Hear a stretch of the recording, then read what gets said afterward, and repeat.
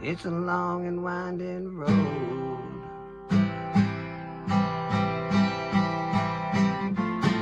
Too many people come and go.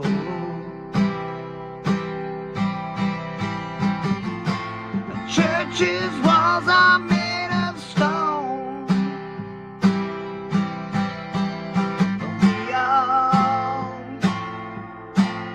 We all make it home.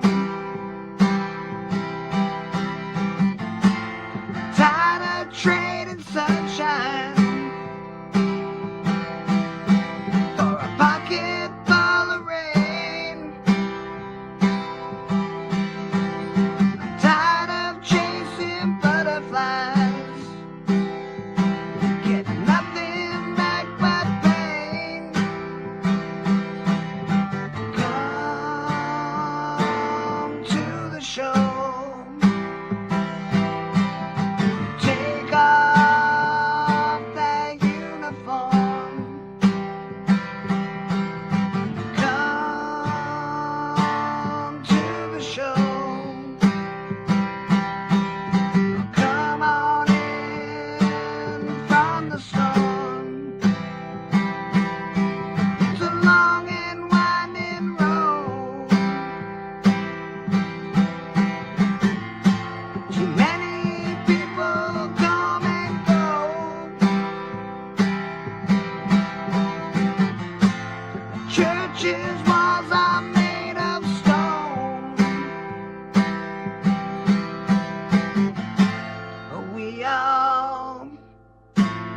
We all make it home. Churches' walls are made of stone.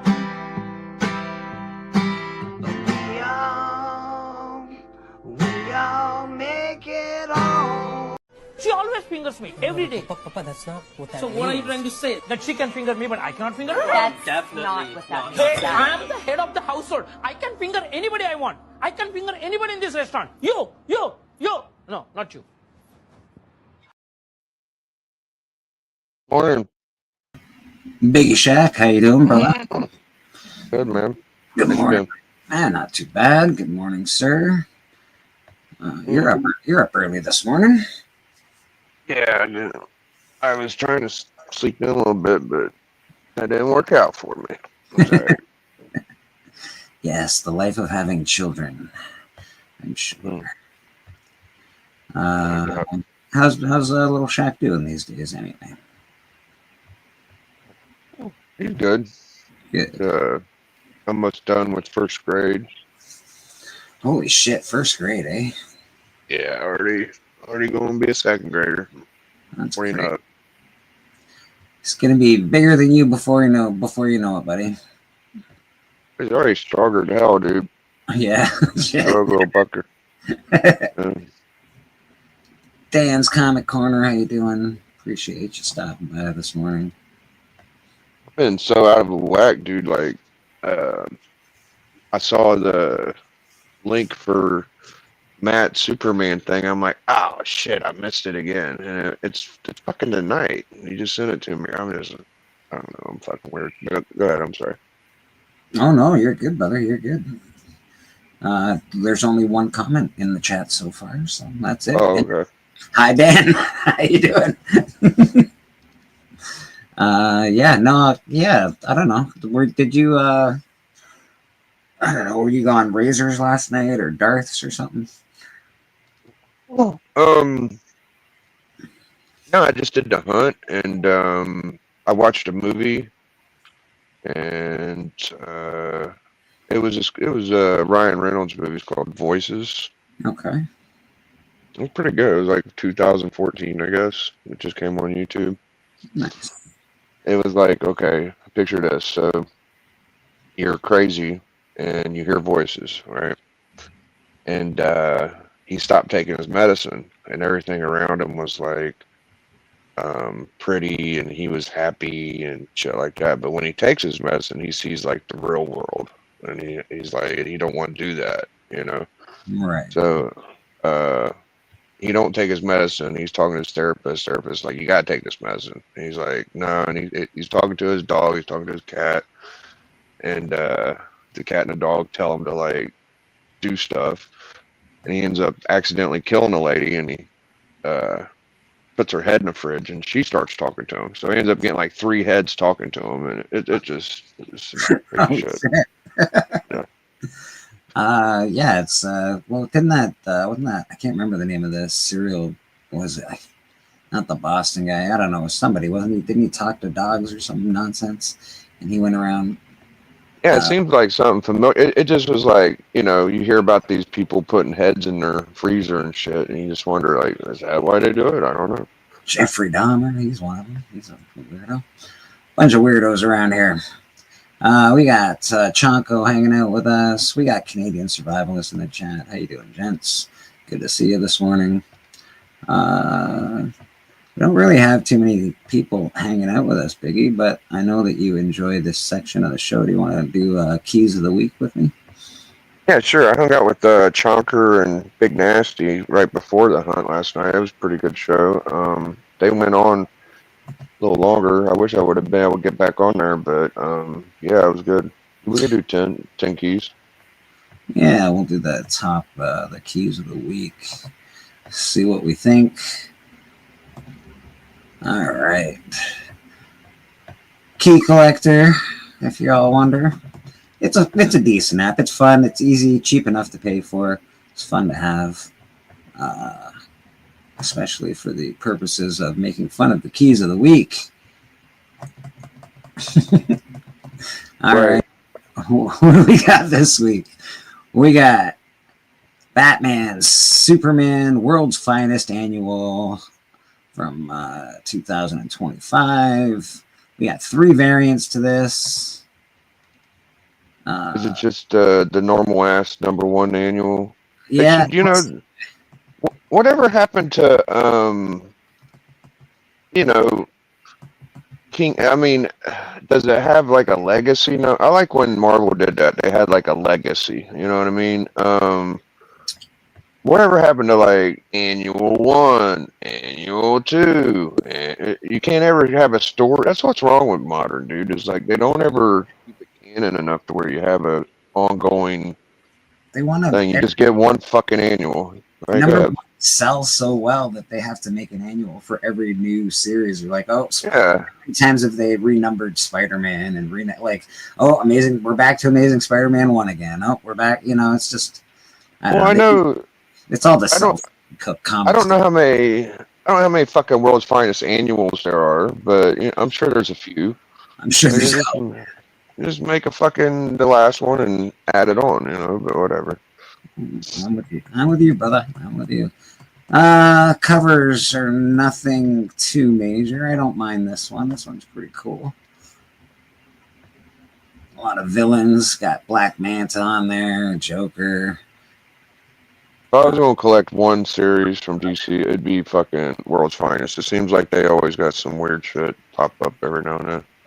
Yeah, and this is Batman, Superman, World's Finest. So there might be just a World's Finest. Who knows? Who knows anymore?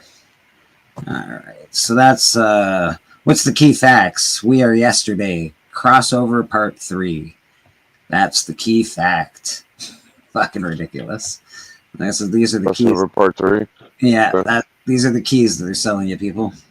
The secret origin of the single most unholy union in DCU history is the last revealed. The Legion of Doom has set in motion a scheme to lay waste to not only the world's finest team, but to the present-day Justice League Unlimited. How is this possible? All will be revealed in the special World's Finest Annual by Mark Waid, Christopher Cantwell, and Dan McDade. Plus, meet John Stewart, the newest ring slinger of the Sector 2814, in his definitive World's Finest telling of John Stewart's Lantern origins. All right, so you're going to have a John Stewart origin story, I guess. That's weird. Cool. I don't know. Doesn't seem like anything that spectacular to me. Next on the docket, we got Chamberlain's #1 All right, let me go back there for a second just to see if anybody popped in while I'm chit-chatting away here. Yeah, we got a few people in the back. Let's bring out TM. Oh, we just got TM. Let's bring out TM. There he is. Morning, TM. Morning, everybody. Good to see you, buddy. TM, Morning. if you want to call out people in the chat as they come in, you're more than welcome. I can't really see when I'm doing the keys of the week. We got Dan's Comic Corner. We got Phil's Treehouse. We got Canadian Survivalists. We got Chonko Comics. We got the lovely Christina. We got Cliff on Comics. And we got Thomas O'Donnell in the chat. Nice. Chamberlain's number 1. We're back to keys of the week.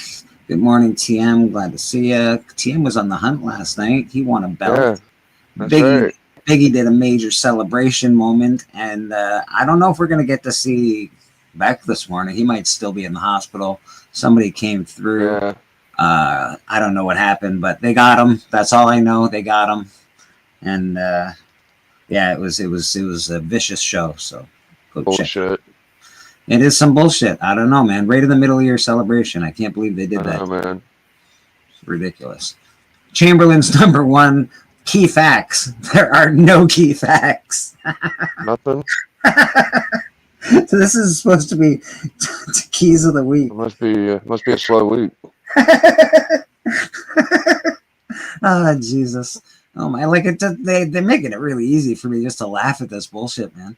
The keys, it's they could hire me if they're just giving money away to look for keys. Like, just send me some fucking money. I'll help you out, All right, so this is the Chamberlains. I guess it's the number 1 issue. Maybe that's what makes it a key. Oh, Jesus. All right, here we go. Doom's Division number 2. Okay. This is obviously a One World Under Doom tie-in. It's got 2 variants, not so bad.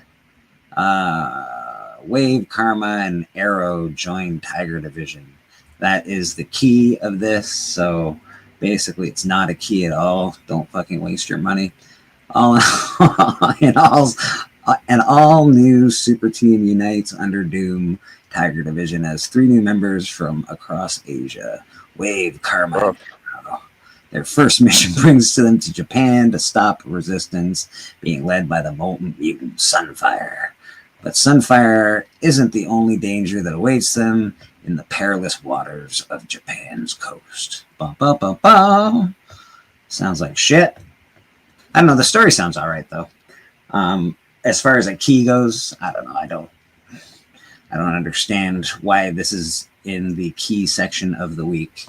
But hey, what do I know? What do you think, Biggie? Oh, looked like it was like a camera for a colonoscopy to me, but I have no fucking idea. I couldn't really see it.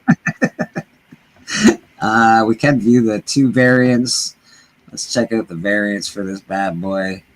See if there's anything good there. And I say no.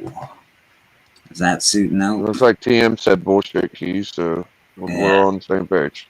Yeah, I think we're all on the same page here. TM doesn't like Marvel, though, so he's a little biased. I'm not sure I can trust TM this morning. Yeah, I really like Marvel books, but I did like Journey into Mystery 83 book. I did really like reading that. We've been warming him up to Marvel on the network. I think he's getting used to them. Okay. Next, we got Fantastic Four 31. We got 3 variants to Fantastic Four 31. Is every book get a variant now? Is that just the way books are? Oh, now? yeah, dude. Everything. I mean, how do you not have a variant? You got second prints, you got B covers. Okay, all right. So this is the 1 in 50. It's like That looks sick. I like that blueprint. You usually see that for like Batman and shit like that, but I like that. The only thing I don't like about it is that it's to the side. Like you can't have it standing right to view it. You have to put it to the side. No. So this is open. This is front and back cover, TM. So okay. This is a wraparound. Yeah, I was wondering what the hell he was saying. I'm like, yeah. Looks like a Scotty to Young. the side. Oh, Yeah, it's just a fold out. It looks pretty cool to me. Like, I didn't I would have realize to it was zoom the in on wrapper. it. It sort of reminds me, like I had a Spawn issue that had this blue on it, and it was like before they sent it in for color and stuff, right? So it's got that look to it. It's pretty cool. I don't hate the look of this because it sort of got that old timey feel to it. Yeah, classic. It's got, but I'm not sure I would love Oh all my this. god, that's an All in the Family kind of homage. It's pretty cool, actually. Can you not see it? Like it looks like an All in the Family homage. Yeah, I don't hate that at all. That's pretty fun. If I was to get an homage, maybe that would be the one I would get. If I was going to buy this crap, I would probably buy it. What do we got here? Fucking Disney. Jesus Christ. Stay off my comic books. Oh man, they made it look like an old book, which makes you want to buy it. But then they put all that Disney bullshit on it. You know. And I don't hate Disney as a company. I don't hate Mickey Mouse and all the other ones. I just don't want them on my We've comic. had the gimmick done. It's like I don't know. It's getting kind of stale at this point. I agree. Yeah, leave it alone, man. So that was There goes fantastic. my shit though. Yeah, soon. One World Under Doom tie-in. Again, that's the only reason it's a key. We could read the synopsis, probably wasting my time. But yeah, the only reason it's a key, it's a One World tie-in. So get all your tie-ins, people. You'll have to spend $1,000 on 100 books. And you'll get all of the books. You're going to be awesome. Prologue to the Ultimate Unit. Let me see if anybody's in the back real quick. No, we're still alone here. That's fine. I think we're alone now. I do want to shout out a few people that jumped in. We got Katie, K-pop junkie, in the chat, and we got Jeffrey Darcy. Jeffrey Darcy, All right. the wonderful K-pop junkie. Yeah, we miss having K-pop on in the morning. I'm not sure. I think she's sleeping in these days. So this is Amazing Spider-Man Ultimate Universe. It is the free comic book day. I'm sure we're going to get a lot of free comic book day stuff here. Oh no, is that what they're doing, dude? Yeah, so this is free comic book day, Amazing Spider-Man. Prologue to an Ultimate Universe crossover event. That's the reason it's a key. Oh no, I don't like that. I like the fact that it was separate. It was like Amazing Spider-Man, and then you had Ultimate Spider-Man. Now it's Amazing Spider-Man in the Ultimate Universe. It's like, oh, you know, it's like going to the dark side or I something. know, bro. don't know. I know. Ay, ay, ay. All right, so free comic book day, Fantastic Four, giant size X-Men. First full appearance. Well, finally we have a first full appearance. That's nice. First full appearance of Deadverine and Wolverpool. Denver. Oh, Yeah. dude, I gotta get this, bro. Yeah, That sounds sick. Deadverine and Wolverpool. So there's going to be a Wolverine Deadpool mix. Two Wow, That's they finally did it. Wow. cameo in the Concert of Champions #1. What? So the cameo of them is in the Concert of Champions #1. Oh, it's not the concert. It should be the contest. They must have missed. Yeah, they it. must have. But what year is that? What year does it say the year? Doesn't say the year of the Concert of It's Champions. probably the one with Oh, yeah. I think it has the first it's not the White Wolf, but it's like it might be a White Wolf cameo. I know what they're talking about. It was like 2015 or something. But now I I'm want to guessing. Concert of Champions.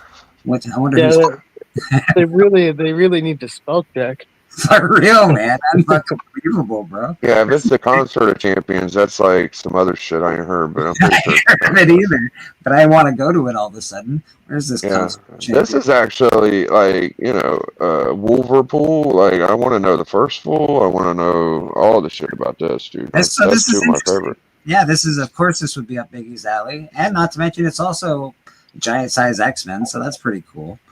Yeah, I'm down. It's a free comic book day, huh? This is a free comic book day. It's Fantastic Four, giant size X-Men. I hope I get this fucking book on the 3rd. That would be nice. So that's interesting. That's a fun key for free comic book day. Chonko says they did a Concert of Champions too. Did they do a concert of champions as well? He's fucking playing I don't know. around with it. And we got Boston Chris in the back. Oh, we gotta get Boston up in this. He said a convert. Not, did he mean concert? I'm fucking Yeah, lost.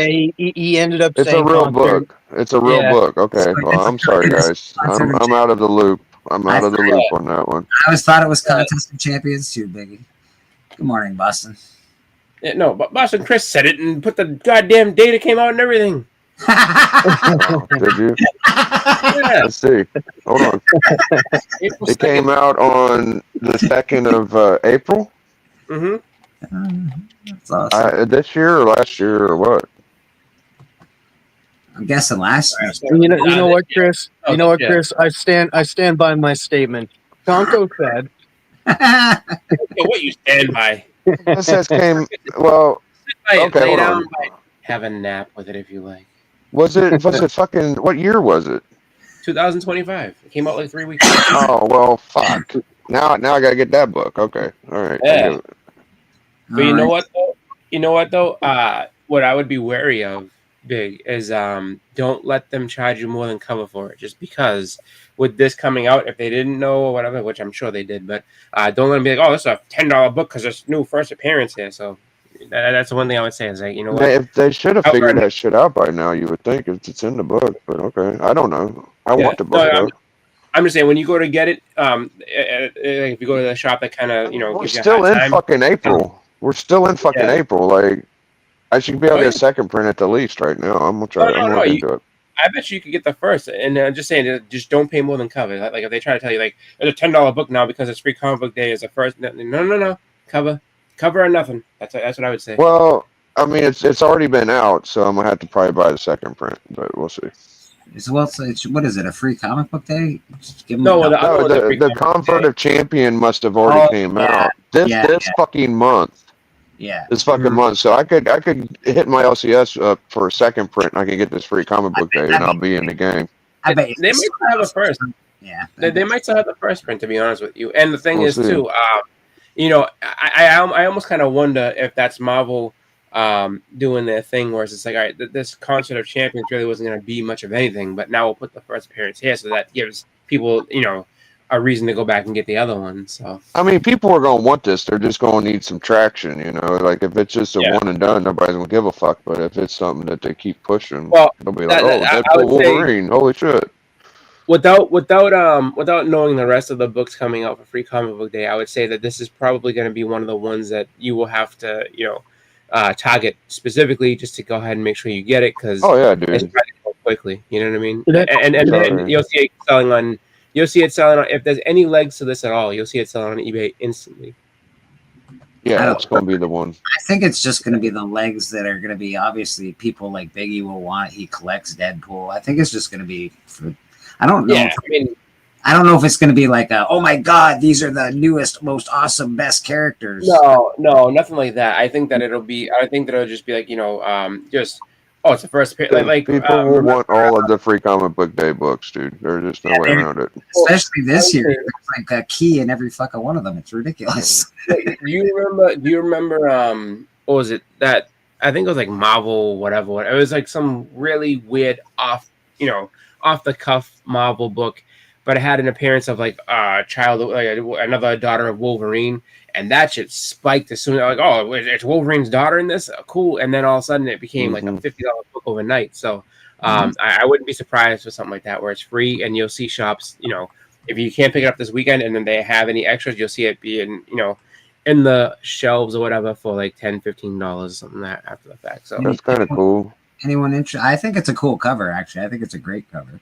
yeah, Anyone interested in the Phantom? I'm not sure. If not the- really. Sure. Yeah, that's my. Well, Is there any interest in in the character of the Phantom at all? To be I honest, know sure. he's such an old school character that I mean there should be something for him, but like his I think the Phantom's biggest like problem is that he's not on like a major he's not on a major company, Mhm. and Yeah. so there's not much with them. Like but if you can get like a big name writer and a big name artist on it, oh absolutely he'd be huge.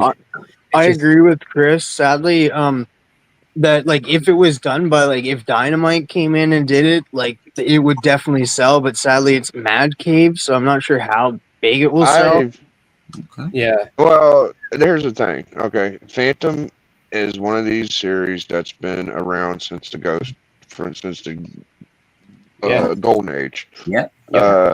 So back issues of Phantom are fucking fantastic. I remember I found one that was like an ash can on a newsprint, and it was so rare, dude. Like I've only Yeah. seen one example of it, but yeah, Phantom's sick, bro. At least it ain't like some new bullshit. Like I'm a Phantom guy. I could give I a don't fuck, hate you the know. Phantom as a character. I just wonder if there's a place for the Phantom in today's. If people remember, Absolutely, dude. I think There's going to be people that will buy it for I sure. definitely But like think- Mad Cave, under Mad Cave's publishing, I don't think it'll do well just because of that fact. Yeah, no, We'll I see. definitely think there's space for him. Like especially, I mean, you look at it like this. So you have him. I would compare him to being like a combination of like Indiana Jones and Batman at the same time. Like he's absolutely he's an Ain't he like absolutely pre-Batman? Ain't he Yeah. like before Batman? I mean, this yeah. guy's Yeah. old school. Yeah. Yeah, no, he's an awesome character, He's absolutely. up there, he's up there with the gray ghost and shit, man. He's old. Yeah. He's old. And I Fucking think, real- I think real that deal, he- dude. I think that he absolutely deserves to have like a top team working on him. And I'm actually curious. I mean, I don't know if I would want to see him in the I mean, if Marvel bought it, that'd be cool, or if DC bought it, I could see him fitting into DC a little bit better. Yeah. Than that. Feel better. Or any of that. Yeah. I'm just Love curious. to Like, see it. An updated version of his suit would be all right. I don't know. nah, you can keep him in the same suit. He's fine. Honestly, I have no problem with him as a. I think like he still works perfectly the way he does. I just would want to know like what's the price tag? This is something I would say if you're a major company, what's the price tag for him? Because if you can bring him in and then you get him that top team of creatives on it, oh my god, you're talking about a bestseller easily. Can you look up the first appearance of the Phantom? Anybody, if you don't mind? Just I'm curious to see what the first appearance is and how much it is. All of a sudden, I just want to know. The Phantom, Lee Falk's highly influential superhero, is back in an all-new adventure series. The first story in an exciting publishing plan that is sure to satisfy both new and returning fans with a PH. Oh my god, these fucking writers. I'm assuming this is right. Nope. Comics beloved ghost who walks in true Phantom fashion. Looks forward to pulpy storytelling focused on justice, honor, mystery, and mythology. All told with heaps of actual exclusive original material. Okay. Oh, hold on. I got it. It's a guy named Neri Leobi that created the Phantom. Yes. Okay. Phantom, February 17th, 1936. Thank you, Lyle. There you go. Lyle with the what title was it? Because that's the question. Like, I think it was fucking date. Like, oh, I guess you didn't say the title. I was just guessing it was Phantom. No. Because to be honest with you, it's like I wonder. Yeah, I would say maybe a pulp, or if it was something that like do they date it back to like news strips and stuff like that? Ace Comics 11. Ace Comics. All right, there you go. Ace Comics 11. That sounds fun. That's gonna be yeah. I knew it would be something like that, like because they always have characters back then. I want it. It's in comic format. I'm set. I like that. I know. Right? Yeah. That's cool. Hey, now I'm looking it up too because I'm. All right, now we got to take a look. So I can't look at like what it says on Key Issue because Key Issue is never really full out the truth on that. But according to Key Issue Comics, if you are somebody who has a very good job, you could probably pull this off because it's saying high grade copies. According to them, now this might not be the exact, but it says according to them, high issue copies go for a little less than $10,000. That is. Yeah. Ace Comics 11. Yeah. First Phantom, baby. From 1938. Ace Comics. 1938. Yeah. Features. Interesting. Because it doesn't say that it's a key right on like on cover price. It doesn't mention that it's a key. They wouldn't know because we're fucking not your average comic collector, Bleeker. Those fucking people are like shit. Newbie The last recorded sale of a 0.5 Yeah. sold for Yeah. $1,100. That's a God. steal, dude. I would have Pocket bought change. that. I mean, A 3.0. you know how many there's a lot of hardcore collectors don't have that book. You know, Holy that'd be a shit. dope one to Yeah. pull on somebody. A 3.0 most commonly slabbed is about $3,350. That's pretty good. Yeah, That's some, on Go Collect it says something like a 4.0 sold for around 3,900. So I mean, that like to be completely honest, if you have a line on one or can get yourself any sort of just and you save up for a little bit, it's not unattainable. That's a It's hell of definitely one that you could get if you really like the an fandom. interesting book. Yeah, it's an interesting book to pick up. Not this free comic book day one, but Ace Comics 11. No, but Cool. that's the thing I'm saying. So now knowing that his first appearance isn't like some $100,000 thing. Oh, would I you?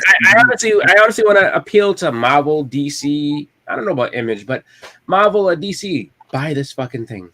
Pay the money and buy him and get him the respect he deserves. I don't know what happened to this image and why it's so small, but this is a big rig, and Well, this it's small, right? yeah, very small rig. Oh, Malone comic. Oh, that's why it's little. Like, nobody cares about Post Malone. Actually, I'm curious. I actually sort of want this book because I don't hate Post. Yeah, Marcus Circumstances was he did a video on this upcoming book from Post Malone. And Does he write it though? Does he write it or draw it? Yeah, apparently he writes it. I think. Set in right. Europe during the Dark Ages, the story sees hordes from hell invading Europe when the Six Petals, a secret sect of the Knights Templar, pray to God to drive back the demonic scourge and are answered by a giant tractor trailer piloted by a priest. Wait a minute. So are these 6 truck drivers like, you know what, we got to save the world, guys. Go ahead and rig it up. We got to go. The Six Petals. The Six Petals are a secret sect of the Knights Templar. Yeah, exactly. The 6 petal. Actually, it's T, not D. Petals. If it was D, I'd be like, okay. So now the Knights Templar have truck drivers. Like, I hear you, big buddy. Well, Let's go. they prayed to God, and God sent them a tractor trailer piloted by a priest. So. Oh. All right. You know, I would just for another reference on the Phantom. Okay, so the Ace Comics 11 don't have him on the cover.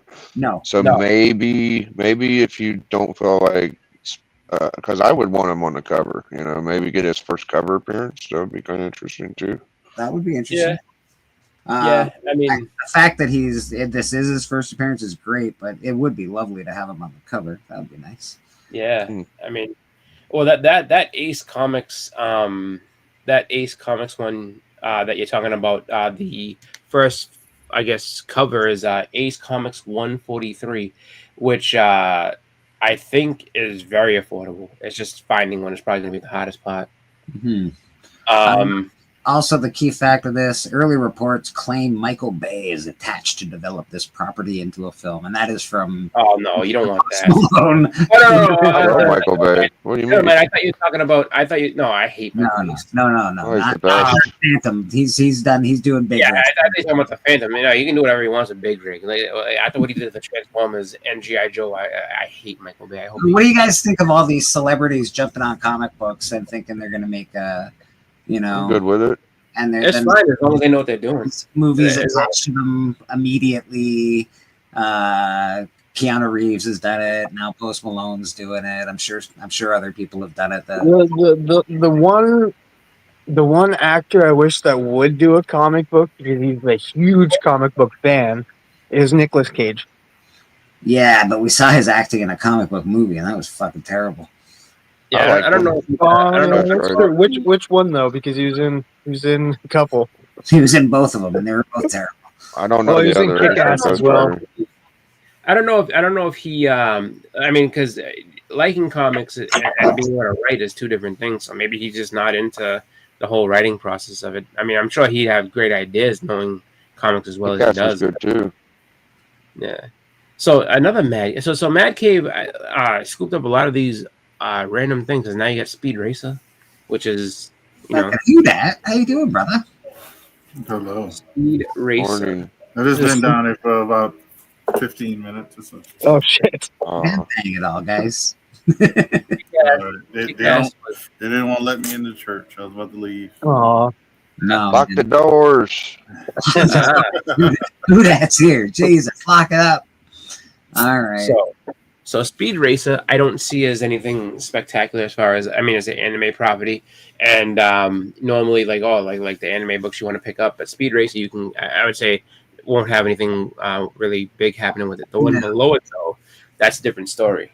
Well, The Speed Street Racer, Fighter. and again, the synopsis has no connections to Speed Racer. It's just a continuation of the classic manga anime. Much Go Go Go, known to Western audience as Speed Racer, blah blah blah. So it's really just a continuation of the story. They're not saying they're not giving actual any key facts to it. I don't know why it's considered a key book. Maybe it's just because it's zero. It's the first one for America. I guess it's supposed to lead into a Racer X spinoff. No, it's just they're just continuing the story that they've been, because I'm sure he has his own book right now. This one, I would say, like if you're looking for obscure stuff, pick that up. Just because it's you never know. It's got Chun-Li on the front cover. Everybody likes Chun-Li. Yeah.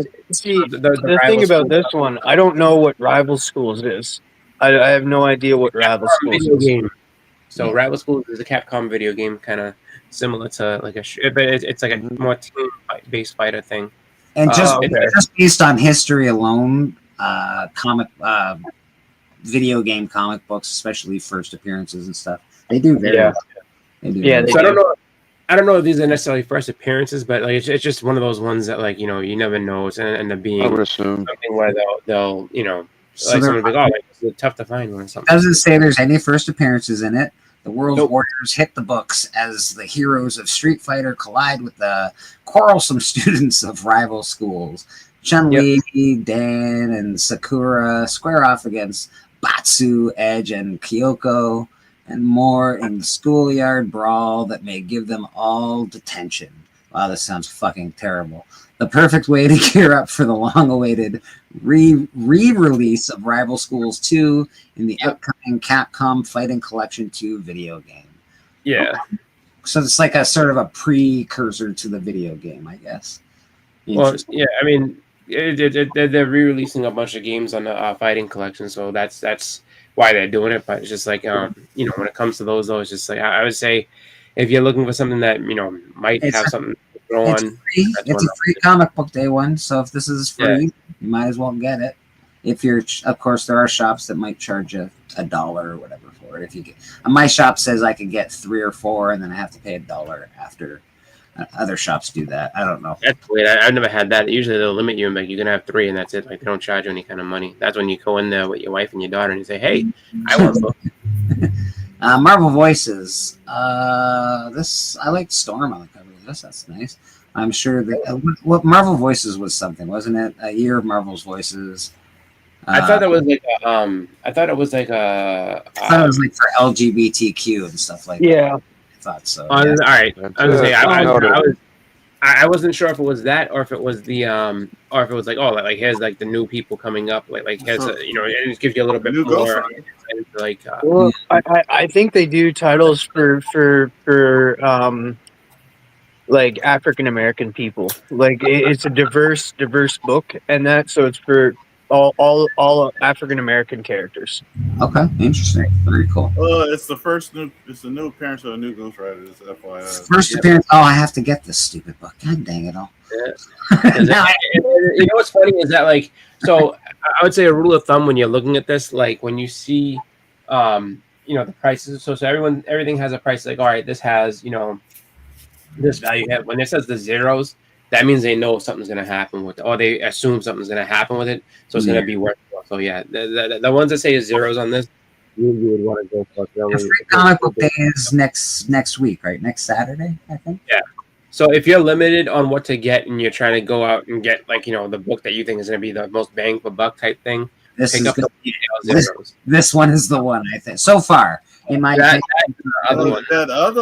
Godzilla one, I would say too, because another one too, yeah, Godzilla. It's kind of 11 variants. Oh no, all right, but that's just a regular book. So, but it has 11 variants. This is the first appearance of God Venom, but let's not get ahead of us. So that is what first appearance of new Ghost Rider. blah blah blah. Ironheart, Chicago's past for stories of Black innovation through the ages. Very cool. And explore the past years of voices, anthologies with selections from Mystique and Destiny's star-studded wedding issue. Patriots' explosive return to the superheroing and introduction of a brand new Ghost Rider and more. This book might actually be interesting. This book, I like that. Yeah, free comic book day, Ironheart / Marvel's Voices. So check it out. It might be worth getting as far as key comics are concerned. I'm not saying any of these books are good or bad. That's not what I'm saying. So- If you like these titles, you can read them. I wonder if it's called God Venom because Venom takes over Godzilla. Yeah, that's a very likely TM. That's very likely. First appearance of God Venom, Godzilla versus the Amazing Spider-Man. Has 11 variants. There's one that's cool. It's like a fight poster, but I don't know what's gonna happen with this. Yeah, I like the fight poster on this one. I remember seeing this before. I don't hate this. It's kind of cool. Like that's pretty cool. It's a good It's a cover. 1 in 100, so Yeah, I don't get it because it's going to be expensive, even though it says it's $100. This is probably my favorite cover. Mm-hmm. yeah, that one I think stands out a little more. It has a pop to it, you know. Yeah. I like how it's just like the wall crawler, king of the monsters. You know, like I don't hate a lot of these. They're not bad. Yeah. If that's not bad. No, that's cool. I mean, and the thing is that like that 1 in 100 I would be nervous about like the the one that was above that, just because it's who knows, like you don't. I would say to anybody, don't buy these for value. This is a cool vibe. Like some of the covers are very cool. That's got a cool vibe. That's like a cartoony vibe. I like that. Yeah, I don't hate that at all. It's got a real. You know what it reminds me of? The Miles movie. Miles movie. Yeah, the Into the Spider-Verse or Spider. Yeah. Again, I think as far as being able to display, the fight poster one has the best like I guess at least for me the fight poster one has the best, like if you're gonna slab it and put it out there as a display, that has the best display value. But there's a bunch of ones. Yeah, this is cool too, though. Like again, hanging out on the bottom of the arm of the Statue of Liberty, looking at Godzilla. That's pretty dope, man. I don't know, but I do like the Fight Club one or the fight poster one the best so far. This is probably the best art. If you're looking for like, what is it, Perlo or something? Yeah, that looks like. I'm not sure. That's pretty fucking awesome. If you like good art, that's probably the one you're gonna get. But wow, that is really good. That's a store exclusive, so I don't know which store that's. Oh yeah. Yeah, so be careful. Although it does say it's a non-key here, it is apparently the first appearance of God. I don't know. I think they categorize all these variants as non-keys. I don't know why it does like that. It's probably something with their website or something like that. I like the cartoon one, and I like the sign one. I think they're the best. Just because I'm seeing buy on eBay, I have to see like just out of curiosity, like what somebody wants for this. And this is not free comic book day one, so this is just out this week. I guess next week. I'm guessing this week probably. My one advice I would give to anybody is don't buy these looking for value, because they're not going to be much value in it. But I mean, it is kind of just, if you wanted something cool to look at or just wanted to see that story, go for it. Godzilla versus Los Angeles. I love Godzilla, so it's hard for me to say no to some of these things. But I know they're just preying on my love for monsters. That's funny to me. They're preying on everybody. So you have Godzilla. So that's an IDW book, and then you recently had Godzilla beating up the Justice League, and now he's in Marvel. So it's just like, he's able to be licensed out pretty much anywhere, which is cool. And I'm curious, like, why? There has to be a way to do the same thing with the Phantom and get the Phantom interacting with some other characters. That'd be cool. I do agree with some kind of way to get Murder King to go. Yeah. I do agree with Katie though. Are they using Godzilla too much? Are they going to run him dry? Are they going to ruin the character? Yeah. Due to all of these crossovers? Yeah. They're gonna make it's. He's just not going to be unique anymore. He's I gonna be, doubt it. oh, more Godzilla. Oh, we need another kaiju. Godzilla's boring, an old hat. I No, love I doubt that. Just because he's just. I think honestly, it's got to be something where it's the first time they've been able to do it. Where you can just license them out with no problem. Just because I've never seen them, done that much by different places. So, but Well, and I don't know if there's any kind of movie coming or anything like that. synopsis for Godzilla versus Los Angeles looks like it's a fun sort of romp. Doesn't look amazing. There's no actual key facts for it. I don't know why it's in keys of the week. It's got a decent first cover, a decent second cover. The third one sort of sucks. I don't hate this cover. What do you guys think? It's not bad. Yeah. No. It's pretty cool. it's a decent cover. I don't hate that kind of art. It's a good style. Yeah. It sounds like he's gonna go around everywhere and trash it because it's like, oh, he's coming from Chicago, so I think that's the appeal with this one is like, oh, I can see him destroy my city, cool. Yeah, maybe that's it because he just fresh off his destructive stop in Chicago, he's headed for Hollywood. All right. Yeah. This one actually might be worth picking up. Kid Juggernaut #1, Origin of the Kid Juggernaut. Collecting Marvel's Voices, Infinity Digital Comic #1, number 6. I don't know what that is. I guess I didn't know he had a first appearance somewhere. So yeah, it was in something. I think that digital like you get a digital code. I'm guessing for the issue 1 to 6 of Marvel Voices. Yeah, he might have appeared in Marvel Voices at some point in time. Is my guess. he goes, have to check. Juggernaut, bitch. The Unstoppable Justin Jin, the origin story of one of the hottest new characters in the Marvel Universe, Kid Juggernaut of the Avengers Academy cast. Just before his mysterious death, Justin's father sent a package to his estranged son containing a fragment of a crimson gem, and the gem was Sidorak. How did it end up in his family's hands? Why does Sidorak want, or what does Sidorak want with a sweet baker's boy from Vancouver? Oh, he's Canadian. Good old Canadian kid. And can Doctor Strange help Justin sort out these magical shenanigans before he turns into the instrument of Sidorak's rage? Collecting Kid Juggernaut, Marvel's Voices, Infinity Comics 1 to 6 in print for the first time. Yeah, so his first actual appearance, I guess, is New Champions #2. Okay. So his cameo to New Champions #1, and then New Champions #2 is his first appearance. Okay. I do like the fact that he is Canadian. I may pick that up just for that reason. Just because Jugs is Canadian finally? Woo! All right. Ninja High School #200. I didn't know we were at Ninja High School #1. Ninja High School's been around forever. Can I say something? Sure To can. all of those people that say that Antarctic Press fired all of their workers and they're not coming out with any comics anymore, then what is this? Well, doesn't mean they're not a shitty company and they probably did something wrong. But I agree. What is this? Ninja High School 200. I think, I don't think they're very good. I think they fucked for a bunch of artists and writers and all sorts of things. But regardless, Ninja High School 200. How long has this been going on? I guess 200 issues? No, it's older than that. Ninja High School's been around for a long time. Okay. I never read it. I never really heard about it. But yeah, no, it's a show that's been on for a while. It's been out for a while. I remember that. Okay.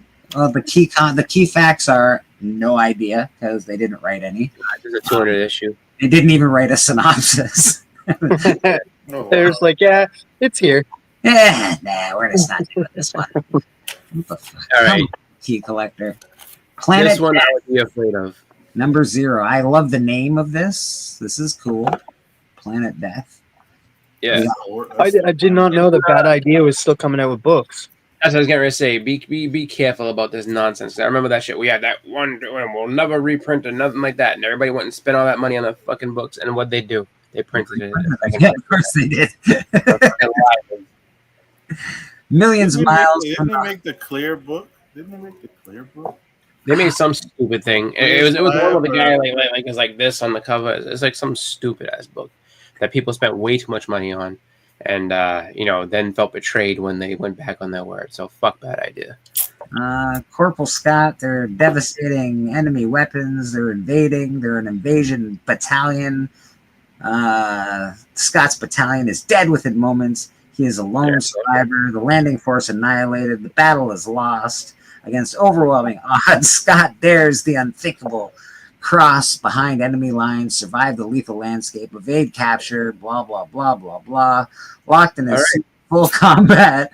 Oh my God. This is so there's no need to even read it. They told you the whole fucking story right there. That's the entire story. Yeah. Oh yeah. Blockbuster screenwriter, this fucking guy is on it, and all the rest of this type of shit. So yeah, this is the longest synopsis of all time. Well, no, it's not. They're trying to sell this book like a motherfucker. They're telling we got some guy from Hollywood to go ahead and write this shit, and he worked on John Wick and a bunch of great stuff. And we got we got Thomas Gorello, Star Wars and Conan. Dave Stewart, Star Wars and Hellboy, Eisner Award winners. Holy shit, they're really pushing this. The manager of this page was just like, "Hey, we didn't write anything for the previous book, so we need to write something for this one." No, I think what it came down to, someone's like, "Do me a favor and write all this shit real quick. So they got to buy this book so we can fuck them over later." 3 variants for this. I don't know. The first cover's okay, not bad. I don't hate it. It's pretty good art. 0. They got a 1 in 500, really? C2E2. There you go. Giving away at C2E2. So they have an agenda with this one. You know what? I do really like that. I do like that cover. Yeah, the C2E2 cover is pretty cool. $1,000 was given away at C2E2, which means that Papa Red really does something for it, to be honest. I'd rather actually have the C2E2 cover because the Papa. Oh, and this was distributed at the C2E2 panel, the Bad Idea panel they had there. So there you go. All right, so they're really pushing this book. If you want to buy something like Berserker, this is probably the book for you. Mm-hmm. Sing it, Chris. Sing your Berserker song. Just don't get mad when they sit there and reprint that shit when they told you they weren't going to do it. Power Company Recharge #1 DC. Okay, interesting. If they have to turn the power back on, please let them be a bunch of electricians. That'd be hilarious. It's a premier issue. That's why it's a key. I don't. Black Lightning better be part of this team. There he is. Yeah, that's cool. I don't hate it. It's all right. I'm not a huge. It doesn't look awesome. Let's see if there's variants that are better.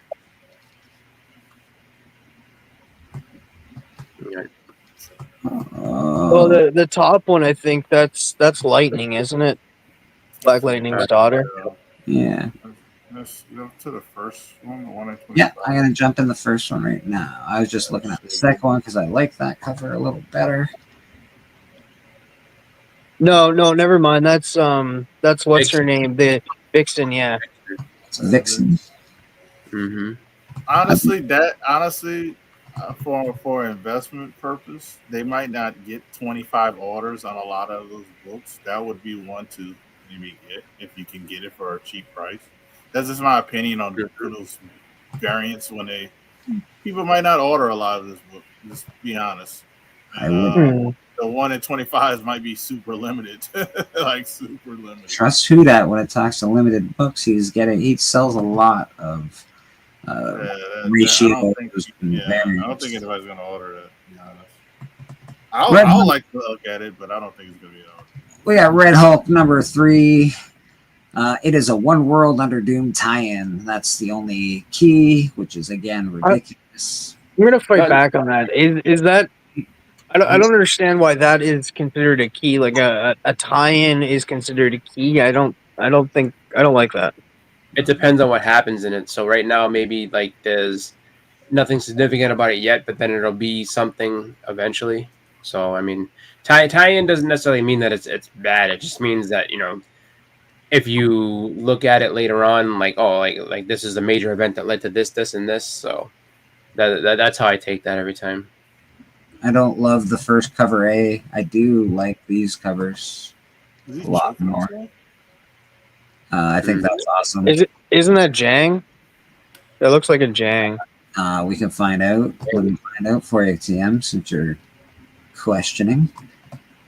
Artist, writer, John Zhang, cover artist. There you go, buddy. You are correct. Biggie, were you trying to say something? I thought Biggie was trying to say something. Yeah, I said something. I said that one like he's choking himself. Yeah, I know. Yeah, it does. A bit. This kind of looks like Ross, but I'm not sure. No, what's his name? Dr. Doom is choking him, and he's like, Well, he could be helping him. He might be like Heimlich from before. Could be. He's like, I told you that. I told you to take smaller bites, you jerk. What are you doing? Chew your food, Hulk. What is wrong with you? Ben Harvey, eh? Ben Harvey. I don't know if I know. That's interesting. I like that cover quite a bit. Mr. Ben Harvey. That's pretty good. Yeah, this is the chew your food variant. We're trying to give him that. I think Dr. Doom's behind him, choking him, but you know, hey, what do I- He's trying to get him up. He's like, I think he's trying to help him. I'm saying he's giving him a magical pat on the back. Yeah, because Doom is known for helping people. that's his Funny enough, when he takes over the world, one of the first things he does is try to outlaw what's it called, war and shit like that. Like he's pretty much like, That's true. I'm in charge. Don't do anything bad anymore. Everybody be good. Star Wars Hyperspace Stories Codebreaker Dark Horse 2025. 4-issue limited series on a mission to investigate a piece of First Order tech used to decode resistance messages. Poe Dameron and BD-8 are confronted by an infamous TIE fighter pilot. That's the key issue, people. That's why it's a key. They're confronted by... I can guarantee you one person in the chat is definitely going to be buying this. That's aggressively relaxing. Well, if you're going to buy Star Wars, the best Star Wars to buy is Dark Horse, so I'll give him a pass on that. If he's buying Marvel fucking Star Wars, I might be upset. Unless it's Darth Vader. That's fine. All right. Nothing great. I don't think these extra covers are anything fantastic. I don't, like it's okay. It's nothing. Yeah. It doesn't really, doesn't really do it for me. This one, again, okay. I like, it's pink. That's sort of cool, I guess. Oh no, he buys all the Star Wars stuff. Like AR is a Star Wars, Star Trek. Like he loves them both. You can't love them both. Yes, you can. No, he absolutely. Yeah, it's crazy. I think he's like the only one I know that's like a super fan of both series. Nothing wrong with that. I think there's plenty of people who like both. Just Star Wars: The High Republic. This is what I don't want anyone to buy. High Republic is terrible. But the Dark Horse is different. Yeah. No, that's what it is. Yeah. I don't know if that makes a difference in. It makes a difference in the writing. It does. Two Estranged. Is that the same as the other one? It shouldn't be. I don't know because I haven't been picking up anything Star Wars. They got High Republic, and then they got High Republic Adventures, which that's but. Yeah, this is Adventures. Wasn't that the same title that Marvel had, the High Republic? So it's just like this is High Republic Adventures. No, all right. I think the Adventures was over at IDW for the longest time, but I don't think they have the rights anymore. No. Oh. We got Thunderbolts Doomstrike. It is One World Under Doom tie-in. Lightning strikes twice. Bucky, Songbird, Sharon Carter, and the Midnight Angels launch a daring plan to target Dr. Doom's supply of vibranium, but standing in their way are the Thunderbolts. It's Thunderbolts versus Thunderbolts. Enough said. Okay. That's why it's a key, and that's the synopsis. Basically, if you're into it, I'm sure you're into it. I don't think it should be on a key list anywhere, but that's what it is. I'm excited for the movie. Yeah, the movie looks okay. They've really been pushing it, I can tell you that. Every time I turn on anything, there's fucking a thing for Thunderbolts. So, Weapon X-Men 3. What's that? No, I was gonna say it does look good. I've heard very good things about it. So yeah, me too. So I got my ticket already. Yeah, see your girl steals a lot of scenes. What's her name? Plays Mother Shabubu. The new black. Oh K-pop is pointing out she doesn't think you're in keys. She thinks you're in new releases. Oh, maybe. Well, no, it says do this week, but then they're saying like what it is. So, or it says key facts. So that because Yeah, I it think does say key facts. So like you make a I good think point. if you go to the top and click, like if you go to the very top and click non-key issues, there's far more books that you'll see. So these are the ones that they're saying are the ones like I think key is relative as a relative term here, where it's like basically these are the books that have something going on with them versus all the other shit. Because if you click the top and turn on non-keys, that list like the list of books Yeah. expand Yeah. crazy. Yes, I have. We only got 24 here right now, so So we're pretty close to done, to be honest. We got a couple of Star Wars books, the Thunderbolts books, the new Weapon X-Men 3. Interesting. I haven't read this. I haven't been picking up new comic books for a while now. So first appearance of Weapon Exile. I Yeah, don't know. I don't know if anybody's into Weapon Exile these days, but maybe. never heard of it. Showdown on Hydra Island. The newest X team on the block faces their first trial by fire. Baron Strucker and his new super army intended to conquer the world with only Wolverine, Deadpool, Cable, Chamber, and Thunderbird standing in their way. This is one battle for the ages, and you can't afford to miss it. Also introducing Weapon Exile. Okay. At least it's a first appearance, and it's not just a tie-in or something stupid. And finally, Wolverine and Kitty Pryde #1. We're doing this again? I already have this set.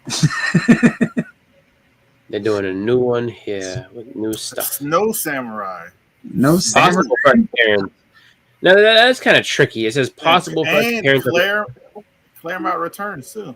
Oh, that's Yeah. oh, dude, that's true, man.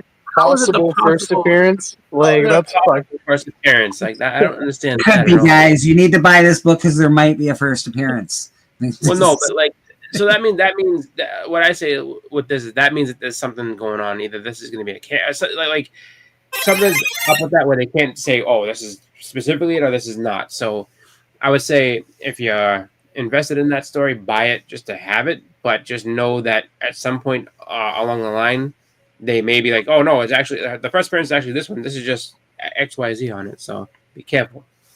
Well, we got 6 variants on this one, so Yeah. there's more variants than usual. Although last week, what do we have? Like some of them had 25 and 35 variants. Oh, I like that one. Yeah, everyone's the one in make money for that shit. Yeah. Big bucks for the one at 100. Anything that you see that It looks cool. this one looks sort of cool. Yeah, that's for the Capcom. That's like a Udon artist did that. Mhm. And then that one down there, Todd Knock. It's a fucking ugly ass suit though. It looks stupid. Yeah, it does look not great. You definitely a 90s feel when you look at her costume. Really, the only She looked like she belongs in she looked like the nanny from Muppet Babies with them fucking socks and shit. I thought you were gonna say the nanny from the nanny. I was like, oh, I haven't heard that in a while. But no, it doesn't. That doesn't look like her. But like, I thought that's where you're going with it. No, not Fran Drescher. Nanny from Muppet Babies with the striped socks. So that is keys of the week. Aren't we lucky to get all those awesome keys every week? I know you're super excited about them all. Everyone's going to rush out and grab every one of them. I'm getting every one of them in every cover, even the 1 in 100s. That shit. Possible first appearance. I've never seen that before. Possible first appearance. Yeah. Yeah, it might show up. We don't know. It depends on their schedule. If he doesn't show up, you can't get mad at us because we said possibly. Yeah. That's such a weird thing. It's possible. It's possible he could be there. It's possible he could not. You don't know. We're just It's possible that I mean he may change his mind, folks. Sorry. That was keys of the week. Usually there's not that many keys. Usually there's only a few. Let me go back to trending 20 or hot 10. I think they're pretty much the same as they always are. Yeah. I do have some on the trending 20 though, which I'm pretty excited about. I'm like, I have this one, and mine happens to be signed. That's fucking weird. Where did Biggie go? The trending 20 would be like a good one for him to see too. He's, I like that. he's there somewhere. No, this is actually kind of funny. So it's something called Aftermath #1 by Blame Canada Publishing, and so both of these books. I'm So here. I'm just listening. there's one that's the Megadeth video cover, and then there's another one that's Oh, that would be cool. it's like this lady with like humongous boobs and in like a Vampirella style costume, and they're both limited to like super like low numbers, and then there's a bunch of variants that are also limited to low numbers. Oh wow, like whatever this Aftermath thing is has a ton of different things, but the most is like 300 copies or whatever like that. And that didn't make it into anybody's keys. I wonder if it's because it's going to be very tough to get. I don't know. I just look at it where it's just like, it's just funny. This is the 20. We got Star Wars Legacy. I actually have not Star Wars Legacy #2. That is the first appearance of Talon. But I do have this one signed by I think, I can't remember who it was. By the writer. Oh, wow. Look at that. It's pretty awesome. So, one of those, I clicked on the bigger list just to see what else is in there. So apparently there's a Max Bear's Monsters book in there too. Yeah. So for anyone's like, oh my god! But like just for fun, like so that list, once you click on non-keys, it expands from 1 page to 3. Yeah. Of shit coming out this week. So that's pretty ridiculous. That's a lot of books. And this is just the trending 20 that we're on right now. Yeah. I don't hate this cover. It's a weird cover for Fantastic Four. Fantastic Four life story. I don't know. Yeah. It's interesting. Never seen that before. Yeah, it's really weird. I've seen that one below it though. The where the wild things are. Yeah, that's a really nice homage actually. That's pretty cool. Especially if you're where the Wild Thing fans are. Cover art inspired by where the Wild Things are. Apparently people are selling them, so if you really want one, you can get one because people are selling them for some reason. 467%. Yeah, these are all the comics that are up this week. Everything that's selling. Episode 1, The Phantom Menace #3. Yeah. Obviously, we got some Darth Maul on the cover. That's right. And it's also the first appearance of Darth Maul in a standard. The first cover of the first appearance of Mace Windu. Yeah. That's pretty cool. Toxic Avenger. This is always on my list. I don't have a copy of this, but it's still always on. I look for it. If I find a good enough copy, I'll buy it one day. First appearance in Origin is some Marvel Age 98. So, number 98. That's interesting. Yeah. So I would say you don't necessarily have to get that. You can get the Marvel Age and see what happens. Marvel Age 98. Yeah, Marvel Age 98 might be better. June 24th have been cast in roles in movie directed by Macomb Blair. Interesting. Yeah, I got news for you, Macon Blair, whatever the hell your name is. That movie's not coming out. It's been 4 years. No, it's not coming out. Not happening. Kevin Bacon. Century #1. First appearance of the Century. First appearance of the Void. The dark aspect of the Century. Thunder. Okay, so Lewis Pullman stated in his character's name is Bob in Thunderbolts, which is likely the alter ego of the Sentry, Bob Reynolds. Yes. Confirmed. So Sentry's going to be in the movie, so I'm guessing that's why this book is super hot. Yeah, and it's the last appearance of Johnny. It does have some variants. So if you are out in the wild, some of these might be actually cheaper. Some might be more expensive, and some might be dollar bin box because they didn't know what it was. So, yeah, newsstand, I guess. What's it? Oh, international. Yeah. We've got this guy. I don't hate this. I've seen those before. I've seen this one before. Yeah. Yeah, I've seen that, and I've seen the San Diego Comic-Con one. Hey, I'll be right back. I got to order my sandwich. I'll be right back. Yeah, man. I have this one. I'm excited about this. Up 170% increase. First appearance of the Predator in a standard comic book. Yeah. Yes. Marvel. They just did a trailer for a Predator movie. They did. The Predator looks really weird. but the movie looks pretty good. So I'm interested. I don't know if I like the style of Predator that they use, but I like the movie looks interesting. Aliens versus Avengers. Interesting introduction. Yeah, I've seen that. That story actually is pretty cool. Like I've been like looking at people like Comics Explained had a thing going with it. It's actually a pretty cool story where like the xenomorphs come after. They actually end up getting into a situation where like xenomorphs are going against the heroes and stuff, and just one face hugger does crazy damage to them. Well, it says it's the introduction of the Miles Morales facehugger suit. Yeah, Which is yeah. The story's good though. Okay, cool. So we've got a good story. I like it. Wolverine number 8 came out in 2025. I don't hate the cover. I actually like the cover quite a bit. Yeah, I know it gets apparently he doesn't know how to dodge because he got he just kind of stood in place. he's not much for getting out that Wolverine. Variant cover and art by Daniel Warren Johnson. He's a good artist. Backup story written and illustrated by Daniel Warren Johnson. Okay. It's a cool cover. I don't know why it's $35 fucking in a high grade, and it's probably worth it. They probably sell it for $60 on eBay, but maybe it's a good display cover. I'll say that much. I don't know. A cool cover. I love his hair, his face, with the black and white with the arrows. It's really good. Really good. Okay. All right. Earth X number 12. Yeah. First appearance of Shalabal and as Silver Surfer. Oh, yeah. Okay. Right. Yeah, that's they got it from. So everybody who got mad and like, it never happened to come, it's just it fucking did. Here you go. Yeah. So this is her as Silver Surfer. That's who we're getting as Silver Surfer. It looks like. But no, yeah, it'll probably end up changing, but like that's who it is for the moment. I think Rad is probably the most upset person about that. He loves Silver Surfer. Get over it. You'll be fine. Christ. Daredevil 1982. Is this part of the Miller run? It looks like it is. Yes. Yeah. It's like 2 issues before. No, 3.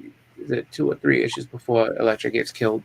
Right. First meeting of Daredevil and the Heroes for Hire, Luke Cage and Iron Fist. Yep.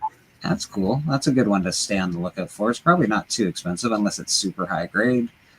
Yeah. They might charge you $20 for it or something, but I think probably, something like that. Yeah, usually it's not too bad. It's not like a super expensive book, but it's a cool little key for sure. The reason I go through these is so people can, when you're out there picking and you're out there looking, you know what you're looking for. Just in case, you never know.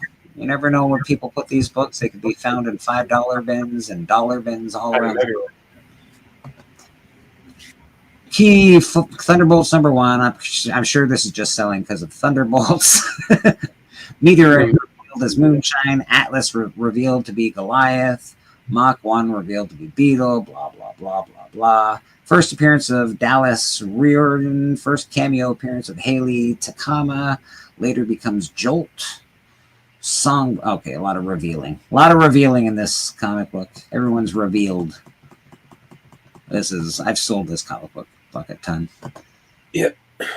Everybody loves this cover. It's awesome. You get Daredevil getting fucking blasted by Punisher. It's just a great cover. Plain and simple. Part of the Miller run. Great. Yeah. One of the greatest Daredevil, if not the greatest Daredevil storyline that's ever been. Sure the next one I think is either the one before. The next one I think is the No More Mr. Nice Guy cover where he's got the gun where Daredevil's mad. Yes. And the dirty hair. Mm-hmm. First battle of Daredevil versus the Punisher. Okay, so that's the key to it. 133% increase in cost or in sales. Sorry.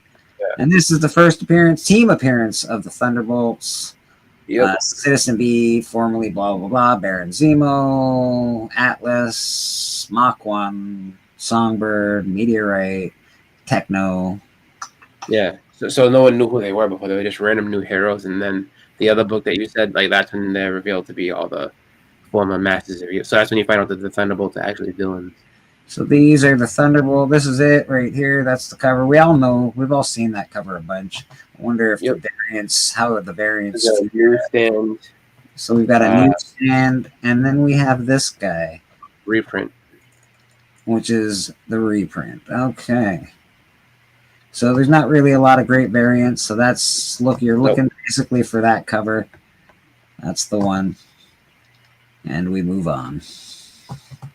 Youngblood 1! Woo! I think Rob Liefeld just reintroduced this series. That's probably why this is hot now.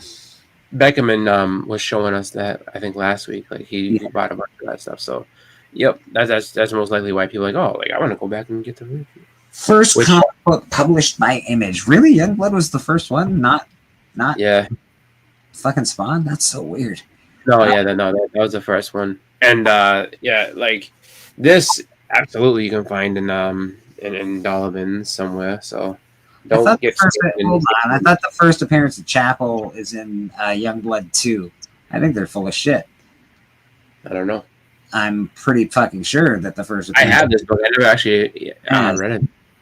He might have a cameo in Youngblood 1, but I think his first appearance is in number 2. They're lying to you, folks. They're fucking lying to you.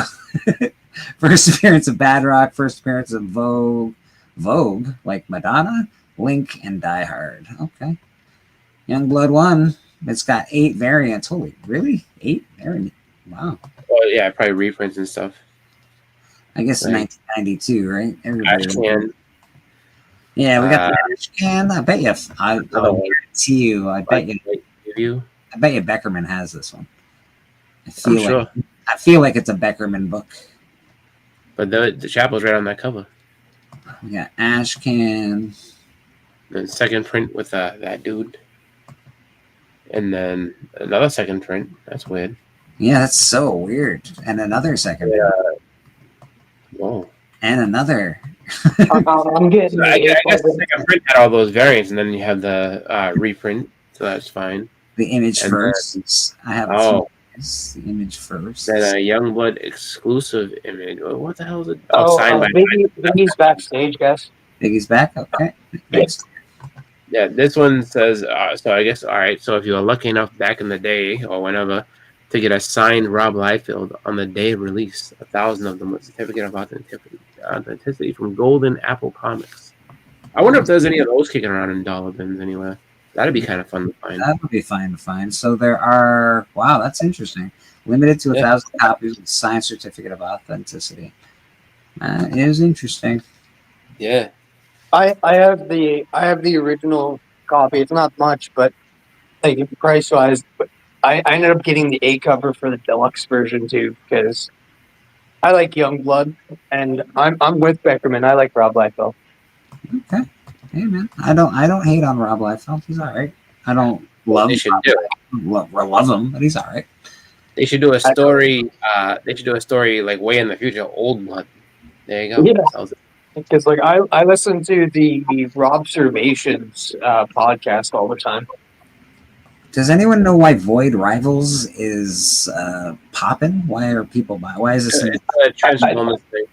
Is it a Transformers thing? Okay. Yeah, it makes sense that the IDW Transformers is going to get popular because they've been pushing all this new Transformer shit. I don't even know where they're at, but yeah. Okay. No, Void Rivals is Image stuff. Right. I'm saying, like, isn't... Oh, it's Void Rivals. I thought they started in IDW. I thought. No. Like basically, when it came to Images, when they started doing a lot more stuff, and so I mean, I guess IDW. I could have swore, dude. Like, I know IDW had like 3 or 4 runs of Transformers. I thought one of them was Void Rivals. I have a whole box. What I find to be kind of funny is that, like, I mean, there was some stuff that came out that was on IDW, but I think that unfortunately for them, like whatever their deal ended or whatever, and then Image got it, and now you have a lot more stuff happening and coming out. Image is able to really capitalize more on it. It's got 43 bloody variants, which is, oh my god. Yeah, that's a little bit much. Void Rivals #1, a book. Wait a sec. What was the key to this again? Let's see what. Introduction to the Energon universe, shared universe, GI. Oh, I get it. That's what that goes. There Mhm. it is. It's the shared universe. I get it. First Yeah, appearance of Rom was in there too. first appearance of Darak and Agrane, Ryan, and Rom is IDW, so he wouldn't be in this. Interesting. But yeah, that's they're trying to do the Hasbro thing. But unless Image ends up getting a hold of Rom, he won't be involved in this. well, I can tell you right now that this, according to this, is I'm sure it's a little more expensive on eBay. It's probably $20, but Void Rivals is selling very cheap. It's a $4 high for Void Rivals number Yeah, one. that's just for the first cover though. There's a bunch of variants that I'm sure are way more expensive. Oh, let's see these fucking variants. Let's do That's it. why I didn't go for the Image shit. I already had the IDW stuff. Everybody, oh god, there's Transformers. Where were y'all 4 years ago? So we got a 1 in 25, which is $10. You know what, Biggie? And then you asked me an even better question. Where were you in 1984? I mean, I was 2, but that's what you say to him. We I got a was 1 in 3 50, then, but yeah. $15. So even the 1 in 50, which is $15, not that bad. 1 in 100, which I don't. Really That's a little pricey there. There you go. That's a little pricey. That's a little pricey. Yeah. But that's 1 in 100. Like, unless the 1 in 100 is amazing, I don't. Oh, the monster at the end of the book. I like that second print one. That reminds me of that Grover book I had. As a I kid. do have. I think I have that one. I don't hate the The monster second at the end print. of the book. I'm gonna check. I think I do have that one. I don't know if you guys ever had that back in the day. I had that as a little kid. I read it so much. That was the first book I ever read till the cover fell off. And I actually think this is this is great. This is a great. I love this. This is fucking fantastic. yeah. I remember that though. Like that book made me laugh so hard. I remember that. So there's nothing here that I would be like, except for the one that I just showed, that I'm like, oh my god, this book is just fucking 9th print. Are you kidding me? Yeah, it got real popular. Like people really jumped on this hard. Like, they really liked it. 9th print, Jesus, people really jumping on shit, eh? And I think it's mostly just because it was some new stuff, and it was known that they were gonna do more with it, and so that's why everybody was like, oh, I gotta get Void Rivals. I'm like, I don't even know what the fuck Void Rivals is. Well, it is a big deal only because I know that they put in a lot of money to Transformers and G.I. Joe property, and they're supposed to be bringing them together at some point in time. So that makes sense. That makes sense. I remember like for a while, like people would be like, oh, like, you call yourself a collector, and you're a Transformers fan, and you don't like Void Rivals. Like, I don't buy new shit. I don't care. Like, Actually, I have the Spider-Man book. Nice. I always thought this was the cover. Oh, that's what they separate. I just wanted to show that I have that Void Rivals book. Oh, Nice. let me. This is where Reed separates Black Hawk from Spider-Man So and finds out it's an alien. there's the Void Rivals, 2nd print. I actually like that cover more than most of them, so that's pretty cool.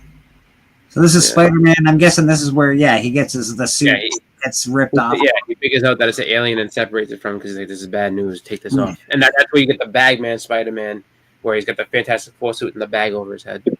This is a great cover. I've always liked it. I thought it was cool. Plus the story, if you like Spike.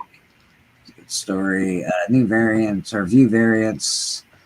I'm sure there's a newsstand, probably a Canadian newsstand, a Mark Jewelers. Oh, this comes with the Mark Jewelers. If you ever find a Mark Jewelers, keep an eye out.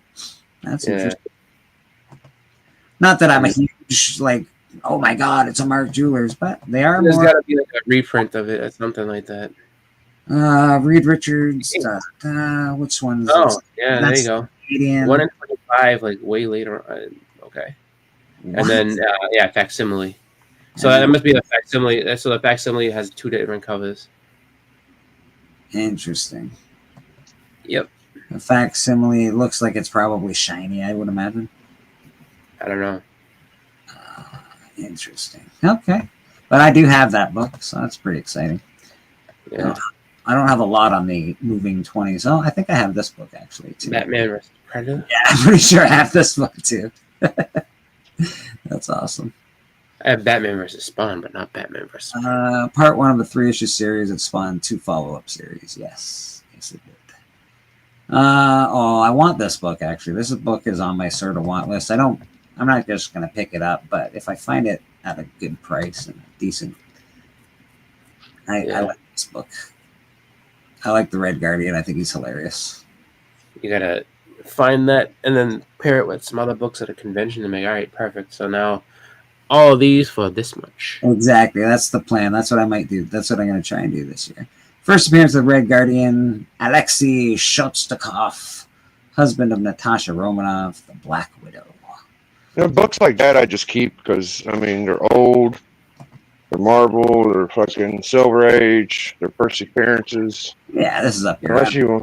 Unless you want to get like a higher grade and shit like that, I just keep them. Yeah. Yeah, no, I would definitely keep that book. I think that's pretty cool. And that is the Trending 20. So what did we do? We did Keys, we did Trending 20. Hot 10 doesn't really change too much. No. Well, third print. Yeah, the third print is not a distraction because it's because the other ones because it's cheap. Because it's cheaper. Yeah. Omega Men 3. Amazing Spider-Man 59. First cover appearance of Mary Jane.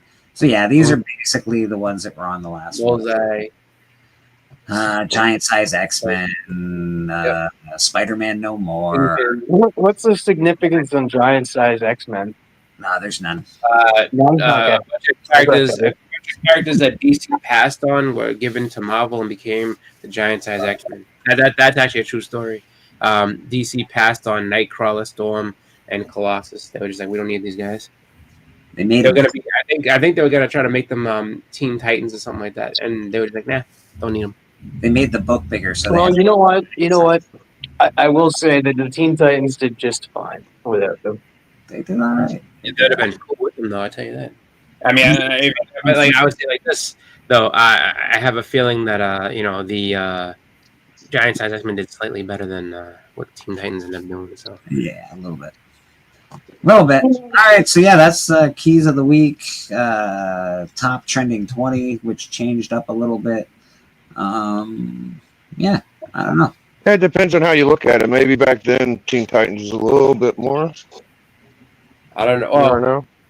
I mean, the X-Men was basically canceled until that point, but then it's just like the Teen Titans didn't end up getting anything until they got Deathstroke, and then by that point, you had like Doc Phoenix and all the rest of that stuff happening. So it's just like, I mean, like the gap between them getting wider and wider. They had like Brother Blood. We all know how big of a seller Brother Blood is. Found that seventh print TMNT, and it's awesome. Apparently, Jesus. Seventh print, holy shit! Yeah, that's the one with the color cover. I think the one that has that has them all. Like it's I would say like if at this point if you find any printing of that's not like a free comic book, just go for it, dude. You're doing good. That's what I say. Yeah. TMNT 1, I don't care if it's 20th print, just grab it, dude. Yeah. Yeah, that's fair. That's fair, honestly. Because I mean, in the end, I mean, for like, actually, that's a good question. That just popped in my head. When is it good to not be a snob about books? Like it's like I have to have the first print. Like when do you be like, you know what? You settle for whatever you can get. Like, what's the book that you guys think is a settle for? The printing that you can afford type. I would think you would settle like monetarily. Like it depends on what you like. I don't make much money, so I'm not getting a first print, bro. That's how that's working. You know what I mean? Like no, so what's a book? I guess like what's a book that has multiple printings, but like you for a fact that can't get a first. I would be perfectly fine with this one here. Journey into Mystery 83. I would be perfectly fine with the gold record reprint. There you go. Okay. Yeah, I was gonna say. I was actually funny enough. I was gonna say that Fantastic Four #1 would have been my pick for that same thing. It's like if you can find the gold record reprint, which isn't cheap either, but if you can find it, and you can get that. I feel like you've still done well if you get that reprint and you're like, you know what, it's a reprint, but it's the closest I'm going to get to the actual. It's a reprint. It's the same age. It came out the same year, or maybe 1 year later. So I'm happy. I'm like, it's the closest thing to the real deal that I'm ever going to get. Yeah. Like because I see that a lot. Like there's a lot of people that will that have and if you can get the first print, perfectly fine. But then you always have those people that'll be like, oh, oh, you have this, but it's not this thing. It's like, well, I wasn't fortunate enough to be able to afford that one, so I have this one. This is what I got, and I'm perfectly fine with it. Like, but I think there's a pretty decent amount of books that like kind of fall into that category where it's just like just as good, not even worried about it. Yeah, I got a fourth print of TMNT 1. That's definitely a book.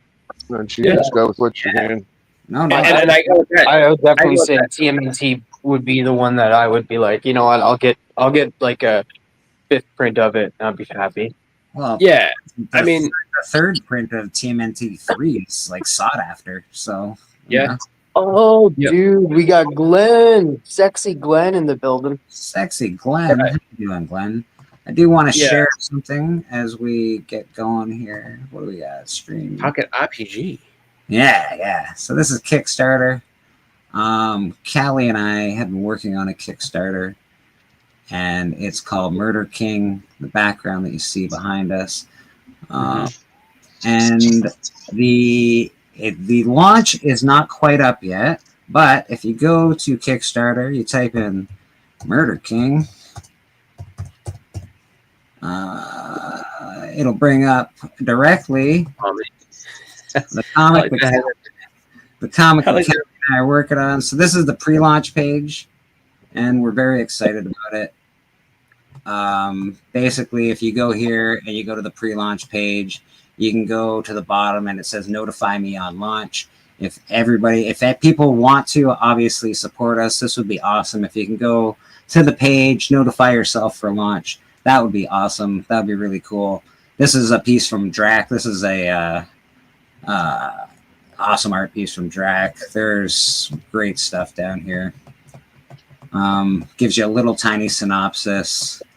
That is the art that was painted by Loke, Mad Monkey Love, which will also be available on Kickstarter.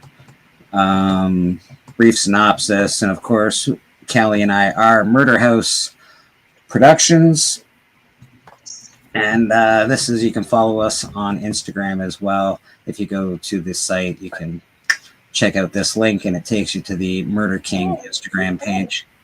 I'm curious. Did you put one of the tags as comedy? Is that why it says Murder King Comedy? No. Because Murder King in animation, Murder King in comics and anthologies, and then Murder King in comedy. So I'd be afraid to go to a comedy show by somebody named Murder King. I would also.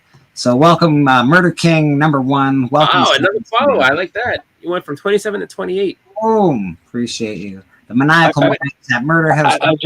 I just want to put it on record that I was the first to click the notify button. I see Beckerman is not here to dispute that, so I don't know. But then again, he'll probably come up with Oh, something Beckerman was here. Beckerman's here. Being the first to follow isn't the same as being the first actual backer. I've actually put money down for this book. And you'll have to suffer with being number 2, won't you? Like, I see, you don't want to. No. I think that's how that works. I'll be number 1. Oh, okay. I was gonna say. What's that, Biggie? I thought, is anybody backed it yet? No, it can't be back just yet. We do have 28 followers. We haven't. This is just so this is a pre-launch page. This it basically we're getting ready for we're still drawing the book. We haven't launched. I'm not going to launch it until the book's actually finished. So Callie with some shots fired there. He said impossible. I was the first follower. Wow. Oh shit. That's why I said, you listen. You don't count because it's your book. You can't be like, I'm the first follower. It's just like being like, I just opened up an Instagram account and I'm the first follower of myself. Like you can't do that. So I'm the first follower that's not part of the book. I get news for you, TM. In the whole concept of first. If you ain't first, you're last. That's Ricky Bobby talking, and I think Ricky Bobby. Welcome to Side City. The maniacal minds at Murder House Publishing present the twisted tales of Side City, a place forsaken by God where murder is king. And yeah, go check it out. We appreciate everybody following that, getting ready for the launch. That'll just basically, if you just hit that notify me on launch, it'll just let you know when we launch, and we appreciate it. So I got a I question. can't wait. And I do. got a question. yeah, what do you got? Who that? It's not a real question. Everybody be silent. So it's no, I don't want you to be disappointed, Chris. I know you're about to say something. But me and Biggie want to be signed to Murder King Records. If There you You go. got an album? I like it. I like it. yeah, you got Yeah, why not? make an album. I There like you go. We'll make an album. Yeah, that's it. We'll have an album to go along with the comic book Soundtrack. The soundtrack. soundtrack. There we go. I like it. I don't hate It'd that. it would be like what? Did any comic ever do that? Yes, I don't think so. there are comics that what they do when you write a comic, you can go. They don't necessarily put it out, but you can listen to your own music and say, this is the playlist. When you're reading this comic, go listen to this playlist. I think I understand why TM, thought that he was the first one, because when you click on the thing, now this is for everybody that does it, it says you'll be the first to know when Murder King launches. No. I wasn't misinformed. I am the first. There can only be I one. was gonna say, There can I only do be hope- one. I do hope for you that Yeah, and I do wish you good luck in being the first person to actually put down your money for this thing. Because if you lose again to Beckerman, he's gonna be relentless. No, dude. If I lose again to Beckerman, like I have to do a stream where I hold my head down low and take the loss and eat it. Like I tried to, because I just can't wait to. I just can't I have to hear it from him. Like, as the first, you may have been the first non-creator to back the book, but as the first paying customer, and I know that stings. That's I can already see it. No, and you know what? I don't even blame Beckerman for this. I blame Comic Journey, because Comic Journey, I talked to them the night before, and I was like, "Hey, when are you dropping this?" He's like 7 Eastern, 7 a.m. Eastern. I was like, "All right." So I'm by my phone, ready to back it at 7 Eastern. What does he do? Drops it at 4 p.m. Eastern. So I was ready. I was ready to back it and be the first one. And that I feel like there was tomfoolery going on, and that like Beckerman and CJ are in on it together. It's big conspiracy, guys. Big conspiracy. Maybe. You never know. They're eating cats and dogs, I want guys. signed copies on my Kickstarter. So I was gonna say, actually, a question about this. So you have, the cover that Loke did, and then you have, the cover that not aggressively, Aaron. actual did. Oh yeah. Is so actual Dracula doing a cover, or is it just the It's interior? been the art and everything. Okay. But I was gonna say, do you have any other covers for issue 1 that I don't know if you can hear me on this. I'll wait till he gets back. I'll wait till I see him so I can ask him directly. I know Katie's doing a cover, Loke's doing a cover, Rad Comics and Art, or Arts and Comic is doing a cover. That's Aaron. He's doing 2. Hold on. Yeah, there's 5 of them. There's 5. There's Loke, Katie, Aaron, Drac. Who's the other one? There's one other person. Rad. No, I mentioned Rad. Isn't there 5? You have 6 covers. So 6 covers for this. That's pretty cool. 6 separate covers for issue number 1. Drac is doing 2 covers. Drac's doing cover A, and then he's doing a secret variant cover. Oh, there you go. So a secret variant cover. So that's definitely going to be one that if you're looking to get everything you can from it, you're going to want to back this. That cover is going to be an extra thing. Sadly, I'm only going to be getting 1 cover due to what I can spend, and that's going to be Aaron's cover. That's fair, Okay. brother. Let's get That the works. cover you want, get the cover you like, and we just appreciate everybody that does actually do it. So Curiosity. we're just advertising it now. It's a pre-launch. We're just sort of getting people ready for it, but it is coming and it is being Yeah. made. It's already written. We've got the covers. We're on it, man. So I'm really excited about this. Did you and this is not like a big deal. I was actually gonna ask. Did you look into to what it would cost to do blanks? Because I am kind of curious about that. Like 'cause I feel like that would be. I mean, it's definitely an expense. So I was just curious, like if you were to do a blank cover along with the other ones, We talked about pretty- doing a blank. We did talk about doing a blank. I think that's still up in the air. We're not sure if we're going to do a blank cover yet. Yeah. It's expensive just having 6 covers is expensive. So Yeah. it would be nice to have a blank cover, just for people that love to get art done on their stuff.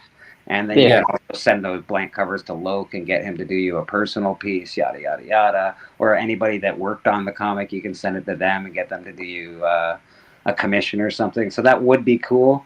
I'm going to talk to Callie about it. I know he's in the chat, but it definitely would be cool. Yeah, I would say honestly with a blank, I would the suggestion I was gonna make with that, like if you do a blank, you could do that, like later on in. I'm not saying like wait a couple issues and then maybe do it just because you have 6 coming for just this one alone. So that's probably good to just kind of space that out and be like, all right, we got a blank for this one, and then you can kind of it gives people like a different thing, with everything else that comes out. So that'd be good because I mean, while it's good to put out a lot of different stuff, it's just actually I think kind of a great idea too to kind of get people, if you give them a blank with the first one and a bunch of other stuff, then if you try to come with a blank for the second one, they may be like, I already have this one blank, so don't necessarily need that. But I think if you give somebody a blank with later on issues, that's kind of a fun thing to do. So, but it looks good. It looks good, and I'm pretty excited. Ask you about it. What's some other questions we can ask about the shift? Do an unofficial creator interview with one half of the creative team, and actually with Callie in the chat though too. Like you can ask Callie questions as well. So what's some questions about Murder that we can ask to try to get a little bit more information as to what we might be seeing as we're going forward? Not spoilers, just kind of information that we. I think there's going to be a shirt made that says TM was first. Yes, and then it's going to say on the back, Beckerman was here. Beckerman was here. So Callie says, give them the synopsis, and then I have a question to follow up after that. Sure. I can give you the synopsis. Let me just run on over. We have it written down here. Mm-hmm. So let's. Forsaken is not a word. Is a word not many people can comprehend, but for the citizens of Side City, it's a way of life. Join the twisted minds behind Murder House Publishing as we take you to a place on Earth that God has abandoned, a place where murder is king, and chaos awaits you around every dark corner and every desolate alleyway. Scratch that deadly itch you didn't realize you had as you travel through the wretched streets of evil incarnate. Murder King is set to give you what's in the box vibes with the villainy of a Hitchcock thriller. Set that reminder because you don't want to miss this Kickstarter. There we go. I like that. Now, there's more synopsis. Here we go. Now, this is the brief synopsis of the actual issue. Murder King takes us into the day of Harvey, a lowly, disgusting bug exterminator. Harvey is a self-proclaimed murder king. His license plate even says so, but Side City declares who the true murder king is. Does Harvey have the body count to lay claim to the title? Join us to find out. Issue 1, coming soon from Murder House. There we go. I like that. And again, you can click this, and this will take you to the Murder King Instagram site. There we go. So everything's working out, honestly. All right. Everything's coming together. So now my follow-up question, will there be stickers? Yes, there will be stickers. Yes, indeed. Callie is a proud member of the Sticker People community, and he has insisted there must be sticker packages. There has to be a stick. It's fun.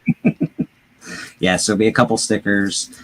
We have some things being made for the special things being made for the project. We do have haven't really mentioned it yet, but we've got somebody making us a product that there'll only be 87 of, but it's going to be really, really awesome. So I recommend people getting that. All right.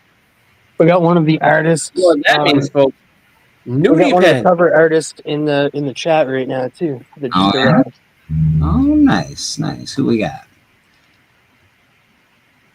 Rad was in there. So. Rad, nice. Yeah. Yeah. He did such a great job, man. Everybody that did a cover so far is fucking amazing. So I'm really excited now. I'm curious with this too, because you have this, and so and then again, no spoilers. Don't tell us anything that's going to give away a story. But do you have is this going to be like an ongoing, or is this like a set story with potential spin-offs later on? So this is a 6-issue arc. This is the first piece of a 6-issue arc, and it is set to have many spin-offs or to actually be an ongoing series if people like it. If people love it, yeah, it can be an ongoing series, absolutely. Each issue almost is a single issue that you don't really need to you can jump on. It's hard to explain. Each issue is pretty self-contained, but it leads to a much bigger story. So it's pretty awesome, to be honest. I'm really excited. Callie and I have we've workshopped this quite a bit. We've talked it out. It's the whole story. We do have the entire story in our heads. Most of it's written down already. We have 1 to 4. The issues 1 to 4 are written.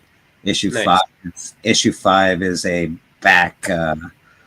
It's basically an introduction to how it all happened, how the story. So issue 5 is going to be really, really awesome, and then issue 6 takes us home and leads us into the rest of Side City, man. So it's exciting. I'm pretty excited about it. It's murder, mayhem, mystery, a little bit of noir, it gives you that cop noir kind of detective vibes to it. It's pretty cool. I'm pretty excited. But that is Murder King. I just wanted to show everybody what we're working on, where it is, where you can find it. Tell your friends. Set that reminder button.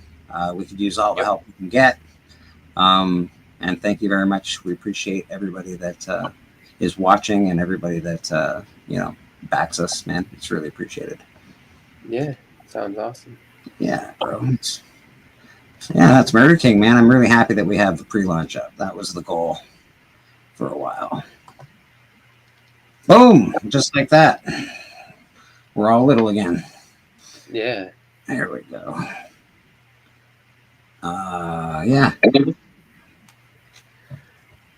Hopefully we can put it to paper correctly and tell the story a way people enjoy it and want to come along for. Yeah, man.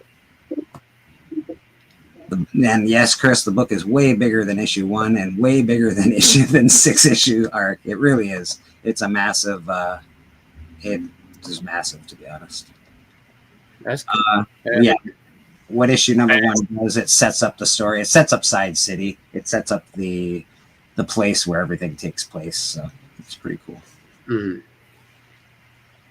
Well, I mean, I wish you nothing but the best on this. I honestly hope that we get to see this come out, see the whole story, and then hopefully get to, because I feel like when you're saying it's a 6-issue arc and it leads to just the bigger picture of what the city is like.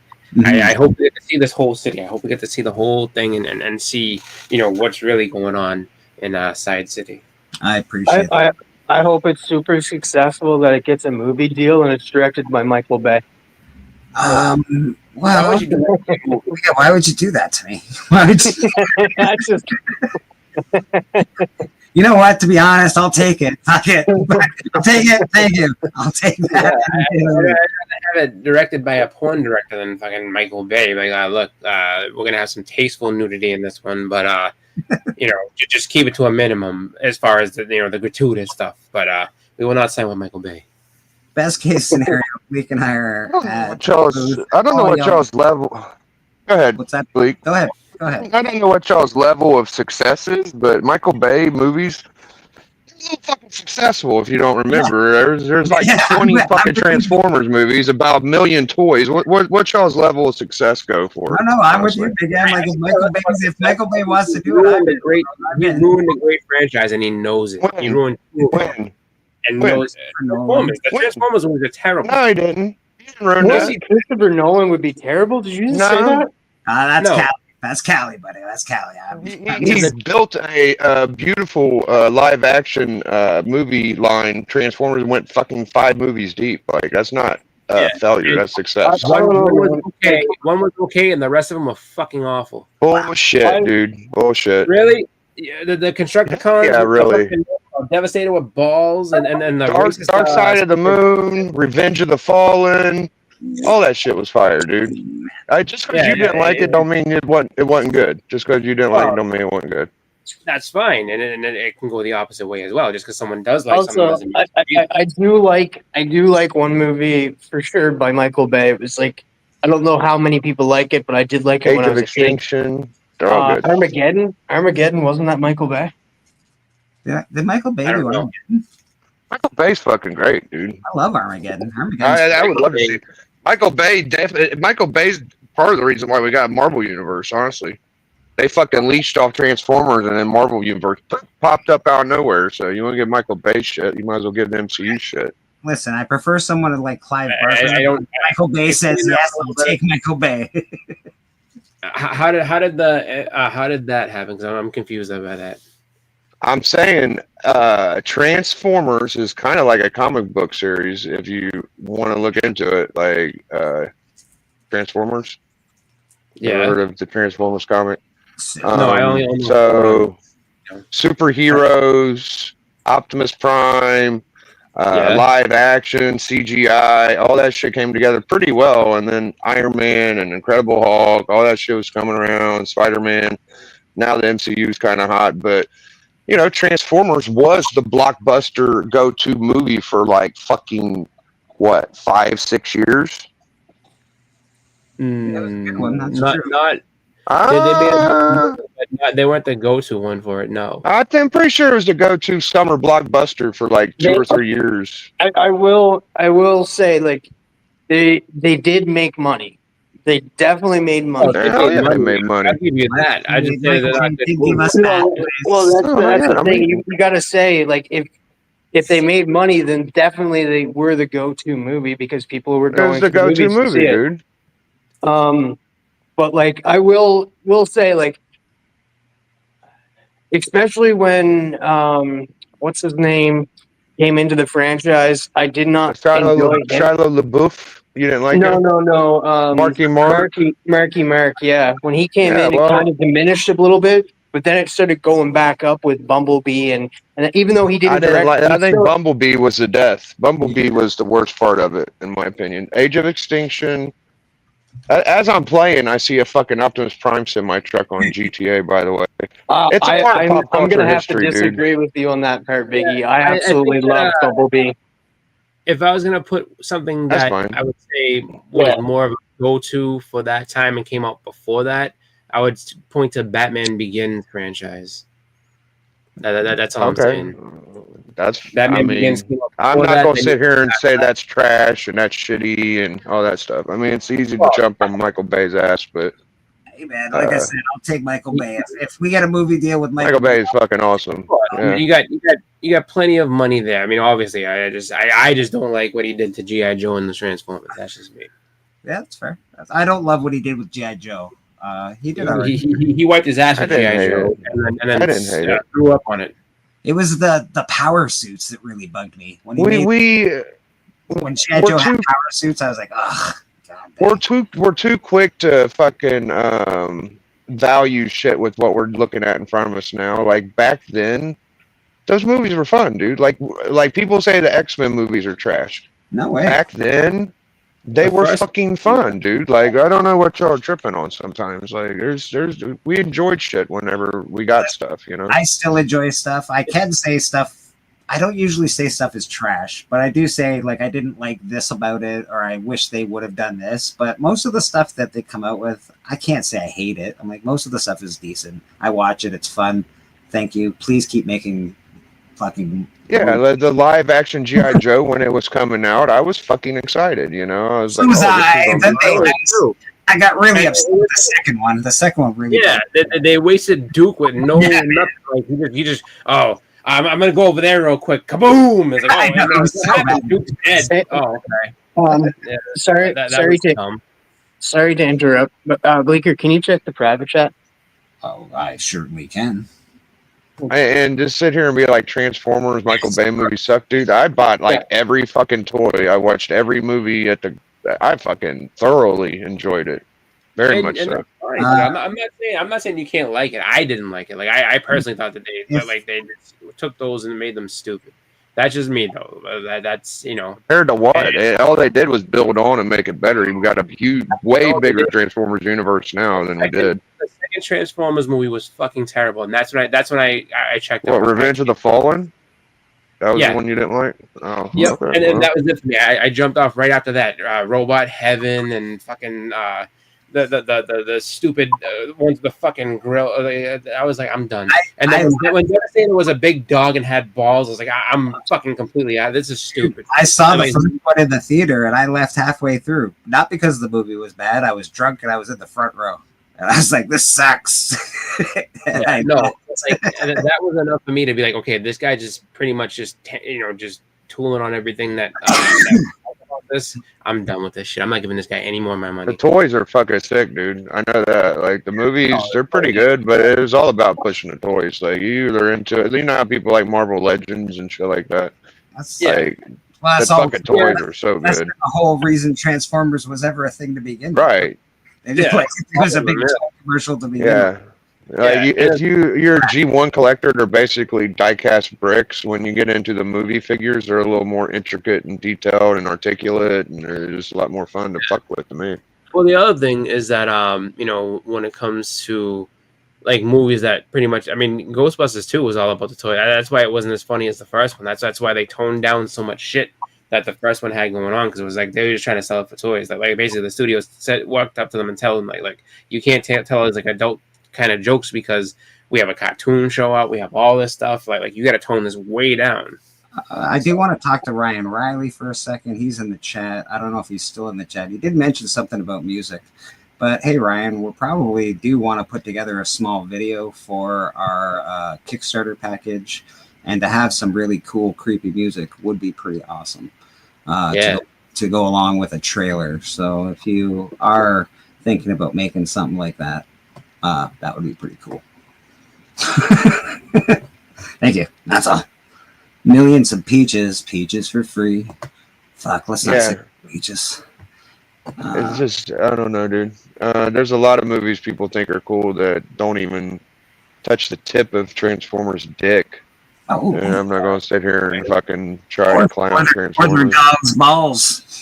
I ain't even gargling at his balls, and we're not. I won't stand for it. The only thing with Michael Bay is he became cliche when every movie just became about explosion after explosion, Right. and then super hot chick Right. that he creepily has to have in every movie. Yeah. He lost. Some he pretty lost good soundtracks with Linkin Park too. You got to add that. Yeah. He lost his fastball on those Transformers. Actually, for a while, I mean, if you line up a fucking Marvel movie compared to a Transformers movie, it's very fucking similar. I'm trying to tell y'all. You're like, what's the similarities here? Action, explosions, CGI, plot, story, all. Dude, it's so similar, bro. Yeah, but you can say that about just about any action movie now. I mean, Fast and the Furious is very similar to Transformers. Cars, explosions, action, CGI. You could do that, sure. But it's like a race car thing. Like, this is saving the world. Well, against alien races, I think it won. They went shit to like space. that. Well, I can space in the car. assure you that everything that they write now is a superhero movie because those are the only Right. movies that make $1 billion. Yeah. Everything is written. Yeah, Even the comic was a superhero movie. You see Dr. Dre knocking people out left and right? even if it's a guy driving a cab, he's got to have like powers now. He's like, no, I've got powers. I can do things. Dr. Dre had the power to knock out Suge Knight's friends, and Suge Knight just stood there and was like, "Oh yeah, you gonna leave? Well, you can't take the masses with you." And this, and I that. always Which thought is- Dr. Dre was a big pussy. I missed all this. I didn't watch Oh, that. no, like in the that's what all the people said after. So like when people was like when they were reviewing people, when they were interviewing people that were around Death Row and everything at that time, they were just like, "Yeah, Dr. Dre did not hit anybody. Dr. Dre would have gotten into the ground." Like I don't know why he became an action hero in this movie for some reason, but well, Jeffrey Darcy says 007 says hold my beer. I'll tell you another thing about Transformers, dude, is that before like the 2020 Corona and around 2015, dude, YouTube was covered with Transformers review guys. It was tons and tons and tons of Transformer review got channels. It was super successful. It was everywhere, dude. Just trust me. I don't know. Transformers is a big deal. Transformers is a successful property for sure, without a doubt. I don't think. Okay. I love the Transformers. I just don't like his vision for it. That's just the way that. Chris, you own every Vision guys where we're Not at, every so. movie was perfect. There was a couple misses. Yeah, and that's all. Yeah. Chris, you own all the Transformers comics. You own 1 to whatever it is. 1 through 80 on the original Marvel run, and then I think I have. I'm almost positive I have all of Generation 2. Biggie, you own all the Transformers toys, Biggie, like pretty much. I got all the deluxe, all the fucking leaders to most of the movies. Come together and say that you both love the one of us love the Transformers. I'm not sure both of us love the Transformers. I do. I just can call out things I don't like. Like it doesn't mean that I don't like the series. Like I grew up watching it as a child. Like I like, you know what I mean. This is like his vision of them. I don't like. I watched Transformers 1. I do like that. Yes. I watched the. Can we just say thank you for Megan Fox? Jesus Louises. I actually like Dark Side of the Moon, but I know it got a lot of hate from some people. So like, I think some people like some and others like others. So I would like, think the only one I didn't really love was probably the Beetle. What's his name? Sorry, Bumblebee one. I was like, yeah. Whenever Michael Bay was at the helm and Prime was a hero, it was pretty good. A lot of people like Bumblebee. The Bumblebee movie had an amazing Cybertron intro. I don't think it was as successful as the rest. Me the most angry with that stupid fucking movie was because it's like, so you mean to tell me you can put like the actual legitimate like thing that we grew up on in for 4 seconds and then give us this dumb shit instead though? Why can't you make the whole movie like that? Like that's what people wanted. Not this bullshit. Everybody wanted that. Yeah, that intro. They turned into Bumblebee like softcore porn with the girl, basically. Like if you like that, you like that. That's one more thing. Yeah, he was like making out with the chick. Bumblebee had a girlfriend? I thought that's the way the movie went. Wasn't there like a girl that ran the fucking car or something? I just watched. Yeah, that no, it was more of it was more of a partnership, just like how Shia LaBeouf's character and Bumblebee were connected. Yeah, it was just a girl, and he was like a little more sexually attracted. He wasn't. I don't know. No, just because she's female, like if you're going by that logic, then Shia LaBeouf and Bumblebee fucked all the time. Yeah. To that point, that was too much. That was too much. I must have been a deleted scene or something. I didn't see that in the movie. A movie without Shia LaBeouf screaming, "Bumblebee!" I didn't like when they made Bumblebee talk. They shouldn't have made Bumblebee talk. Yeah, he had to use the radio to talk. I fucking love Transformers movies. You guys are it's just like when people shit on the Thor movies. I'm like, dude, I love that fucking Thor Thor 2 movie. was You know? terrible. Well, Thor Thor 2 Thor wasn't 1 apparently was the worst. I didn't know how bad Thor 1 was to Thor us. 1 has been Well, one one of was my good. I liked it. That's what, dude. I looked this up the other day. Thor 1's like the 4th worst Yeah. Marvel movie in grossing. Oh, grossing, but that's Yeah. see, you're talking different. We're not talking the same thing. Grossing doesn't Talking mean it's a grossing, bad movie. yeah. There were It's a movies. failure. That's what it There's means, right? movies. We're not Yeah, talking but there's the same movies thing. that flop that still do high critically. Shit, Captain America 1, my favorite movie's in the worst 10. Captain America 1 was great. I don't know I love it. what that fucking. He's talking about numbers though, Bleak. Yeah. He's not talking about what Yeah. people thought of the movie. Splash is dirty for that one. Did his piston get big? If you look at those two different lists, then Captain America would be in the top 10. So Yeah, it's a great movie. It's Captain America, in fact, has the best franchise in the Marvel That's franchise. trilogy, yeah. He's Yes, his it does. yeah, Yeah. great. well, Oh, no, Guardians you trilogy. gotta admit though, like Yeah, I think three of Guardians, I'd say movies are second not best. his. I didn't like the third one as much as That's true. Third one wasn't bad. Don't get I me love wrong, the I didn't third hate it. Guardian. I didn't think I it was love good. I Rocket. didn't like it as much. That's all. The third one, they went hard on the whole like, we're really gonna like But try I to. hate what they did with Warlock. They Yeah. screwed up Warlock. Yeah, big time. Yeah, But again, But yeah, I don't. No, you know where they fucked up on 3 was they turned what's his name, Star-Lord or where the fuck his name, into a giant cuck. He's like, please love me. But dude, Yeah, the that's High what fucked that movie Evolutionary was an amazing villain. yeah. He was a great Yes. villain. That's the one villain that Marvel did not mess up. But yeah, and then they Yeah, really tried. and they didn't kill him off either. He's still alive. So Hey man, I liked what's his name too until they had a dance off. I was like, really? This guy that takes worlds and destroys worlds and he gets beat in a dance off? Did that just happen? He wasn't dancing. Ronin or whatever. He was being distracted. He didn't know. That makes I like sense. Guardians though. enough. He didn't do that. Ronin He's like, was cool. Hey, I think Ronin was cool, I man. know, I thought so too, bro. I thought so too. no, but Ronin, it makes sense that Ronin was confused by him. He's like, what are you doing? And then he's like, and then he got mad at him. He's like, what are you? And then they realized, oh, they're trying to steal the stone. Like that was the whole deal. He's like, what the fuck is this? Well, either way, there's good and bad to all these movies. I'm glad they keep making them.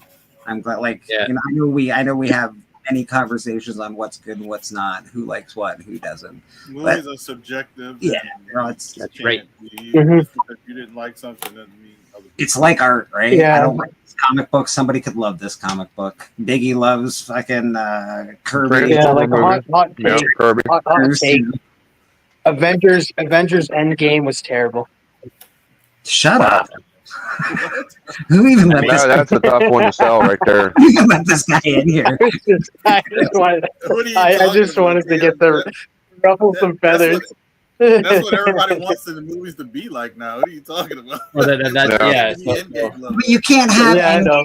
setting it up with 10 movies. Like, you need to set an end game up. You can't just Well, have yeah, try to explain that to everybody. Yeah. Now. Nobody wants to hear that. Everyone's like, oh no, it should be this good all the time. Really? Okay. You know how great MCU is that Hollywood actors, like the elite ones, they're like, I would never do a fucking superhero movie because it's belittling me. And You know? then they pop Well, up with it, huh? Yeah, Right. and that was Right. that was the whole deal with them. Like this is far beneath me. It's like you see the money these Like people are when getting. now?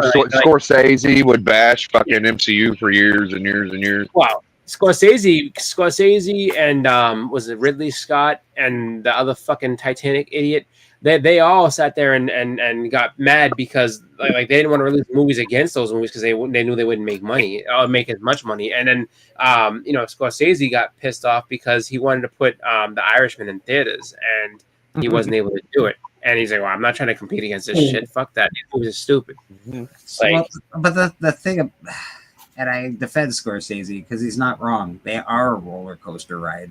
Most Marvel movies aren't like, oh my god, this is so amazing. What cinema? Oh my, the tragedy is so awesome. I can't believe this. Most Marvel movies are not that. Most Marvel, movies, So I get what he's saying.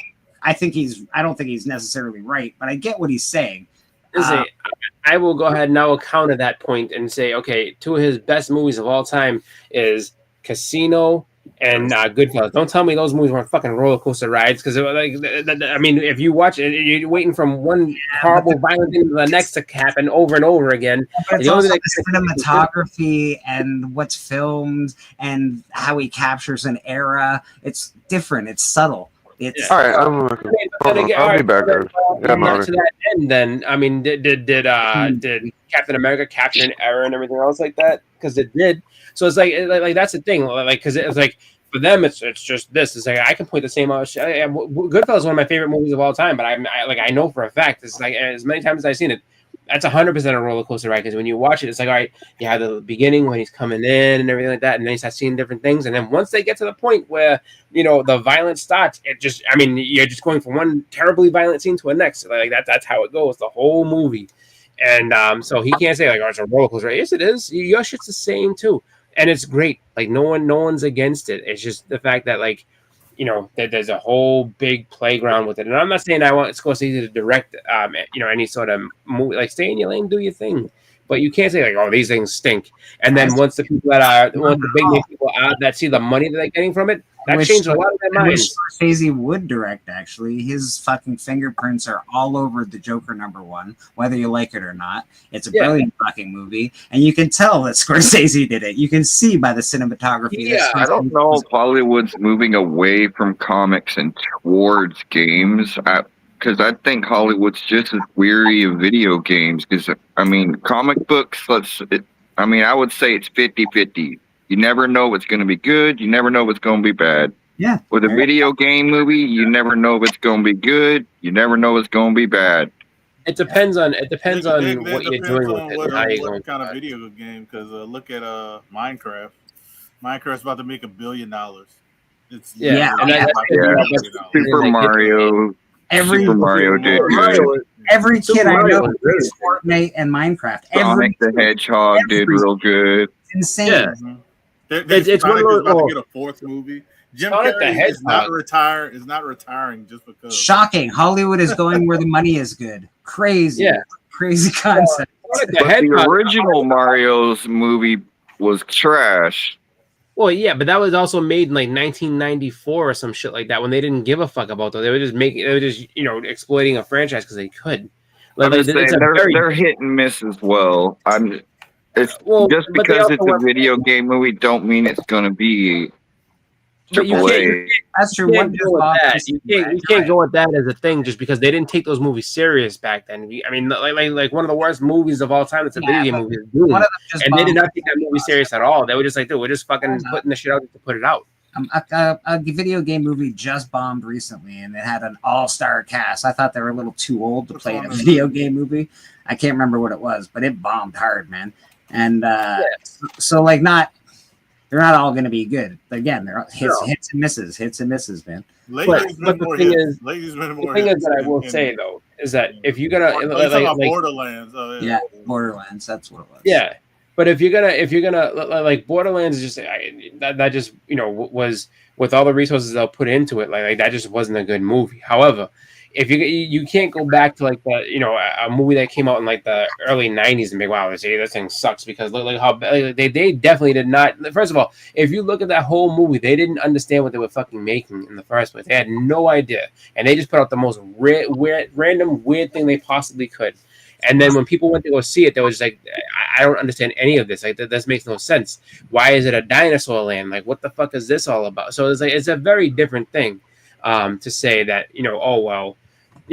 this Super Mario and compared to other ones, it's because like the Nintendo Mario movie.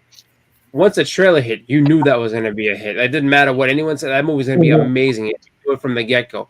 And then Barbie was a massive hit too. Yeah. I would never have thought that, but you know what? That makes sense. Every girl on the planet wants to see that movie.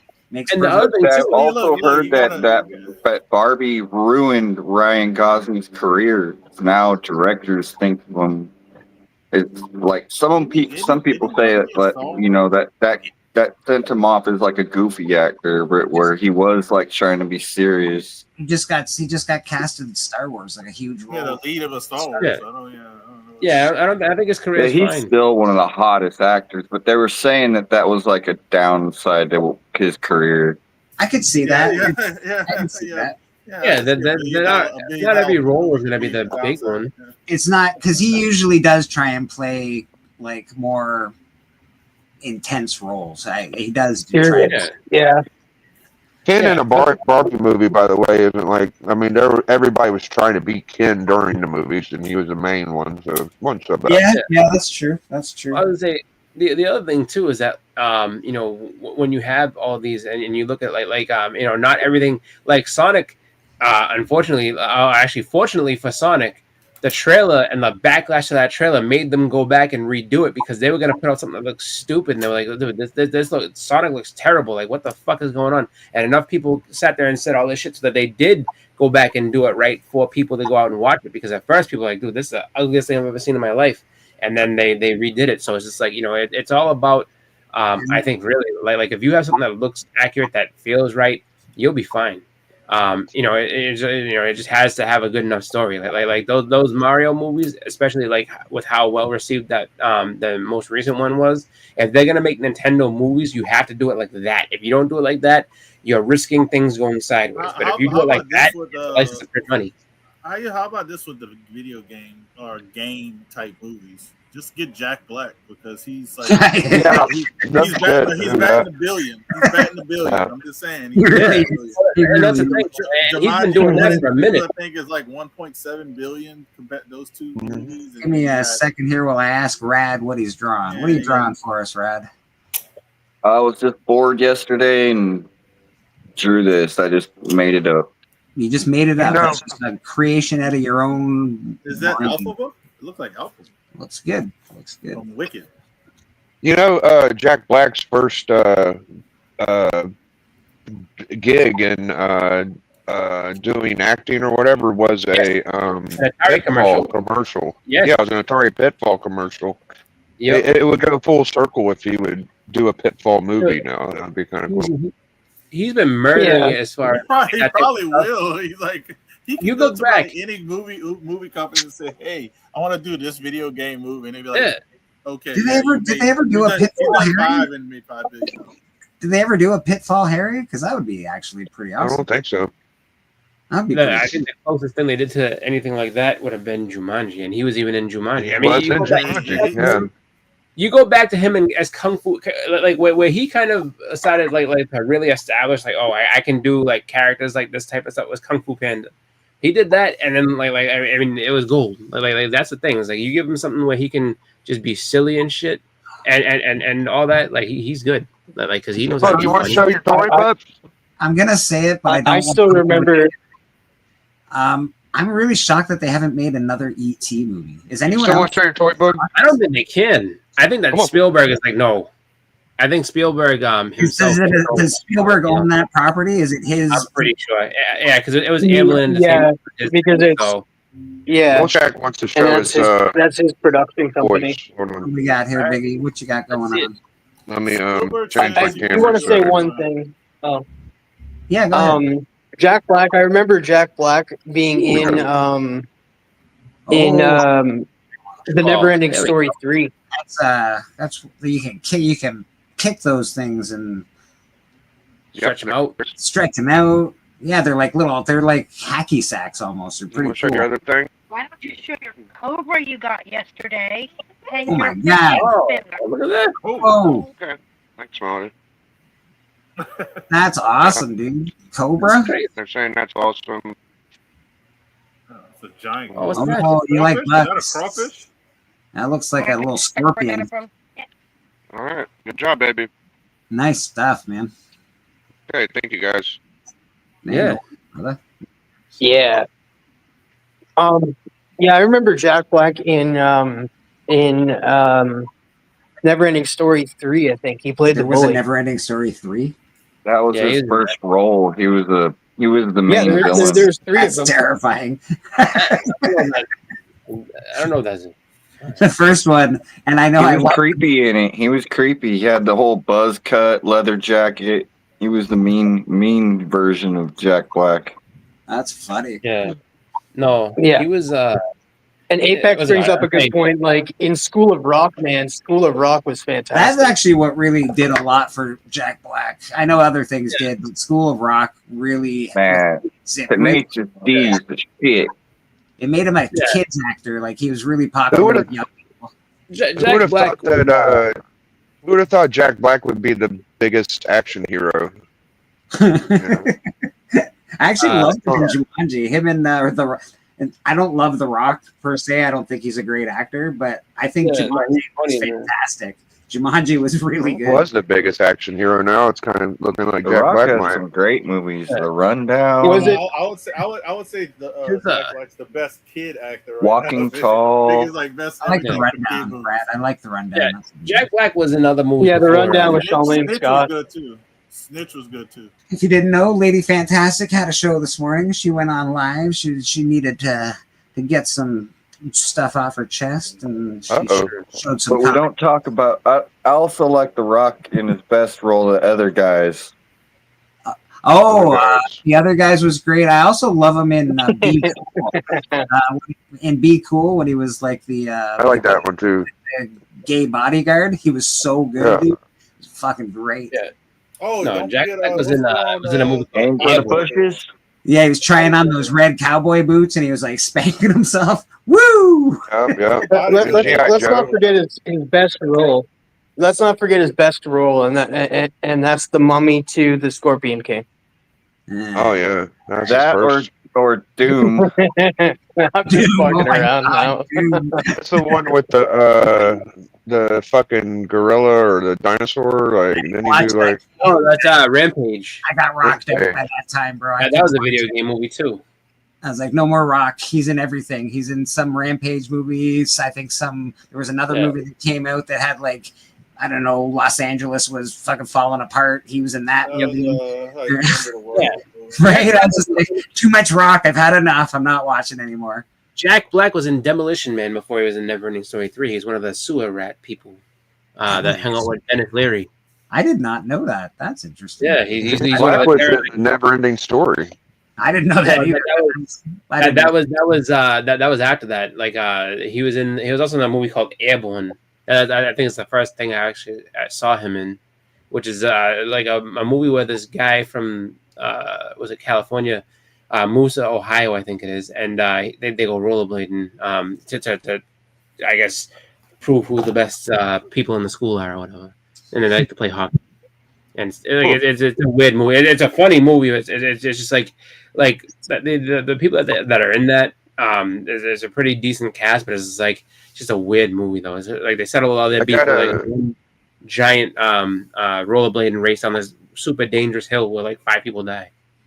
I gotta congratulate our newest undervalued comic book champion of the world, and that is Bleecker Street Comics. How's it feel, Bleecker, to be our club undervalued key champion? Well, you know what? It makes you feel hard. You know what I mean? Like I feel like a big man. Yeah. I feel like a big man. I've been hard all since it happened. Really, that's awesome. Actually, I honestly think that that's a great segment, and I think it goes really well with future like spec, like your 10 Commandments. So yeah, man. It's a very good segment. On Biggie Shaq's show, the Collector Club, the championship has been passed around a couple times now. We've only done it a couple times, but it is the undervalued key of that you think is the most undervalued book going. So it's a very cool little genre of one round, one book. The victor goes to spoils go to the victor. I beat Chonko. Chonko deserved to die, so Chonko, you're out of there. Yeah, no. Am I on a delay? Maybe. Like I feel. Am I on a? I hope I'm not, because like I'm just. No, you seem fine. I like Be Kind and Rewind. That was a good movie. Bobby wants a link. Yeah, I see it. I'm gonna drop the link right here. Be Kind or Wine was actually a really fun movie. Sweden. I haven't seen that. I feel like what's it called? Sweden movies were hilarious. Like the way that the concept of that was funny. I like that they did that they were like, I want this movie sweeted, and they made their own movies, and then Hollywood comes and tells them they can't do it I anymore. want to win that undervalued key book thing. I haven't won it yet. It's on my own fucking Oh, channel. I still dude, haven't won it. guys, you remember? I'm Awesome. trying to remember Jack Black movies. You guys remember Jack Black showed up in the King Kong movie? Yeah. Yeah, he was the what's it called? He was I guess the financier for it. Like he was a guy who was like, I'll pay for this, for the spectacle that there is. He was also someone else brought up Enemy of the State. He was one of the video guys. He was the guy that wanted to film it. Yeah, and then yeah, no, I remember that because like when they finally see King Kong in the movie, he's running faster than everybody else. Adrian Brody and all them like, why are you afraid for? Like what's and then like all of a sudden he's like running with the camera and stuff like faster than everybody. Like Jack Black outran everybody. We got an answer from Ryan Riley. Figures, my guys were sold the second I mentioned the title. Murder King. Hell yeah. Ryan Riley. There you go. He may be doing a bit of music for a little trailer. Oh. That'd be awesome, dude. I'm really stoked. I think that if actual Dracula don't snap into shape, I might have to change his name to actually you need to get this fucking comic book done. He's good. He's good. He's got lots of time. We haven't put a too much of a hard deadline on him on the Kickstarter itself. Like I put next February was when it's looking to be all completely completed. So that can be changed. That can be brought earlier. I hope it's not doesn't have to go later. That's the goal, is not to make that later. So that is the Is that for issue 1? That's issue 1. Yeah, that's issue 1. Yeah, well, it's going to take a long time to draw it. Drax, everything else is done. It's just really the art. He's getting all the panels together. Pretty exciting stuff. But you know, that's the part that I it's just out of my hands. There's nothing I can do about it. So Drac, you're on it. Callie brings up a good point in the chat. He's just like, well, if we were paying him, then maybe we'd be a little bit more demanding. Yeah, we can make more demands, right? Like, I want you to draw 15 pages in 1 hour. Or you will not pay. I just hear how you're done with 5 issues of it. You're just waiting on art. I'm like, there'll be fucking issue 30 before the first book is done. Like, I don't know. Yeah, it's like, pretty we paid you a very crispy $10 bill. Where's our fucking art, man? Actually, you know what? I think we could buy him off with some Guinness and like, I don't know, Guinness. Hockey masks, hockey pucks, something like that. Yeah, hockey puck probably. He's very Canadian. There's a bag of hockey pucks and a Guinness. Now get to work. Also, like if you just get him some tickets for the Toronto Maple Leafs, he'll be fine. No, we're not doing the Maple Leafs in the playoffs. We're not paying anything. You have no idea how expensive those fucking things are, by the way. I could only imagine because, like, I mean, just any playoff ticket. This is like, oh, like your team was good enough to make the playoffs. Guess what? Your reward for having a good team is that the prices have tripled to come to the games. Isn't that fun? It's like we haven't had an actual Dracula like weird fucking video in years, dude. Like he just quit doing that shit. It seems it's gonna like be even longer now because he's waiting on. He's doing that. He was just on Gary B. He's very chill, normal Dracula. He was on Gary B twice. Yeah, he did the 10 covers or 11 he had his top horror and then he did his top album. Yeah. You know what? I'm gonna stop doing guest appearances because I don't get asked enough. So, yeah. Oh, I'm gonna start being more picky with my guest apperances. Bobby Delegato. So now people have to come to you for a schedule. Like if they want you on, they got to run it by you first. Like, all right, now. From now on, I'm not going to be so yes. I'm going to be like, I don't know if I can make it. Your content don't really mesh well with me. You know, I don't want to do that. I have to check my schedule real quick. Have your people call my people? Hey, man, I invite everybody on my channel, and nobody ever sends me an invitation except for Biggie. And you know what? That's why I always go on Biggie's show. I think we got to be more picky about the shows we go on. I really do. You're right, Biggie. I think you're right. We're celebrities now. Screw yeah, dude. Nah. I am going to be on Gary B's on the 29th, I think. Yeah, they've had like 4 fucking Bleaker episodes, and they haven't asked me yet. I'm definitely not going to be on Gary B's. I'll just say that now.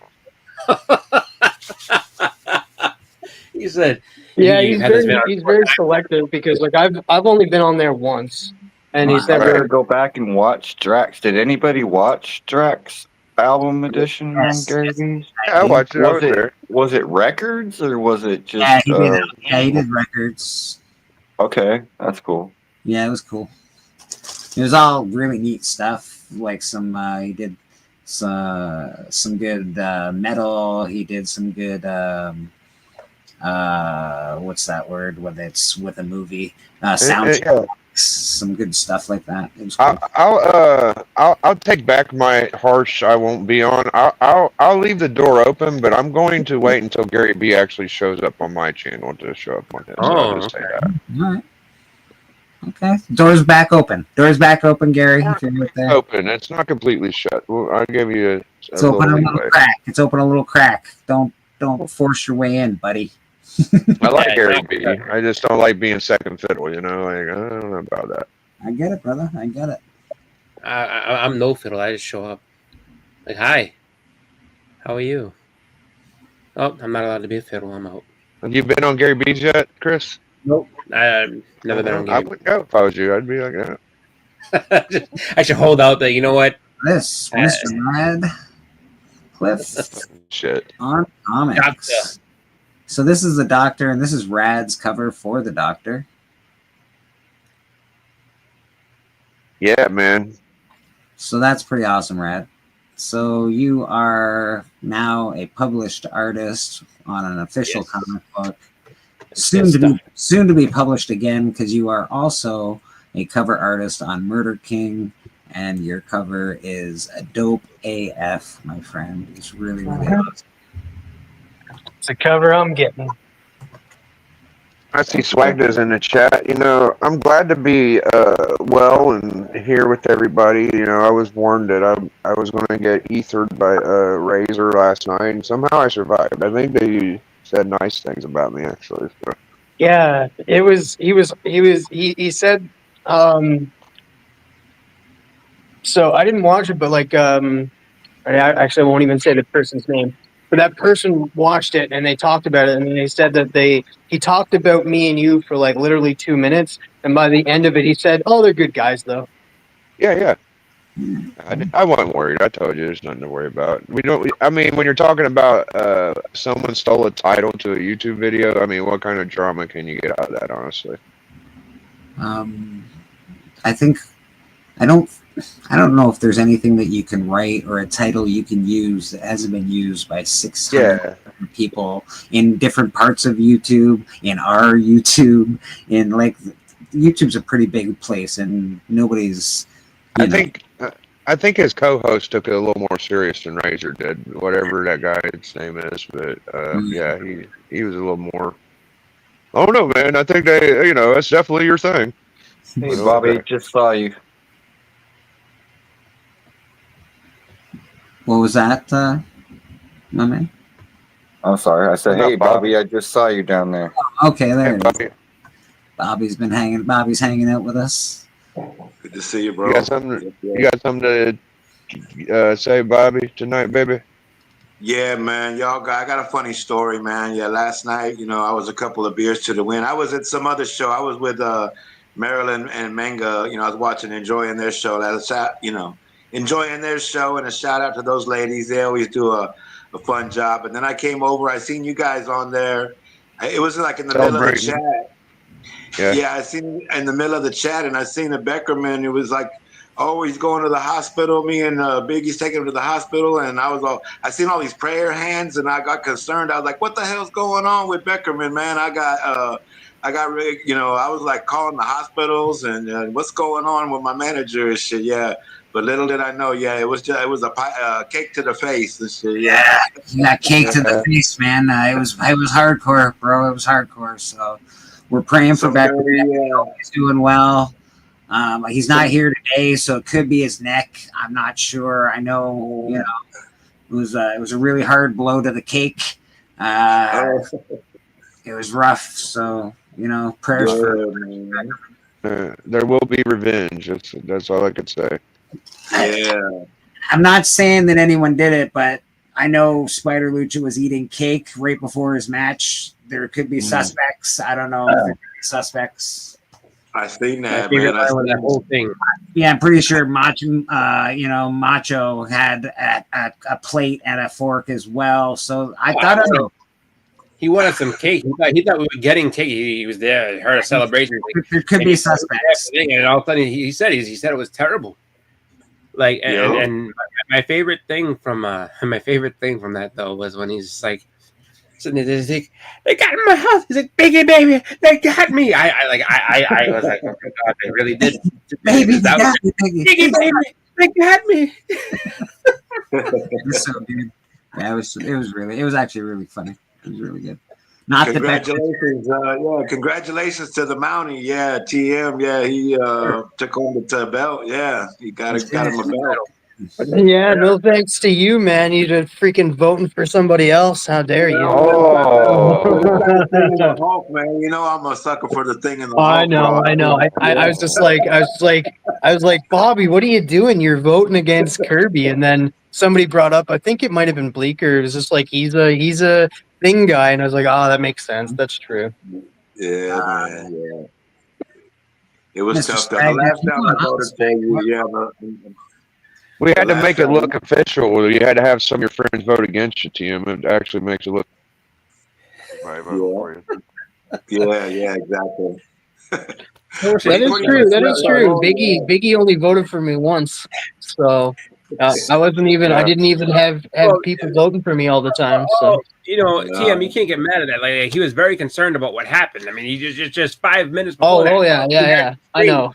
Biggie, well, baby, I'm pretty sure Biggie was at the hospital with Beckerman and that because they rushed out. I had to go. Yeah, he was in no state of mind to be giving votes. Like he was concerned about what had just happened. And TM, you don't worry about vote. You don't worry about who's voting. You play good books, and people will vote for you. You play shitty books, and I'm going to vote for the other guy. That's how that works. Yeah. I told TM before he started he had to out promo everybody, and I think he did. I think he definitely out promoted. Yeah, he swept them, man. Yeah, he pretty much. I felt bad for the other. Dan. Nobody voted on Dan, and Nick had a few, but yeah, TM pretty much swept the whole. Nick's been mellow to dead, man. He don't even try as much as he used to. Nick just like, I'm here. Dan, I think, handicapped himself with the books he was showing because the thing was, even though he was saying that like he bought these way back whenever. The books he was showing were way overvalued, so it was just like you can't do that. And it ain't the fucking first time we seen FF112 from Dan. Let's be honest. Like, you have 4 copies. We've never seen that before. I mean, if you're looking for an FF12, talk to Dan De La Torre. He has 4. Yeah, for real. 112, yeah. Yeah, he had a lot of that. Yeah, I want one of those. I mean, I have one, but mine's all beat up. I had it since I was a kid, and I love that book. You know what I mean? So yeah, I like to. His were all nice and clean, and yeah, those were nice. I was like, oh shit. I think maybe Dan could trade all 4 of them in and actually get a number 12, but I'm not sure. Probably, yeah. I wouldn't be surprised if he has a number 12 somewhere, just because Dan, his collection is pretty ridiculous, and like. He keeps saying that like he has a ton, like he's got boxes he doesn't. If you got a 12, why are you showing 112? I mean that's probably what he had at hand. But he said like he's got a lot of books and he's been collecting forever. So I think we've only seen like a fraction of what he really has. Like Dan has a bunch. We've seen. I'm not going to be on Dan's ass today. You're right. He's got books. He's got everything that we've never seen because he just don't show them. Oh yeah, he's got a lot of really good stuff. He does. Yeah, I will say his collection is very. He's got first Iron Man. He's got a fucking was it 3 Silver Surfer number 4s or something crazy like that? Like he got 3 of them. Damn. Yeah. He's got a lot of good stuff. Iron Man itself. That's pretty good. Yeah, that's something right there. And you know what? It's not my favorite comic book as far as big, huge keys go, but no. I would go for it, dude. Yeah, I'd get it. That's for sure. I want to say he got that within the last couple of years too, because I remember he was really excited about that one. That was one that he I think had at one point and then got rid of and then was able to get back. So that's impressive because that's such a big. Dan's got I agree.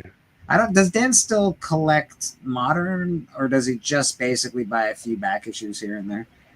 I think he's more going with the back issue stuff for the most part. I think he's trying to like really just focus on books he really wants. That's fair.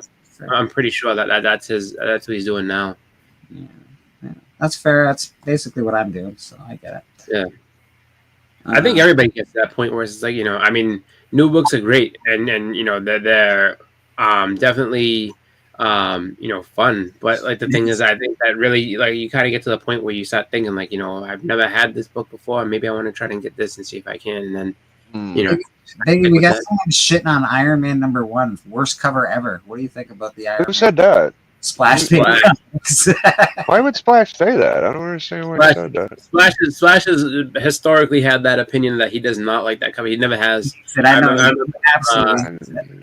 Yeah, that goes back dude. when I first met him, like almost 10 years ago. Like he was like, I don't like that Iron Man #1 cover. He's like, I'll tell you the truth. I like Iron Man Submariner #1 better than Submariner or Iron Man #1. But Iron Man #1 is definitely a great premier issue. Like, it's pretty good. No, he. So he's not saying anything bad about the book. He just doesn't like the cover. But like, yeah, he definitely, I don't think it's a Kirby, so I can't take it that damn hard. Like, I don't know. Yeah, he's just not a fan of that cover. Doesn't like the look of it. Drawing a witchy woman over there. Yep. Hot stuff. Who did that cover, Buscema? I don't know who did Iron Man 1, honestly. That's a good question. I actually don't know myself. I don't know. We'll find out right I think now. it was Gene Colan. I love Gene Colan. He's awesome. Mr. Steven backstage. How you doing there, Mr. Steven? I love my colon. Hello, gentlemen, and good morning. Good to see it you. Doesn't matter if you love your colon. You better hope your colon loves you. That's all. That's all. Hope it loves you. Yeah.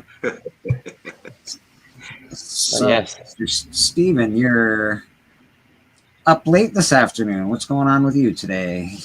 I'll tell you, it's been a surreal ride for me here, and last night I haven't been sleeping very well during the process. I've got this, as you all may know, that I have a very, very enormous trade coming.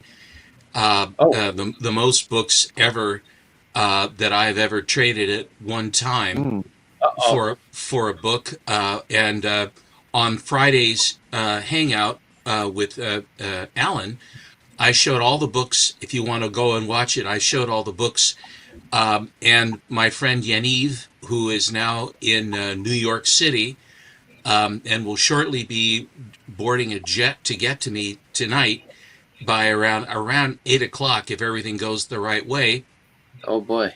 And then the deal is done. And so, and matter of fact, he has the book in hand. And so now all the books that I've showed are now no longer mine. As a matter of fact, they've even started to sell them. They've already started to sell. Alan Pollitt, man of the people, is assisting in the process. Because strangely, he has his eyes on several of the books.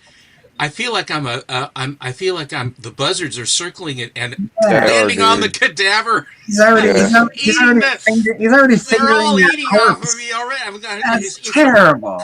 Yaniv is a moving man, dude. I'm very familiar with that guy. He don't sit around. No, he doesn't. It would be good for him for a while to sit around. It ain't going to happen.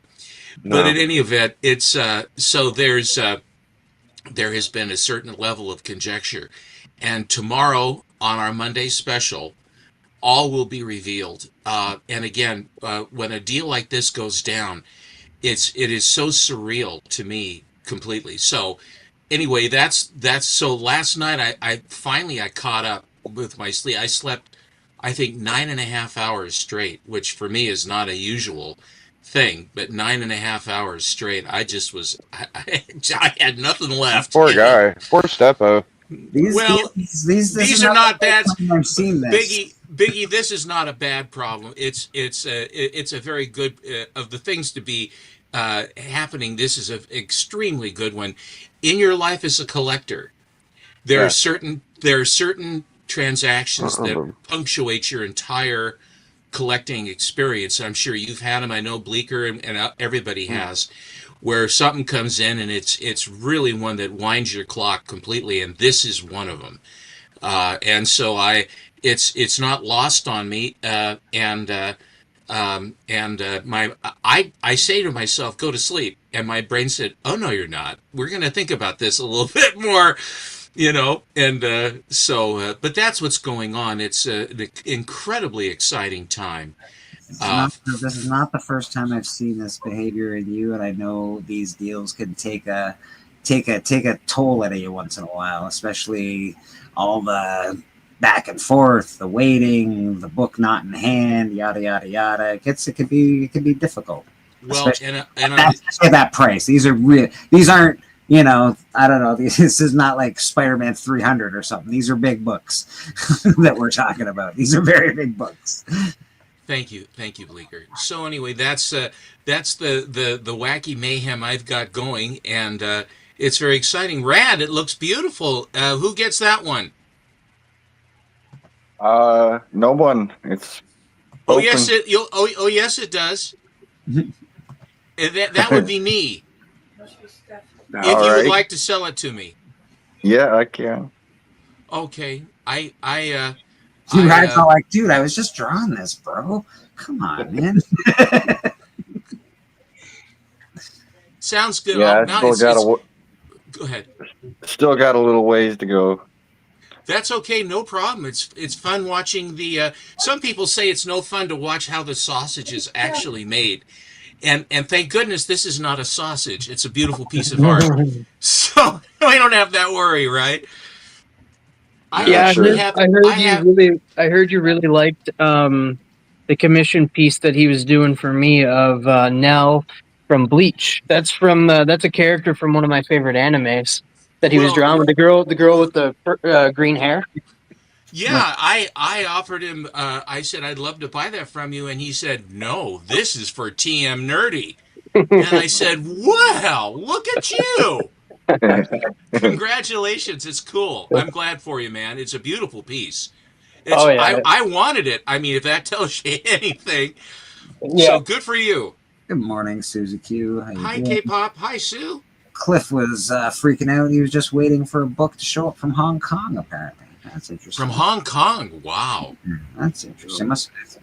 Curious. I don't know why. I've seen a couple YouTubers are like in Japan right now. Is there like a big Comic-Con there or something? Star Wars. The Star Wars celebration just happened in Japan. There might be a Comic-Con there, but that's definitely. I know that just happened. What was it, last weekend in Japan or something? Biggie's back. Biggie is back. Biggie's back. Do do do do do. Friday. Hey, Stepho, congratulations on your deal, man. I know it's going to be a good one. Thank you so much. I appreciate that. Yeah, I look forward to one of the things that's been so nice since. Hello, Splash Page. Friday tornado touchdown 1.5 miles from me. Whoa. Oh no! Hailed out garden, telephone poles down all over, 4 inches of rain, 30 minutes, but okay. Splash, you are having a hell of a time, God in heaven! Thank God you're all right, man. Jeez Louise. Mr. Beckerman, how you doing, brother? Hello, Michael. How's your I watched your tongue wagging Americana last night. It was the term ugly American came to mind, and I'm an American. What was ugly about it? Well, come on, man. Come on, man. I know what's going on. I think he's mad because he's on the losing team, Becker. Oregon, you had a problem with he's on the losing team, Becker. That's why he's mad. There we go. Here we go. I thought that Spider Lucha did quite well yesterday, though, strangely, I thought. I was going to say, Spider Lucha acquitted himself quite well. We didn't see his... Let me give you a quick lesson in wrestling psychology. I know. I believe me. I know it. I know. Mike, I know. Honestly, I know. Okay, you know. So then you would know that a kid would be a heel getting his comeuppance, right? That's right. That's right. And so the fact makes sense? Yes, it does. And the fact they're Canadian and not American, my God, how much more can a man stand? The quote of the night. I'm basically giving you guys 1983 Mid-South wrestling. You sold it. Except You for we sold don't it, have my the friend. junkyard You dog. sold it. Rest in peace. The quote of the night still, this quote of the night still is, "Biggie, baby, they got me." Like that cracked me up. They got me. I don't know how they got in, Biggie, but they got my home. They got my home. Biggie, baby, they got me. I thought it was great. I had a lot of fun doing it. That was awesome. My God! Awesome. It's not the fact that you're screaming for Biggie. It is the fact that you kind of had that Dusty Rhodes twang to it, like Biggie, baby, they got me. Like, oh my God, I was the dying. inflection and everything was beautiful. And then, of course, Big E comes out. Oh my God! I can't believe this happened. We're gonna get you, you sons of bitches. And their fingers are always 3 times normal size, and they're right in the front of the camera. The tongues come out. I mean, it's almost like looking at Venom, isn't it? He was gonna. He said he's gonna turn somebody's bones to dust for this. Wow. I'm just disappointed in old Stepper. You know, you just can't win some guys over. I mean, the ugly American thing that did get me, just because, like, if you didn't like that character, then last night should have been for you. I understand it. I appreciate it, and you guys pulled it off. I mean, it really was spot on. You had the jargon, you had the inflection, you had the presentation. You had the whole thing down. It truly was a thing of beauty. I probably deserved it. You know, I did go a little hard on the fanboy Bleecker section. You know, I started this fire and I'm paying for it now. It's okay. Well, says the guy that brings his own fanboy section to the show. Get out of here. Yeah. Well, we see what we happens. all know the ones. We can point them out. We know. Darth. You got Beckerman. Come on, we know. Behind the MFC. Yeah. We know. Oh man. Yes, it was a good show. It was a good show. Actually, it was a really good show. It was fun. Yeah, you had me calling the hospital, man, for real and shit. I was tripping out. He really did, and I swerved Bobby. Unfortunately, that's just mean. Poor You swerved him. Yes. Yeah, so Bobby man, you never hear about people getting swerved anymore, but that's a beautiful thing. He unfortunately did not see the beginning of the hunt and came to me in the chat saying I was headed to a medical facility, and he took it as oh shit, my guy. Like, so I got a text message from him that he was like actually concerned for my well-being, and I was like, Bobby, just go to the beginning of the hunt. I've actually told Darth not to vote for me because I don't like to have any. It feels kind of corny. It's not worth dwelling on, Big. I'm just saying it's just honesty though. Like I think it's a little corny when your friends just go one way even Doc. Like Doc don't just vote for one guy. He always votes against me. You know, like people vote against your friends. It's okay. Yeah, just vote for the book that you want. I know people last night. I know people. Your friends, when they're all your friends, you have to vote for the book. Right. I think because that's the way I look at it. Because everybody's my friend here, and I don't want to hurt any. I'm a friend is a friend. I'm just gonna say it. I don't bring my family members to vote for me. Oh, Roscoe. Oh no. I love you, Roscoe. Actually, guys, I just want to say this. It is Roscoe's birthday today, so go wish him a happy birthday. Oh, Yep. You should have said that last night. Definitely. Happy birthday, Roscoe. When I got to see him, that would have been cool. So, Beckerman, were you napping all day? Is this what happened? Because were you just out of the We hospital? went out and about for a little bit, did some running around, some errands, had some lunch, and now we're back home, so I hopped on. Fair enough. you have to what? What? You have to what? Oh, no, I said I got back home and I hopped on here. Also, Mr. Bleecker, I actually brought some books to show it when you have an opportunity. Sure, of course. I got these from a gentleman named Wolf Blitzed. Oh, from one of the auctions, and don't go away. Don't go away, Beckerman. You'll be happy. Happy birthday, Roscoe. Absolutely. I hope he's watching. Where did Becker go? I don't know. No, he didn't go anywhere. He heard I was going to show books, and he said, "Okay, I'm out of here. Time to try to get some food in it." Oh, so, you know. Oh, he has the. No, I already ate. It's just I'm just Boston moving my Chris. chair around. Gotcha. I figured if you were going full screen, I was gonna get some stuff done. All right, let's do some big over here. I put out some newer books for that have come from various of my friends. I have this one I got from Whodat, which is the Black Panther cover that Kirby first drew. That they chose a different one. This is the Living Dead Spears book. This is the one that's numbered.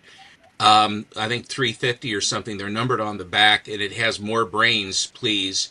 The thing on the cover. I think this is from the Kickstarter, and I got that in a 9.8. This one is that Spawn Batman book that came in a box or something like that, some prize pack or something. That black cover is almost impossible. Scorpio Rose, which was the predecessor for Madame Xanadu. There's ScarJo, Betty Boop. There's Galactus, Betty Page, a la Dave Stevens.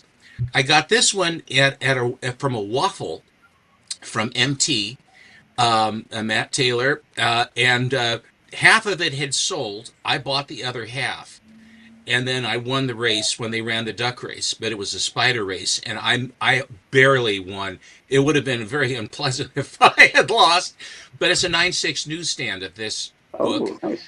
There's a 9.2 First Black Cat and a 9.6 First Hellcat.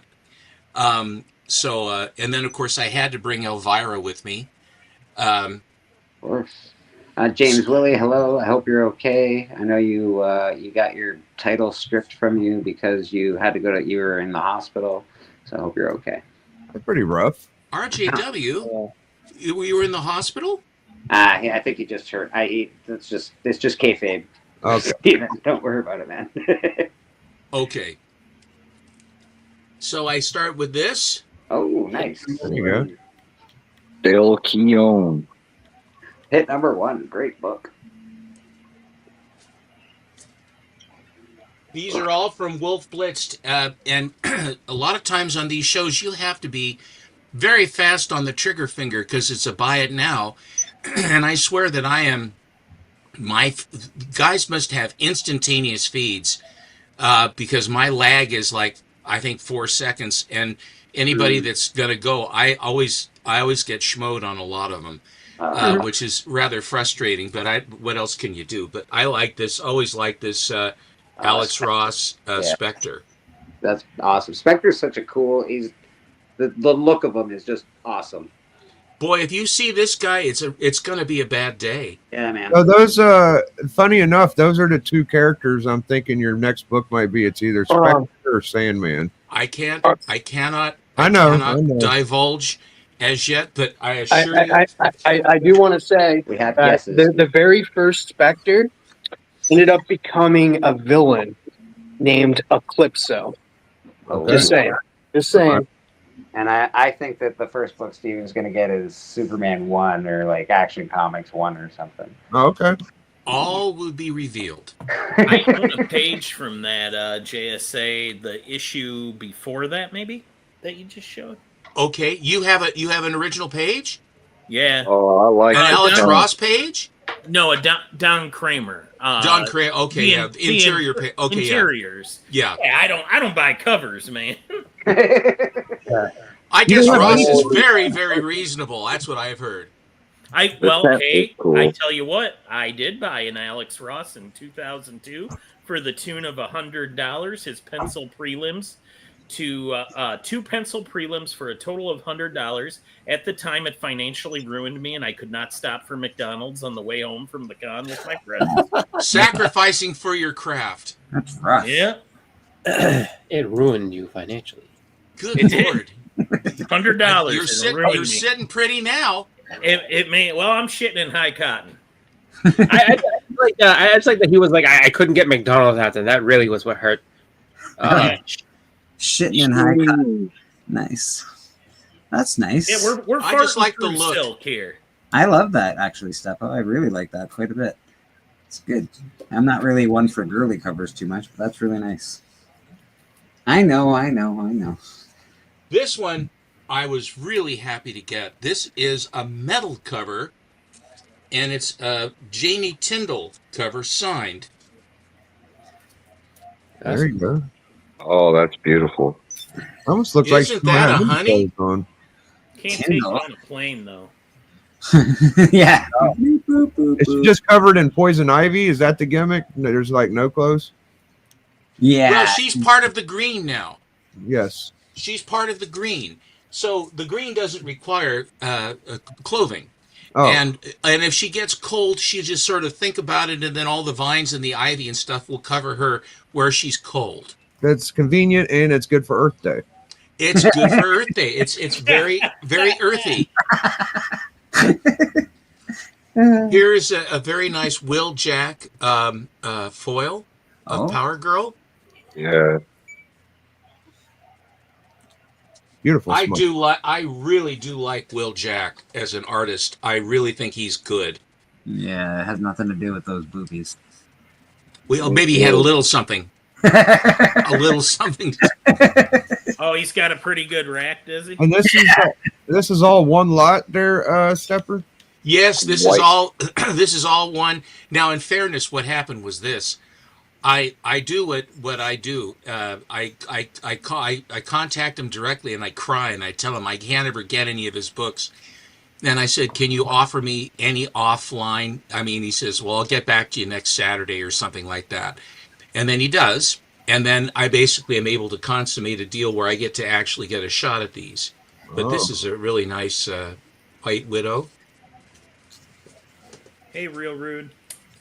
You heard that here first, folks. You can call people that do auctions and say, hey, what are you selling in your next auction? Can I get a preview? And they will sell you stuff. Is that Zerty? This is Dawn of DC, Power Girl. I don't know. I can't remember who the artist is. Yeah, Real Rude. I just buy the pictures, big. Yeah. Whoever makes them is good. I don't know who they are, but they sure are good. I like the way her head is big and round. Sonor size? Oh, he's Much saying better than being a square. Of course, the Norwegian being a Nordic, why this a square head. They say why does it cost $25 or $20 to cut a Norwegian's head? It's $5 a side or whatever it is. I got put in the corner for calling my cousin a football head. I didn't know he was a sports nitpick, baby. Football head? How can anybody take offense to that, Rad? How can anyone take offense to that? I like Lobos too. I think he is interesting inking. Yeah, Lobos is great. Really hard black line around the whole thing. It really on a white cover.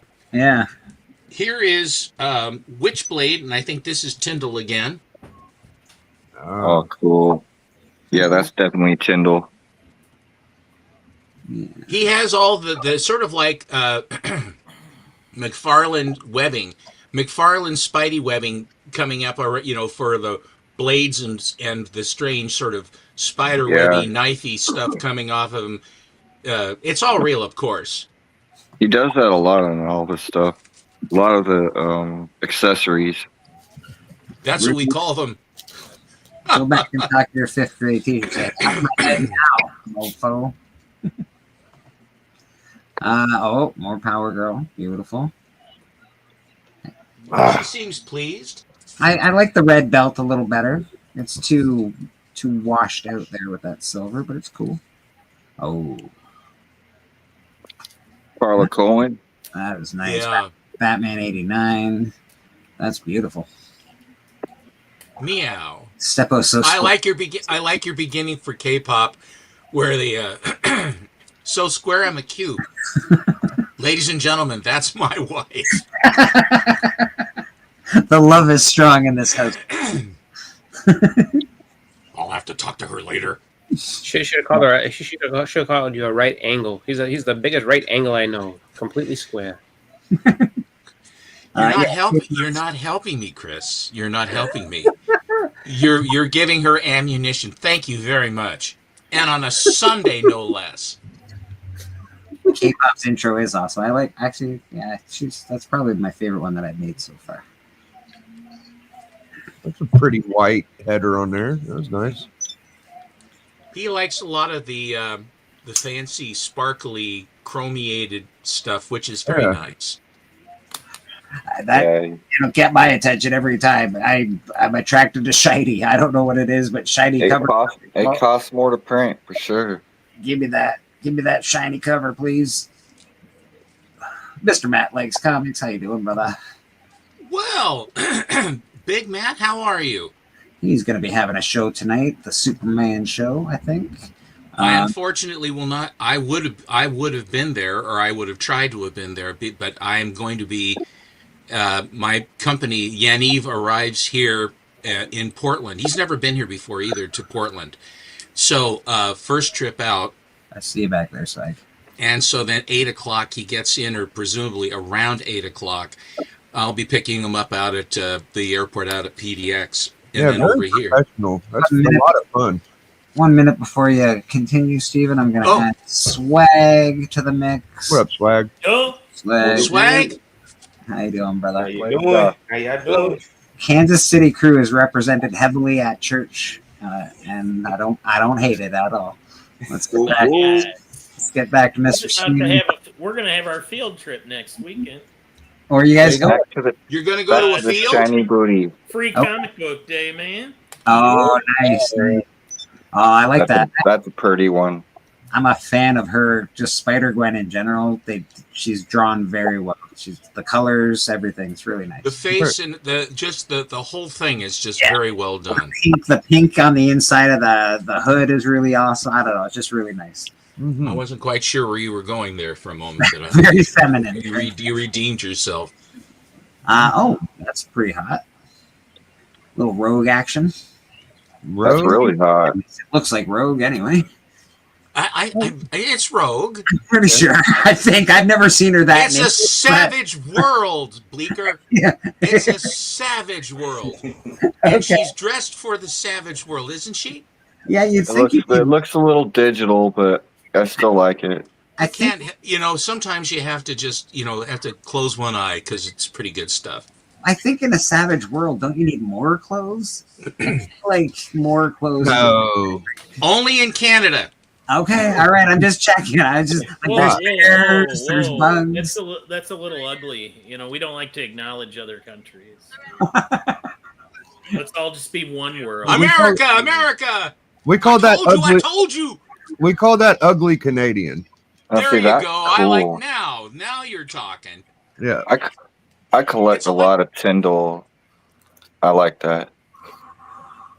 And I just want to say for the record that Canadians are not ugly. We're very handsome. Look at us. Well, look at us handsome fuckers. It depends. Oh shit! I'm very. And it's the humbleness that also goes with it. That's what gets you. I don't know who she is. That there's an awful lot going on here, and I'm not quite sure who she is or what. But I kind of like what she's selling. She needs Power Hour takes a lot of just cosplay girls, so you'll just get a lot of creative cosplay her creative costume's characters. layered look. Her costume's layered look. Very layered. She looks like she's a lippy lady. That's all I can tell you.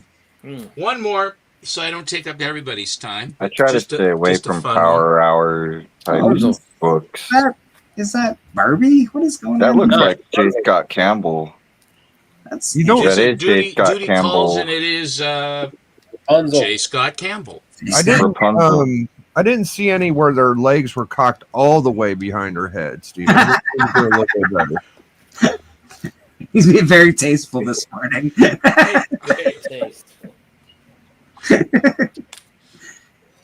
No, Anyway, those are the ones I wanted to show. Thank you. was really nice. I kind of got one in that vein gifted to me. I want to show. I just want to show one book for Steppa. All right, give me a second here, guys. Everybody, hold Yeah, on. I'll be. Yeah, cool. Yeah, I got you next. Everybody jump from me. That's fine. I know, Buck. All right, one book you got, and I like that. I'm a big fan of Rick and Morty. All right. Oh, I don't even have my camera on. Go ahead, show TM. I'm sorry. TM, where are you? There you are. Okay, I got TM. You got TM. You got one book. Oh, that's cute. Oh, I like that. Yeah, it's double sign. It has the signature there, and then it has the Nathan Zerdy signature. Zerdy is so good. I love Nathan Zerdy. That's actually nice. And I What's guess that girl's name? I think that's the Super Man from the movie. Is that Batman's daughter? Is that Huntress? It kind of looks like it, yeah. So this is a decal variant. I got it from old Darth. Oh yeah, Darth. Jeff Deckel. It's Jeff Deckel decal. I like the way they did her hair. Yeah, I like it a lot. It's a 1 in 25. I have nothing like it, so thank you, Darth. Biggie, what is a decal cover? It's a variant. It's a decal variant. Decal is the name of the artist. Oh, the artist. I was thinking of decals, and that's right. Some of the Canadians call them decals. I go around with that. I said it's not decal, it's decal. I'm just going by what he told me to call him. So he asked you to call it. He asked you to call you the Canadian version of decal. I don't know. Maybe he's Canadian. I don't think that's very American. When I got a piece of art from him, big book, and the most awkward photo ever, he said it was Deckel. In that case, there you go. If anyone doesn't know what that is, that's Jenny Frisen's first artwork. That is an expensive and beautiful book. Yes, it is. That actually would profit from going into a plastic sleeve with a number at the top. It's going. That is also, this is just the Alex Ross. The Alex Ross mural. Yeah, it's pretty awesome, man. I really liked Alex Ross. I still like Alex Ross. Interesting that he put as the centerpiece Shang-Chi. Yeah. I think that was the very first timeless variant I got was Shang-Chi. I love that book. Everybody loves the Wolverine. I just love that book. I finally got a copy of that a while ago, and I was so happy to have it because it, across the room, if you're at a con and you're across the room, you see that book. That's one you do see. And this, if you watch Captain America, the new Captain America movie, Isaiah has a pretty prominent role in it. Yep. This is a great book, very undervalued. Better in the Captain America TV show, Falcon. It's gonna. I just love the story. Is actually great. So check that out. I think it's a 3-part series. It's really good. Check it out. I like that Wolverine 8. I got a 9.6 copy. I don't have many near mints, but I'm glad I got one. It looks perfect to me. I think it's nice. Mine's probably a 9.2 maybe. I don't know. And then of course we got. Oh, look at you! Really nice copy. That's a big book. Iron Fist 14. This is actually a sweet copy of it. That looks beautiful. Yeah, I'm pretty happy to own that one. That was one of the ones that went away for my Captain America #1. I had a slab of that went away. This one is my copy of Doomsday. This is the newsstand version. Nice. That bad boy. Yeah. I sold one of these before. I sold a 9.8 of this, and then I was like, I needed it back. I was like, why did I sell that? So I got it's a nostalgic cover. I think it's one of the best modern covers there are. A lot of people are like, "Oh, it's just no, it's pretty sweet." Well, there's a lot behind it too for what happens. I mean, the way that story arc goes, it makes you cry. I mean, having him, killed. I mean, it's not. There was that imaginary tale, the last 10-cent Superman comic, which is a pink cover with Luthor killing Superman with a kryptonite ray, and I cried. And JFK was in that too, just before he was assassinated, which was. The death of Superman was a huge deal. It was they made a song about it. It was on news. It was on like national news broadcast. Yeah, You know, that's my favorite story arc, dude. Death and Return. I put them together. They're fun as hell.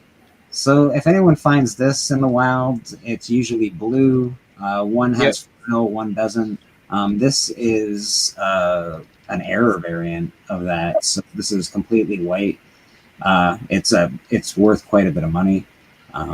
Just in this particular variant, it's really hard to find. I doubt you'll ever find one, but if you do, pick it up. Yeah. And that is embossed at the top.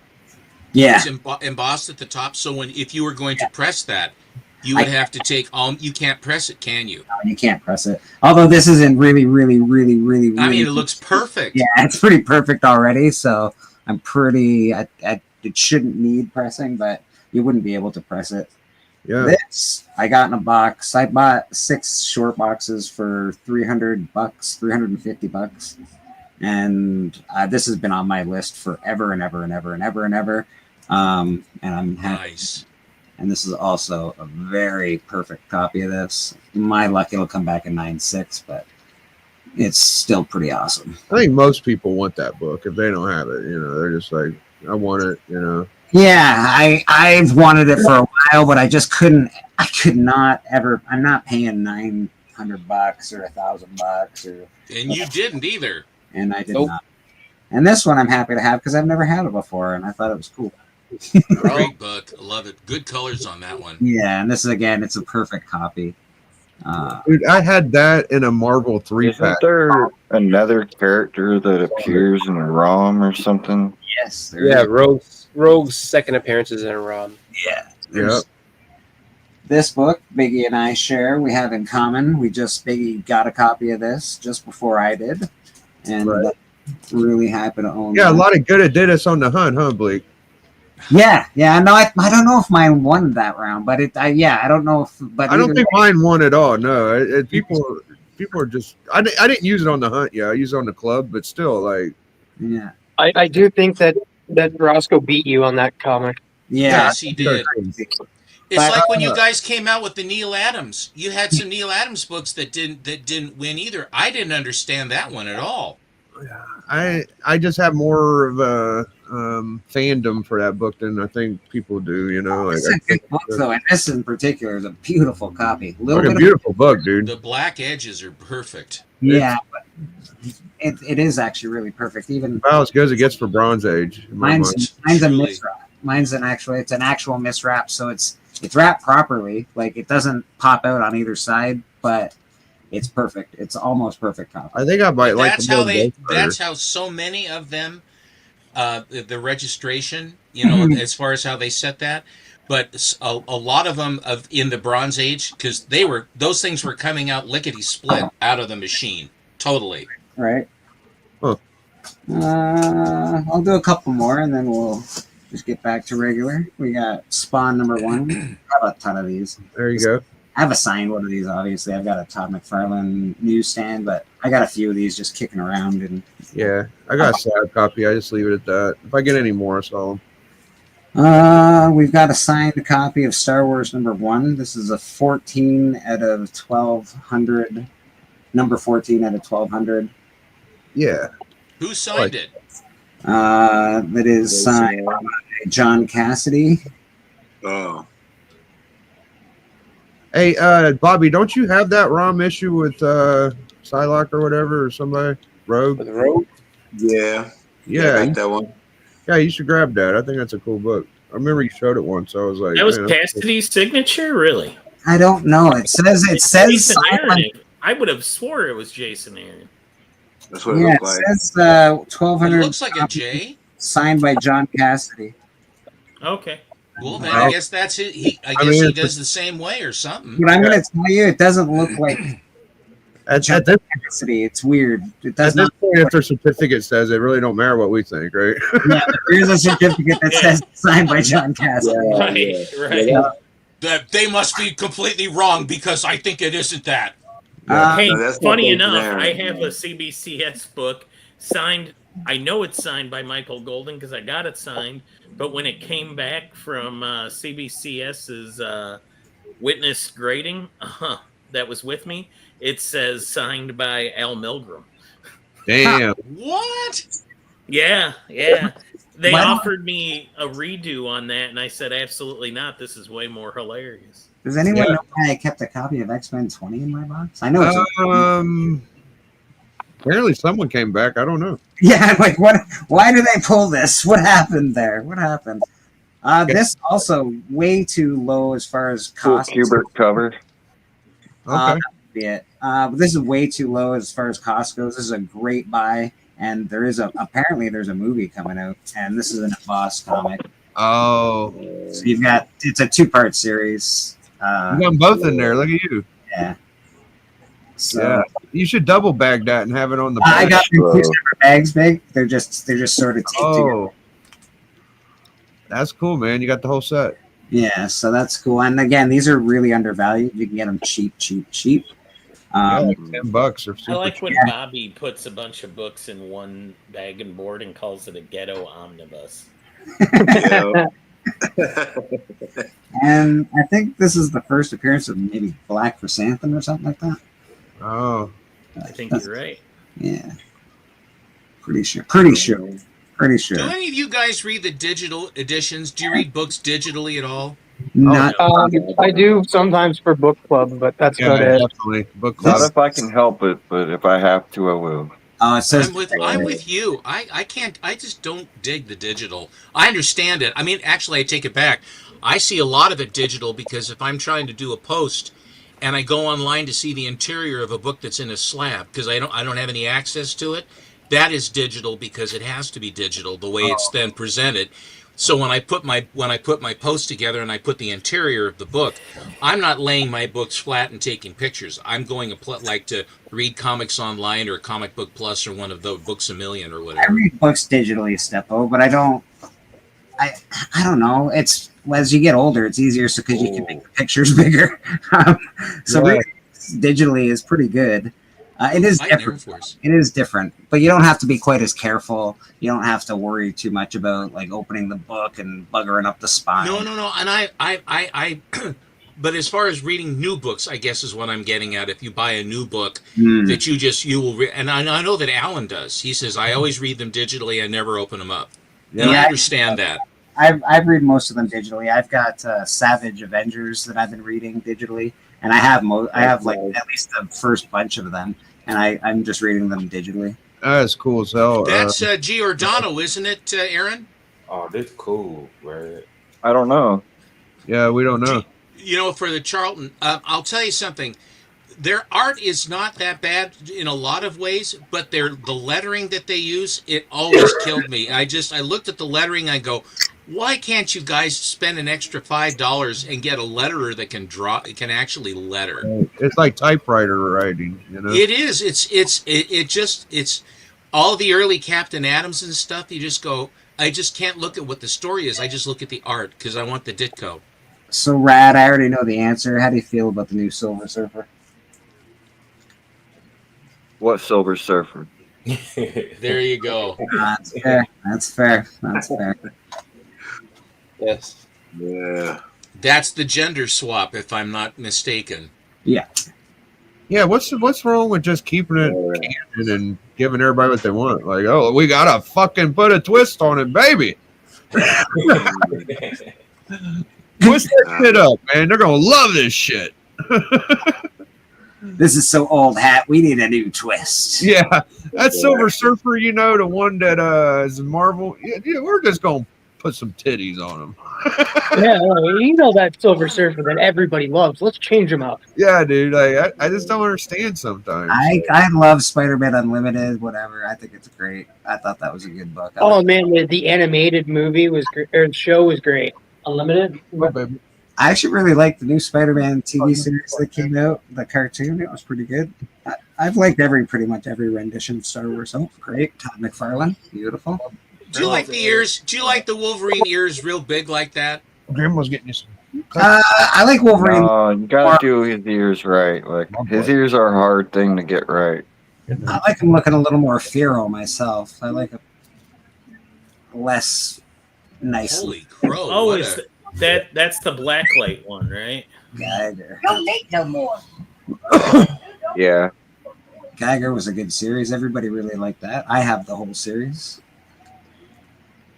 I heard there was a defect on those blacklight ones. Gen 13. I think K-pop loves Gen 13. That looks like J. Scott Campbell.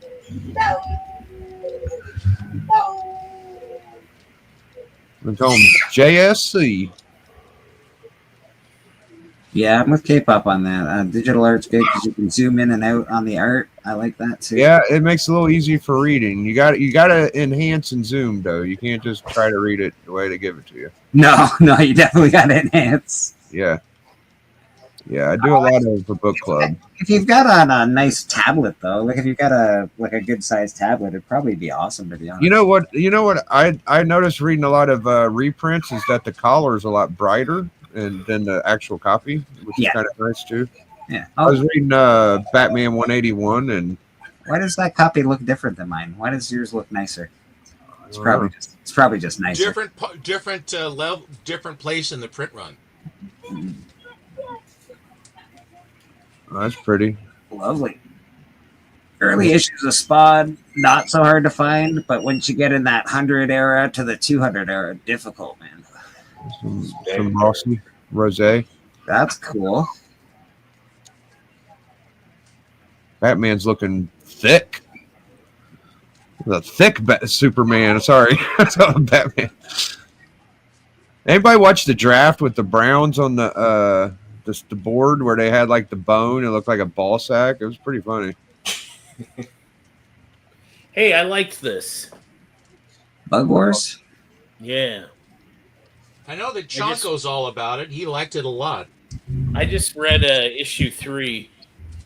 I think it's intriguing so far. I like it. Everybody seems to like Jason Aaron, so he does well. Honey, I Shrunk the Kids meets Game of Thrones. Interesting. That's an interesting meetup. Might be someone you got to ban from chat. Yeah, I see him.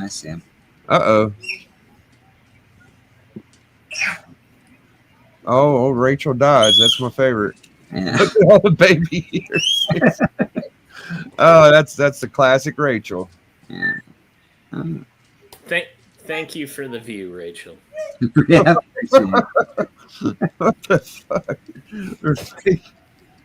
Oh. What did she say? I didn't have it on. She called us all baby eaters, Stepper. You don't know about this person, Steppo? I have not heard of this person. Yeah, I wouldn't worry about it. They're into eating babies for some reason. I don't know what their deal is, but they're hung up on that. Unless you're adding the words "back ribs" to that sentence, then the answer is no. Yeah, I'm not a big fan of eating. I want my baby back ribs.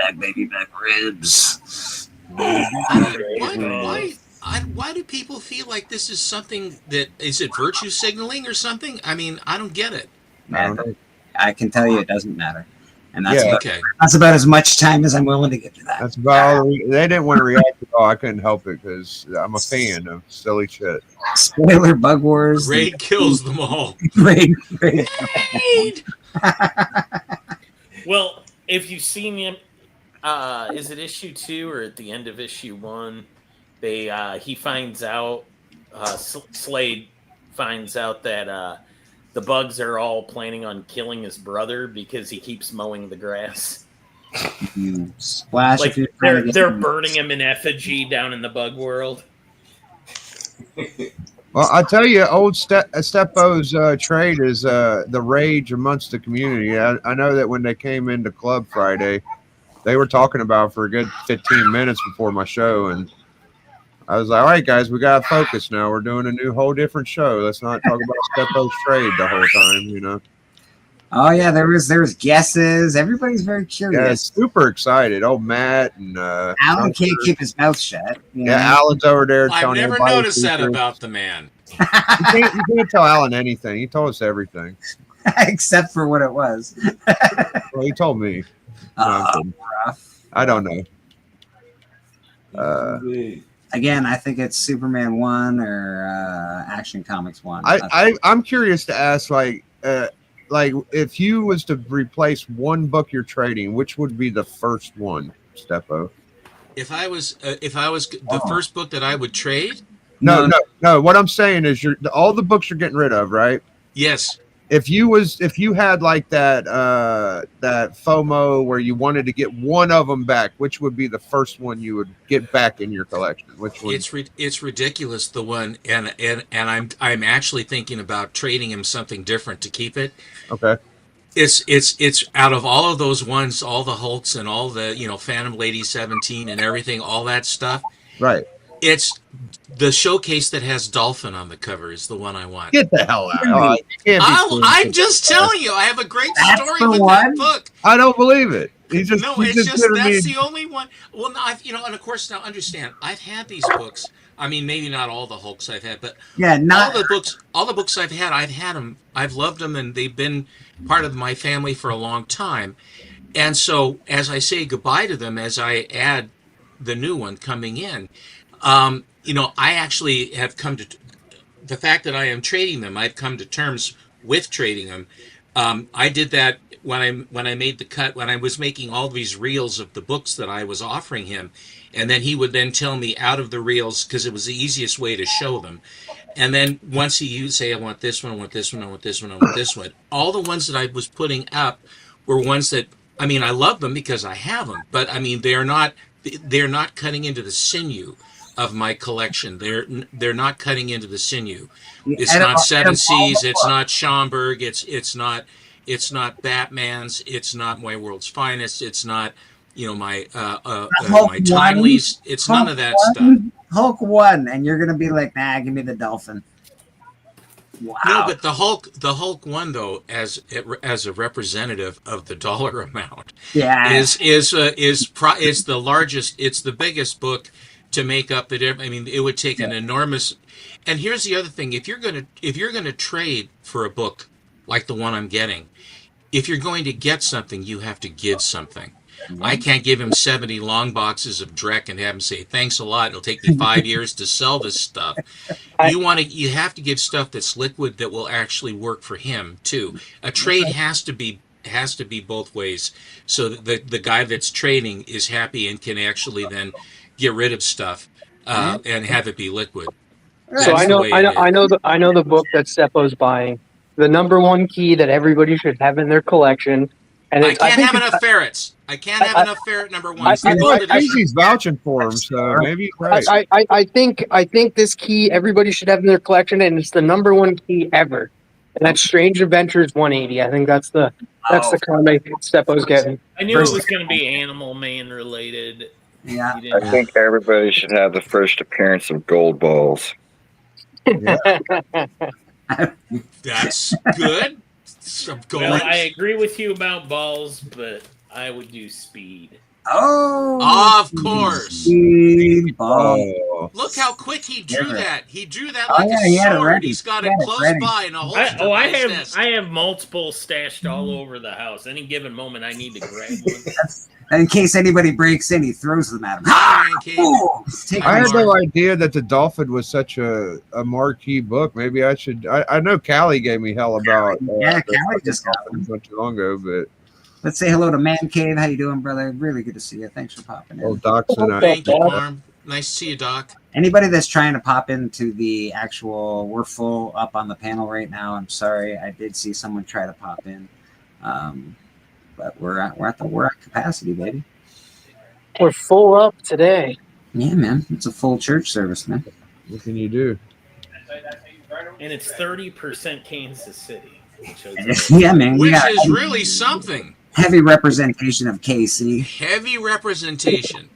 The Bible Belt. The buckle of the Bible Belt.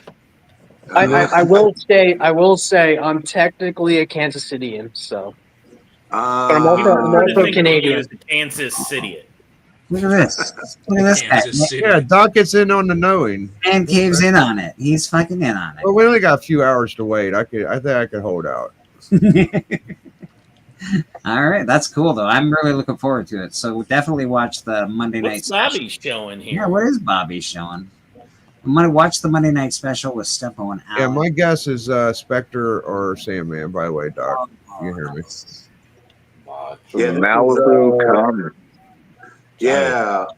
It's George Perez. You know, I'm a George Perez guy. This is I found this in the dollar bin. You could probably find this in the dollar bin, but it's a George Perez. It's just the cover, and then it's got this poster on the inside. Yeah, make sure it's got the poster. But there's a George Perez.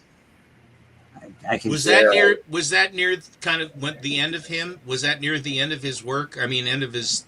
Yeah. Yeah, that was heading towards the end. Yeah, yeah, and then here's that Marvel Age, which has that Hulk where Future Imperfect. Yeah, where it talks about that. Nice. Yeah, I kept that. I don't know why I like that so much, but I It's a cool cover. Yeah, I kept that puppy. And I can already see the splash page shaking his head as you opened your comic book. There he is, the Maestro. Maestro. These ones came out after Mr. Perez passed away. They put these covers out, and when I see them, I pick them up. But yeah, there's the Maestro. Yeah, that's a. Supposedly they're making him live action. Yeah, that's what they say. There's the Maestro. That particular Maestro comic actually is. It also has the Infinity Stones where he's holding the glove. It's, You know what happened to that?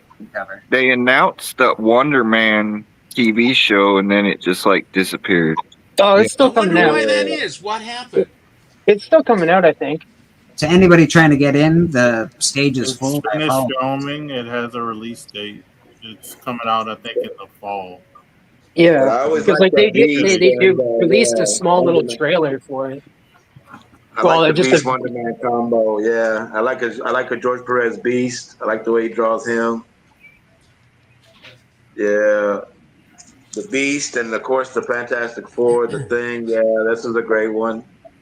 He draws. He also Perez is also very good at drawing covers with lots of characters on it. He can really fill up a cover, man. Yeah, if you want somebody to show off a cover that George Perez did a ton of characters on, check out D. He has all of the DC versus Marvel covers. Yeah, that's a great Throne cover. I don't think that there's another cover that has as much stuff on it. Is there?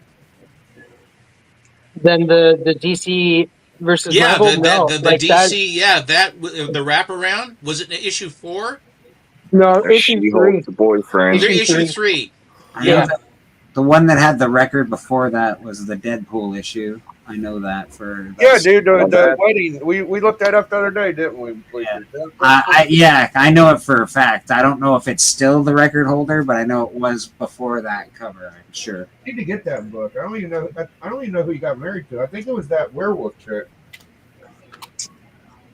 Nice. Yeah, Dr. Doom with a. And then there's some dick for you for you dick fans. Why you gotta show your dick off like that, Bobby? Come on, bro. My God, and on a Sunday. A lot of dick. Yes, Steppo, I feel you on that dolphin one, man. I had that issue and I got rid of it. I sold it for cheap and I regretted it ever since. So yeah, man. Damn. I know exactly. Yeah. Sellers. What grade is your dolphin at, Steppo?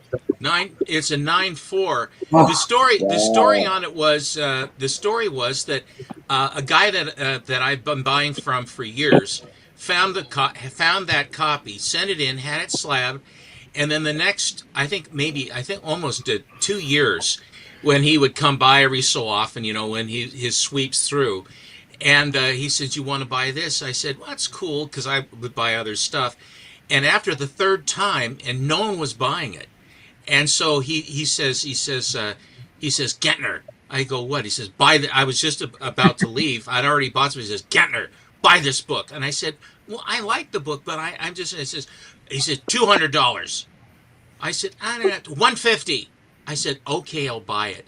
And then 2 weeks later, they had this thing that Aquaman was going to be hooking up with Dolphin in some way, in some fashion.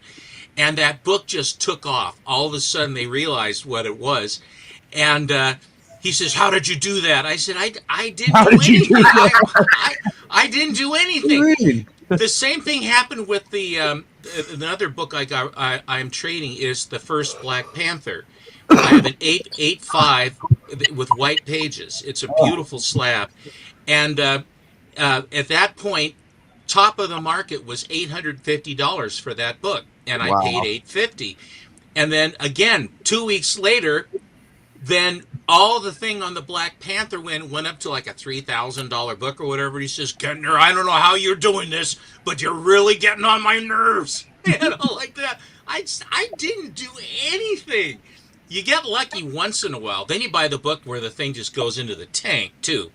But it's it's just every so often you do get lucky. The Heroes for Hire that I just showed recently, I was in an auction, and the host. Okay, apparently this book had been in this guy's auction for a while, because the host, they were like, God, that poor Heroes for Hire just sitting there all by itself. And I was like, okay, well, and I'm like, it was at 200. I'm like, I'll give you 200. I thought was a good price. I was like, well, I'll give you 175 for it. And the host, the guy didn't even say anything. The host was like, yes, he'll take it. He'll take it. The book sold. I was like, okay, good enough. God, nice. That's beautiful. Yeah, 175 for that book. I think it's at least a 6 or better. Probably better, to be honest.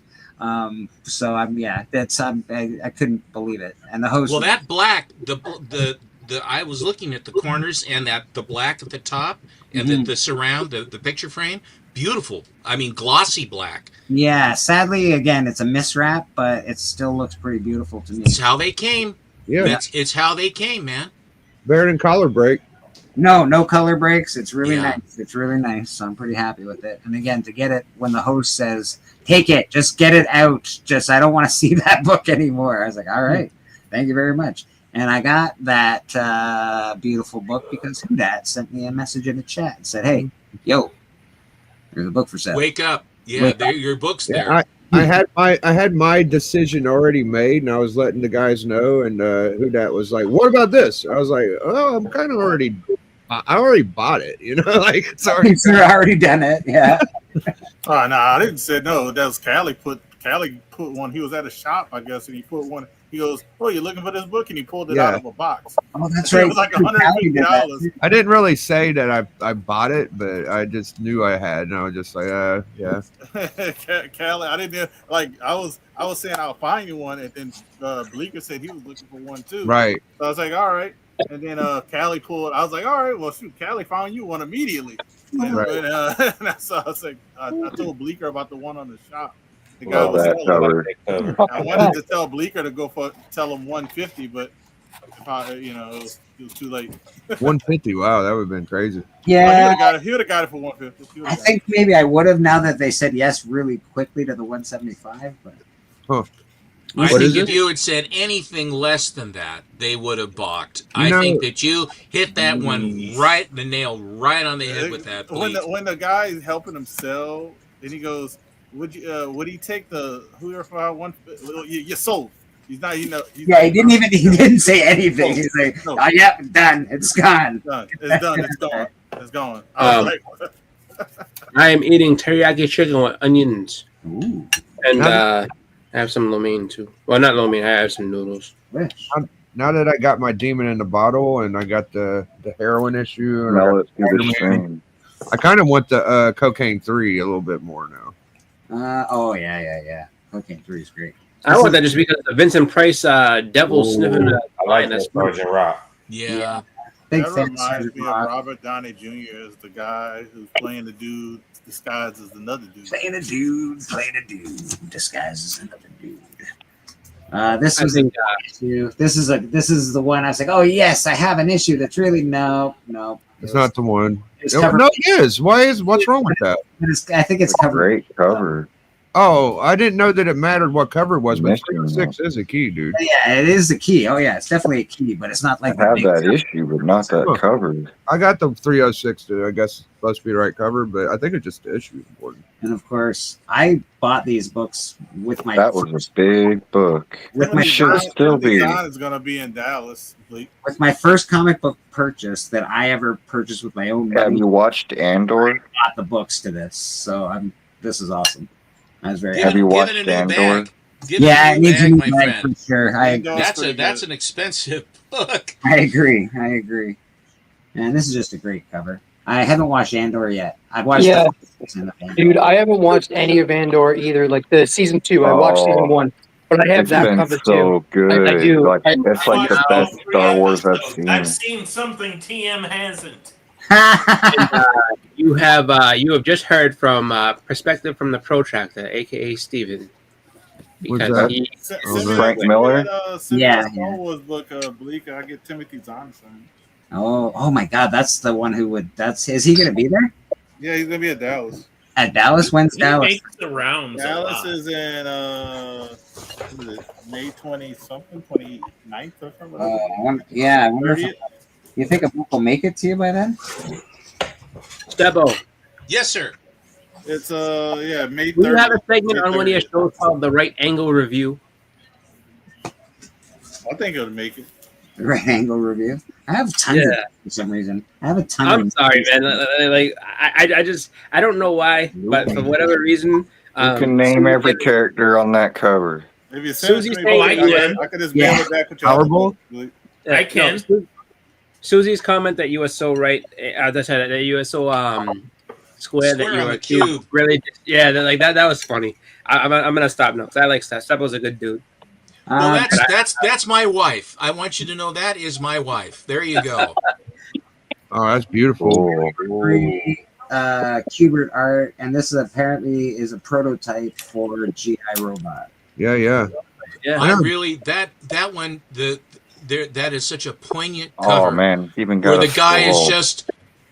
just the guy is completely blown up and hanging in there. His humanity in his robot body. I just think Kubert really knocked it out of the park with that cover. He did. That was He's on a great. whole nerd level, dude. Yeah, Kubert's great. This is The just thing fun. I was curious about with that cover, that last one you showed, is Yeah. he hiding the fact that he's a robot from those people? It looks like it, sort of. It looks like he's hiding the fact that he's a robot, or maybe he doesn't know that he's a robot. Yeah, Kubert did so many covers, just so detailed back then. It's like golden age level. We were spoiled. People don't understand how good this guy is, man. Believe me, I do, and I'll tell you something else. My brother and I both knew it in the day, particularly with the Enemy Ace and also his work like with Sergeant Rock.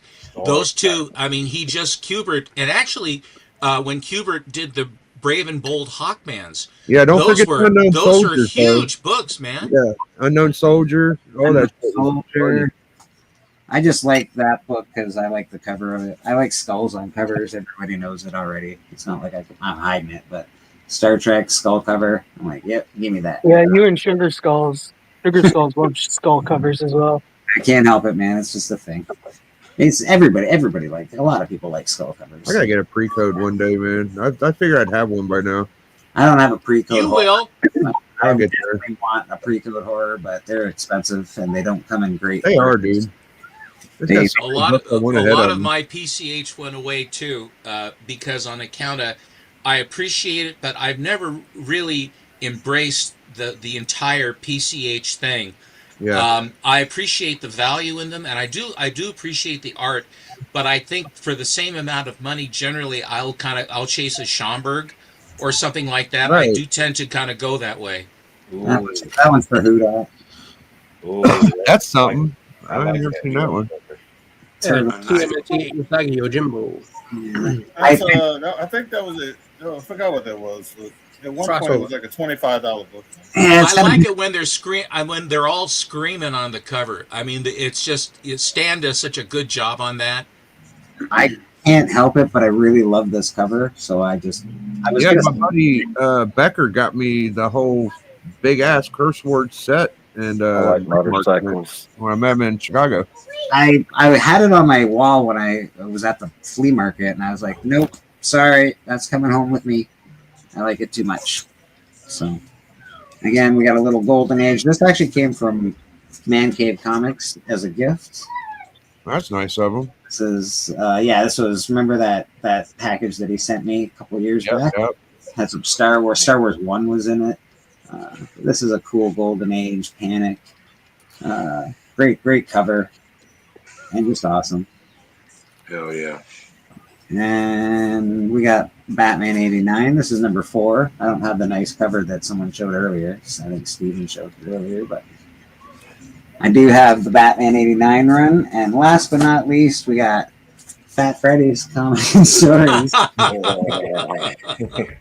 Good way to finish it up, Bleak. Because you got to have a little Fat Freddy's, baby. So that's pretty cool. That's fun. Yeah, my thing is like instead of a pre-code, I kind of like I want to win Mortimer. That's what I was into when I was kind of like going Golden Age. I was like, give me a win Mortimer for like $30. You know, that's what I like. Golden Age. What's that? Hey, Rev, I'm going to go ahead and jump off, man. I just want to give a shout out to the KC Comic crew. Thanks for being in here, guys. Before you leave, Bobby. Bobby, baby. Before you leave, Bobby. next weekend, we're all starting at the Comic Coffee House, except for Swag, because Hollywood here's got to be the first in line over at Pop Culture. But otherwise, we'll start there. Are you going to be at Clint's, is what I was going to say. Yeah, I'm going to be volunteering down there at Clint's, yeah. So can we go to Clint's? Yeah, for sure. Are you sure? We need to tell you right before we get there or anything? Or? Yeah. If it's a rainy day, you know what I mean? If it's raining down hard, I don't know what Clint's is going to do, but as far as I know, yeah, come on down. Hopefully it's a sunshiny day. Do they have to? Do they have to give any bat signals? Do they have to make any like? Exactly. Do they have to move? Secret handshake. Well, she's never met Swag, but we'll make sure Marcus goes in first, so she's not falling all over him again.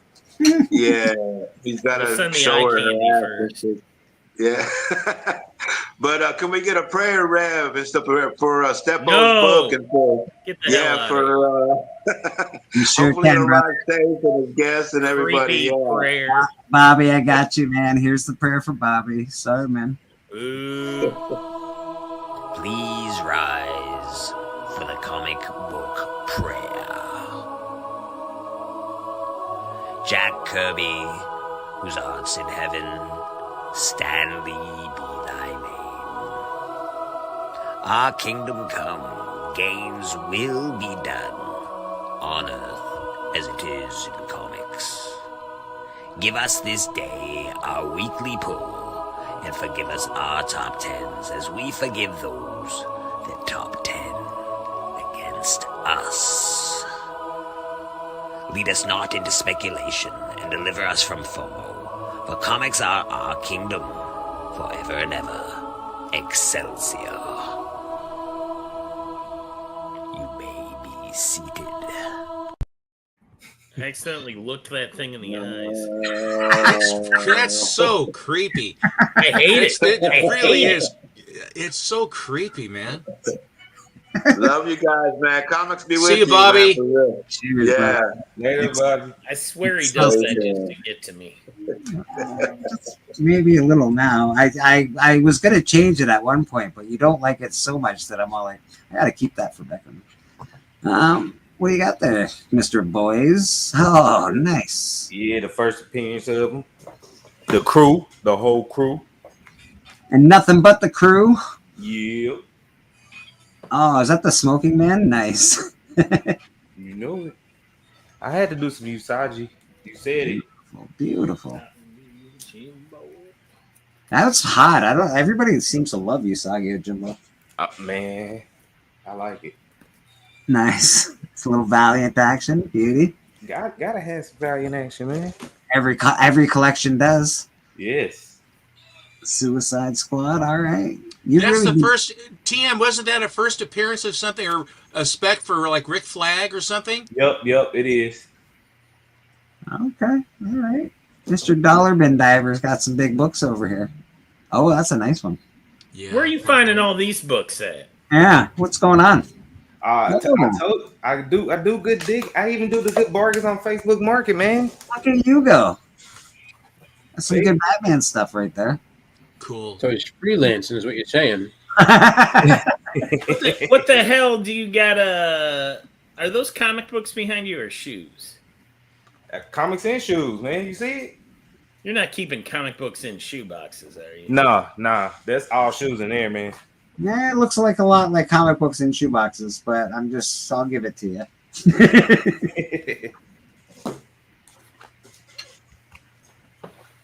All right. Some may say this is the Air Jordan of comics, and then pulls out a comic book. That was a good cover. That Jordan cover with LeBron in there. Yeah. I just can't justify buying it. I don't know how Good much. cover. It didn't have a price when I saw it, but I was like, I know it's going to be expensive. I have that. Ha! I have that. Start drinking, people. Oh, second appearance of Deadpool. Yep. Yeah. Funny enough, I don't have that one.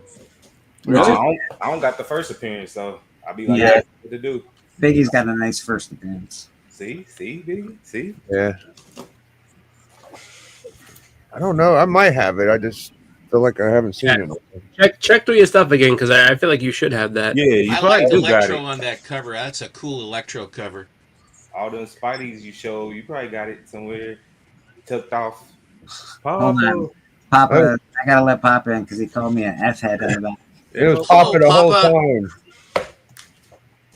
Oh my Papa in the god. building. I'm hold on, I got you more. There you are. Papa in the building.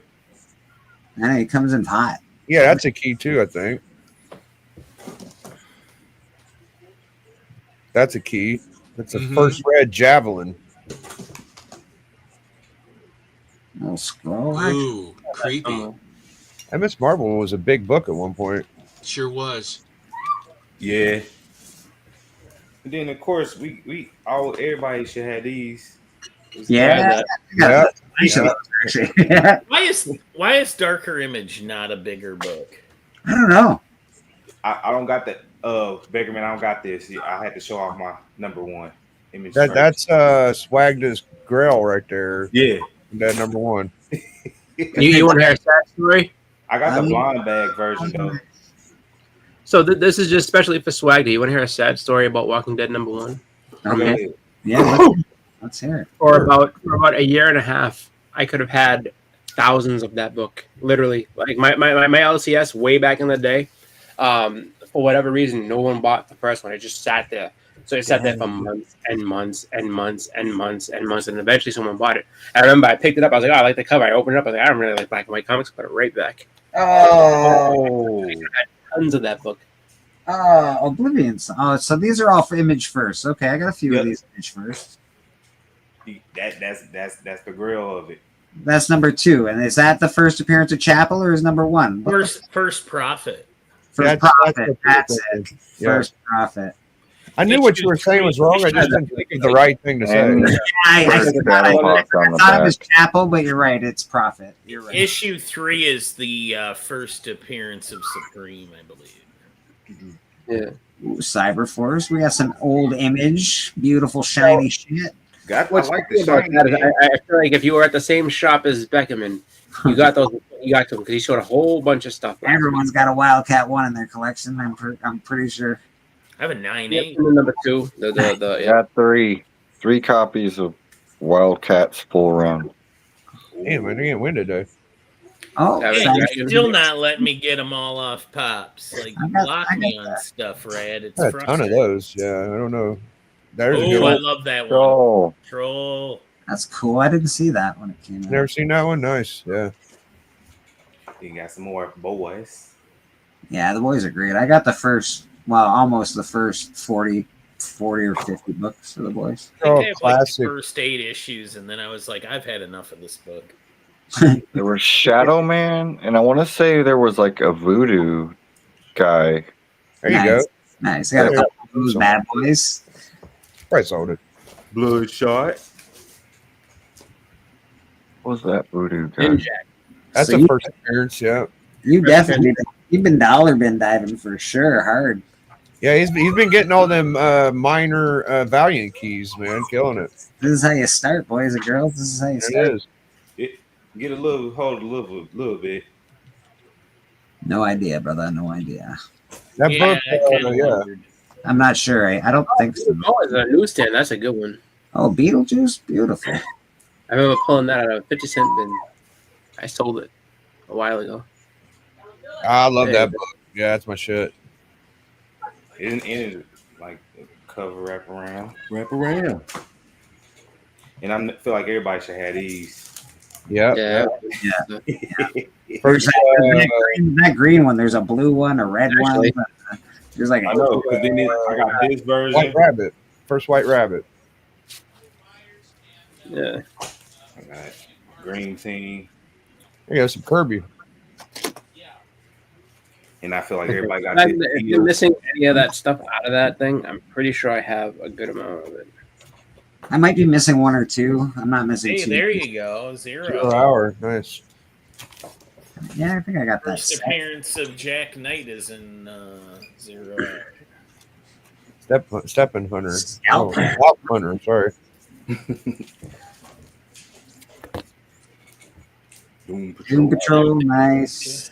Doom Patrol is one of my favorite things. I have a good smattering of that series. Where are you finding all this stuff, Swag? Is this all Hey, He's been moonlighting somewhere else, bro. when you did, I don't remember being on this trip. You had me at Skull Cover, bro. That's a good one. All right. Little Justice League Annual. Against Steppenwolf. You Swag. I was thinking about you Friday because I was at your old work. See? On the way to pick up Jill. Yeah. When he's done, you show me and you tell me which of these that you don't have, and then we can discuss. Number Oh, one. there you go. Nate would like that one. I have a different Amethyst #1 for some reason. Oh, well, I love that, dude. DC Warlords. Awesome. Isn't that Jim Stalin? Mike Grell goodness. Oh, Mike Only Grell. because of Nahman, I know that book. It's so good, dude. I'm actually reading it online right now. It's wicked. Nahman loves Warlord. It's good shit, dude. It's like, you know, There you go. Have you read that story yet, Swag? Have you read that story? Nope, I haven't read. I just got this one like a couple weeks ago, so I haven't read It's so creepy where the dummy is calling the shots and the dummy is like this real. You'll enjoy it. It's a good story. Oh man, see. Is it the first can't wait to read it because I or is it a remember. different key? I'm pretty sure the Fresh Ventriloquist and Scarface together. Mm-hmm. I remember it off the animation of it. That's why I was like, once I seen it, I was like, I'm gonna grab it. He's like, "Sir, why are you doing this?" And he's like, "Shut up, you dumb." You know, he goes off on him. Yeah. Oh my god. Oh my. So you don't get a And #1. Do you not have bags and boards? What's happening over there? He just got him. He hasn't had a chance to sleeve him yet. I don't. And on top of that, I'll be like, I don't know. I'll give. There's a rare gold anniversary edition of that X-Men 1. I always want to get where they just kind of redid the art. Got both versions. News I think I know what you're talking about. I'm almost pretty sure I have that one. It came out a few years later. Yeah. Yep. You got the Sideways. The landscape, yeah. Got this one. That's no, that's not. That's It's not. like part of a storyline that. Yeah. 300. Shiny. Shiny. I love the shiny. Yeah, me too. Then I got the unbagged and the bag version. There you go. Candy. I didn't. They probably came with cards or something with the bag. Yeah, they come with a card. It's a card that come with it in the back. Because I was sitting up there when I got both of them. I was looking because I was like, I was gonna open both, but I was like, oh, the card right there, and I already got it to read it. Harry Dodson. Well, it's a good idea. Well, you're not gonna grade it or anything, but it is a good idea to take those things out of those bags. It's the red Warlock or It green leaves- Swift it leaves a Warlock or grease some in the shit. back, so they're technically not very good for your comics. But. Star Fox. That's that. What is Starjammer or some shit? Or not No, Starjammer. Star Fox when he joins the Avengers. That's an expensive book.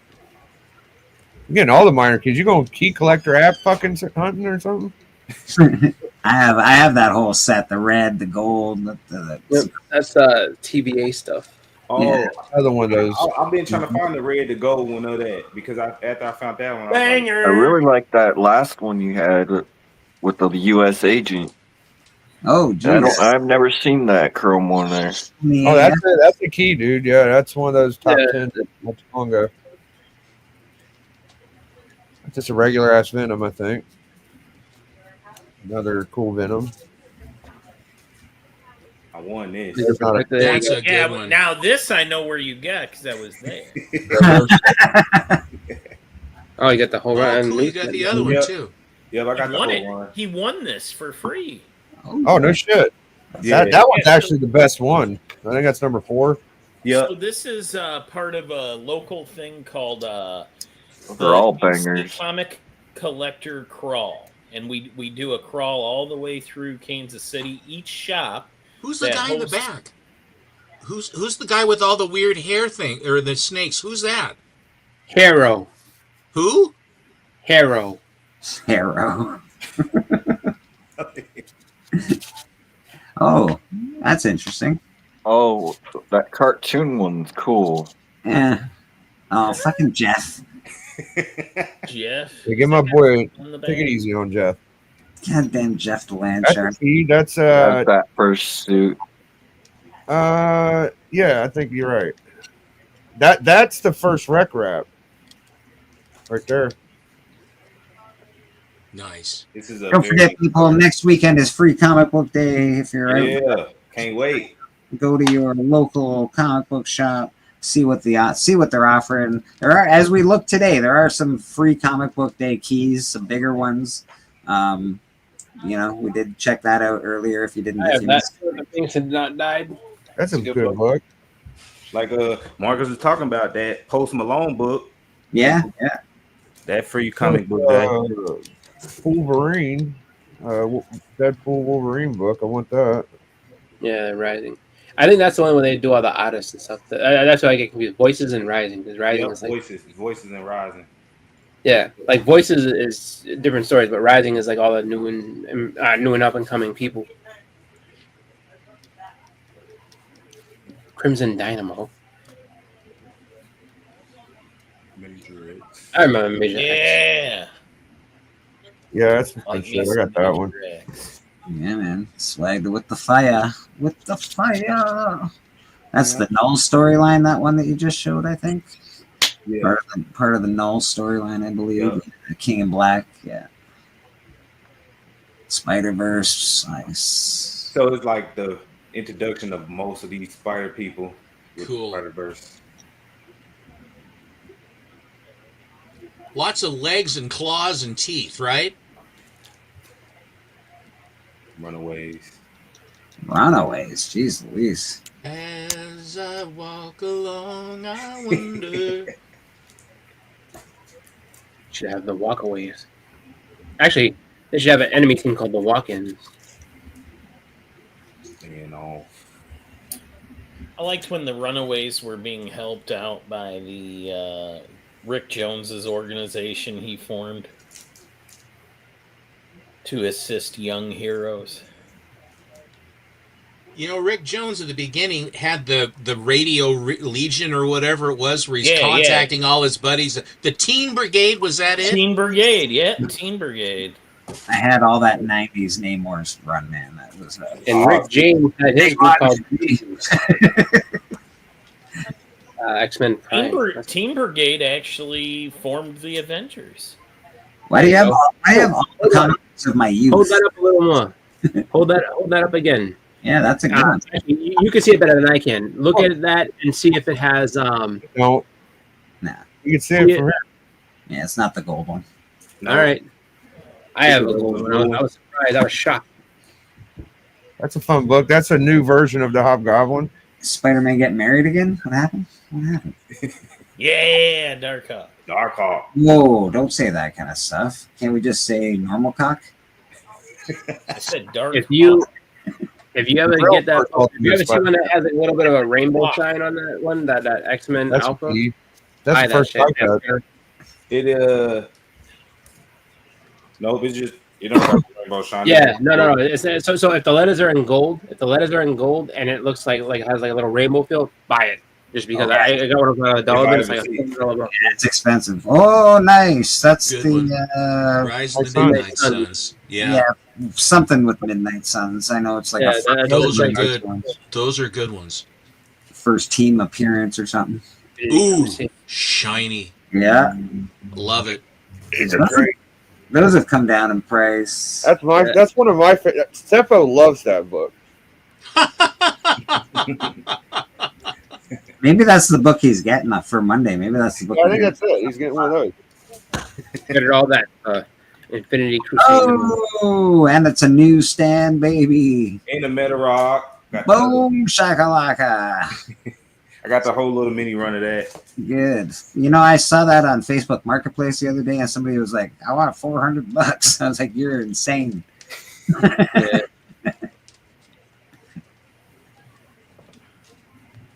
Knights of the Pendragon. I got a few runs of that. I got a little run of the Knights of the Pendragon. Not gonna lie.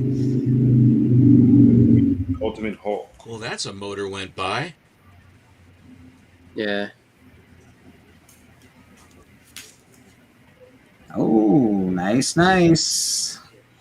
Is that Silver Age comic you got there? What's going on here? John Carter, beautiful. Where is this all happening at? I'm just saying. I told you. See? Fucking clandestine. And this is the loss. You've been busy. I've been busy, man. Vision, that's good. There's a couple. Weird. My phone ain't ringing.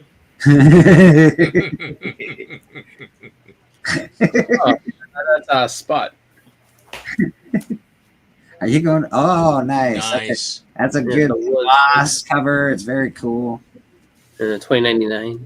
I'll collect every $20.99 first appearance. Me too. That's what I like the background. I like that, the gal in the back. That's nice. How that composition.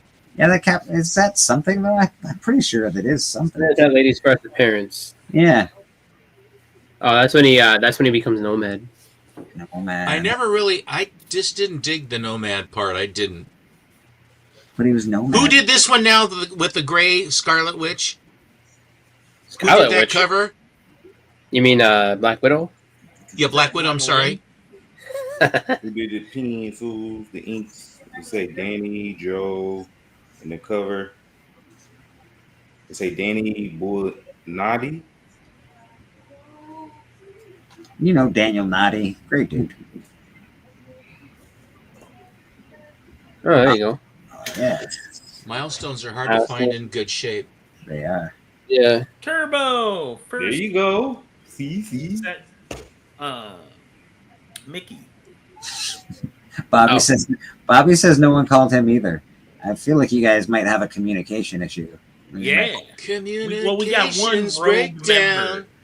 We got a rogue member is what we have. First appearance of Spider Armor right there, and it's shiny. That green shiny, man. That's a great cover. Is that the first century? Yeah. Nice. And that's it. Nice. That was some good little fire. Yeah. Yeah. Where'd you get that century at, bud? Oh man, I got this off the Facebook market. This is one of my first Facebook market buys. Huh. Huh. All right. Huh. Bleak, I have just a few books I'd like. Oh, I mean, sorry, Papa. Did you want to show some or whatever? Boston Chris wanted to show something. Oh, Boston. Okay. He's got a little. That's when to ask Swag which of these you have. I already know. I know the first one you have. TM. TM off. There's one thing there. You tell me. Nice. Norm Rad original. Look at that art. Well, that's because Rad's awesome. That is really nice. I'd like to buy an R. That's wasn't me that said it. And then we got Mr. Boston Chris. All right, you let me know which of these you have. Do you have this? I like that. Well, this. I'm asking Spike. Do you have this? Yes or no? No. Read it, TM. I got that one. All right. What about this? Yeah. 79. I got that one. All right. And this one? No, I don't got that one because I would have known. The big kid issue? Nope. I don't got bowl cut versus glasses? No? All right. And the steel one? Steel one. Number 22? Yeah. It is. Nope, I don't got that one. All right. And what about 23 to go on? Yeah, wonderful 22. I got that one. All right. And, the baby, I guess. I don't know. Yeah. I don't got That's that when one. they put Superman into the sun and he recharged, right? In 24. 24. I got that one. All right. So of these, so you had not all of them, but you had a good amount of them. All right, we'll be in contact. Oh, all right. As far as I'm going to say it, that we'll be in contact. Okay. Good luck getting a hold of him. Yeah, because he's got a real communication problem.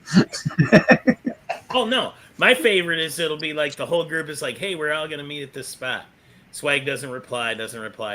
We show up. 20 minutes later, he just shows up. Wow. Hey, Never tells me he's coming. I'm there before Marcus. So Oh, that's an accomplishment. Bleeker gets there before Marcus. That's fair. Getting there before Marcus is there's something to be said about that. Good for you, Swag. Like, it's not much of an accomplishment, but it's an accomplishment. It's something.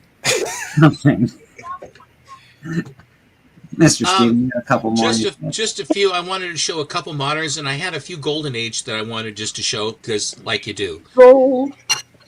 This one is that Adam Hughes book. That's the big one that's been going on. Some of his covers just really sing. I guess this one really has been. It's not a Boom. I think it's Boom City or whatever it is. But is it? It's like $150 book, right? Tinkerbell? Is that what that is? I feel like that lights up a lot. Mm.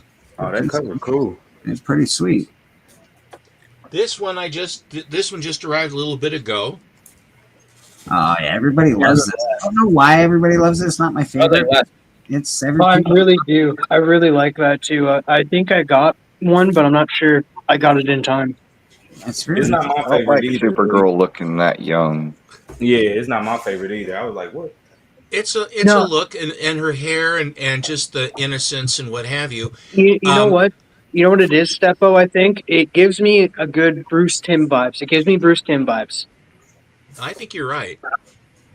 This one, I also, there's a guy that is doing a 9/8 slab guarantee, and I think for like $70 or something, and so it's going to be, and that'll be coming a guarantee one at some point. I think it's nice enough that would be one that would be worthwhile. My comic shop had an auction here just a little while ago, and then my deal started, so I basically lowered all my bids so I wouldn't try not to win, but three slipped through the net. This one here, Blazing Comics, this has this is a rewrap of a book. We don't know it's a remainder that was rewrapped, and it's Rural Home is the company. And there could be any number of books. One of the books like this, of this type, had the first appearance. They had the interior for the very first Red Hood Golden Age book.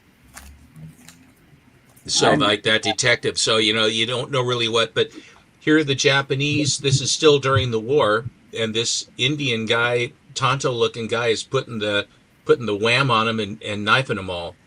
As you do in the war, I guess. Absolutely. And you talk about the Mark Jewelers.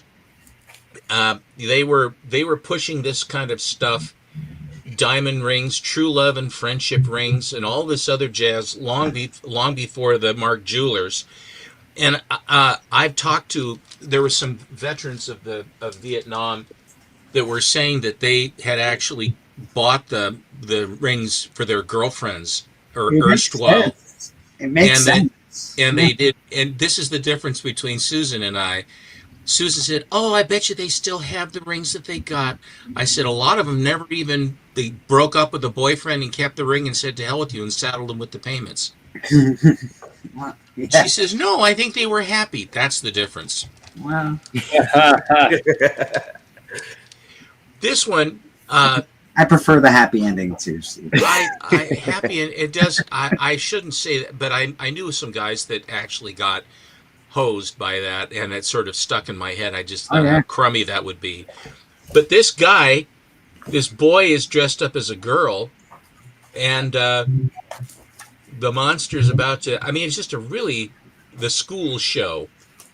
It's a bizarre Blue Bolt. That is an interesting, weird blue bolt. It's a good cover though. Really nice, good art, good colors. This shadow, I sold the skull cover that I just got.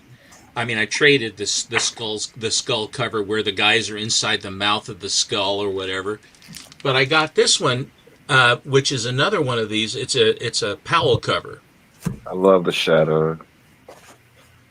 They don't bring a lot of money. I mean, they're not. I think they're incredibly undervalued and underappreciated because this is just a dynamite. I think really. This is from December of 1948. Bob Powell is the artist. Eisner had 3 covers that he did at the end of the Spirit run that are the Good Girl covers. Here is issue 21. Nice. Oh, I like that. And then the 22 or the 22 is the blue cover with the gal with the blonde pulling the knife out of her stocking. I don't have that one right here, but I finally just got this one, which is the one with the. I thought it was a nurse, but it's not. It's a Russian gal, a white Russian. Is that the girl that was Scarlett Johansson in the movie? It was? It might have been. That was Samuel L. Jackson's henchman. But So yeah, anyway, but Samuel they L. have Jackson was the villain in the He always Spirit has movie. that. He has that grandpa guy with the pipe. He is always getting tied up. He's sort of the erstwhile Tonto or Lois Lane or Toro or Bucky or whatever is always the guy that's getting into trouble. But the femme fatales are always right there to go. So anyway, there is that. And then I had showed this once before. There was some covers that were produced for Marvel that the guy that they put test shots of them, and then they were turned down. And some of them escaped. The test shots escaped, and this guy was selling them, and they're incredibly rare. And then they said, you can't do that, and he did it anyway, and I don't know, there are just a few of them. But here is a Spider-Man, Amazing Spider-Man, Renew Your Vows. And the thing is, face it, Tiger, you've hit the jackpot, that famous panel in the book. But this is a Bruce Timm. Yeah, I was just about to say, I could tell by the eyes. That's how I can always tell it's a Bruce Timm, just by the eyes, how he draws the eyes. I tend to find other portions of. Okay, anyway, but I just thought I would show that. But I just wanted to show just a little bit of Golden Age, to show the flag.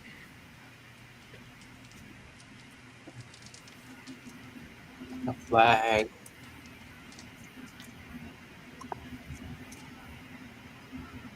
Are you there, Bleeker? He maybe step out for a minute. You will be right. Let me see here. After these messages, you'll be right back. I remember that. That is on the. Yeah, I remember that. I used to be on the. On the easel is the signed Alex Schomburg silk screen from this convention where the book Chroma came from about Alex Schomburg. They thought that Schomburg was dead, but he wasn't. He had moved to Oregon, and he lived in Newberg, Oregon, and he was still doing science fiction covers and stuff, but his comic work wasn't. But the three gals, the Heralds, they called their store Old Weird Herald, Herald. The mother, Rosie, and Luann. Rosie's the only one still alive. But they, the third day of this convention, on the 17th, the printer was late on these silk screens, and so Schomburg had to hurry like hell to sign them all. And so each one of these is an original. and he signed and numbered each one of them. And so at the end of the show, they basically packed them up and then put them in their cold, dry, dark basement, and there they lived. And it was the same thing for this program that they did, so that he would have produced it. Well, these guys that wrote the book Chroma drove up from California to meet Schomburg, and they wrote the book. And it was right about the time when he was rediscovered that this is from 1977. This is when he was rediscovered, and then he started doing these. They call them homage paintings, but they really are not, because the covers that he was using as his inspiration were ones that he had drawn, but that was all pencil and ink. There was no color, and it drove him crazy because the colorists would always get the costumes and stuff wrong. And so a lot of different artists, here's Steranko did Jonah Hex for the back cover, and inside this thing, all manner of talent were there. They have here's the Jack Kirby did the Black Panther for them. Oh wow! And they're just any number, and they have a whole bunch of different. They were showing all manner of movies. Here was a Neil Adams sketch that he did for the show. Oh, that's tight. That's cool. And so the programs back then, and this is heavy cardstock. Here is a Mike Royer piece that he did for them. Nice. Looks like Attack of the 50-Foot Woman. I know it's not, but it gives me that vibe. Schomburg angry? Like did anyone go like, oh, I thought you were dead? Like, was he mad that people thought he was dead? No, they were. Here is Howard Chaykin. Howard Chaykin for Conan, and a Joe Kubert. Is that what happened? Against the Shadow Man? Here's this sketch that he did for these gals that were very well known. They were basically some of the people that little Basil Wolverton. Is that what happened before the internet, Stephen? People moved and then people thought they were dead? Like, nah, I haven't seen him in a while. I think he's dead. I really don't know. But here is an article on Schomburg himself where they talked about him, and that's how he looked at the time. And here is a piece of interior art that was never published that he did, because he never would do interior art. He always was a cover artist. But John Wan was this one that he did do. So this is an interior art page that Schomburg had produced. Yeah. It's this, so it's a really fun deal. Here's Alan Kupperberg. Alan Kupperberg did another Conan. Monty's rolling in his grave. He's like, I sent you gloves, Stephen. I sent you gloves. And they had a thing on Steranko. Oh, wow. That's how he looked. Look how young he is. Very different. The son of a magician, Jim Steranko spent his early years practicing art and magic. Jeez Louise. So I can't believe that they got so many good people to just hop into that, just for that program. That's really good. Sergio Aragones provided something, and he was also there at the show.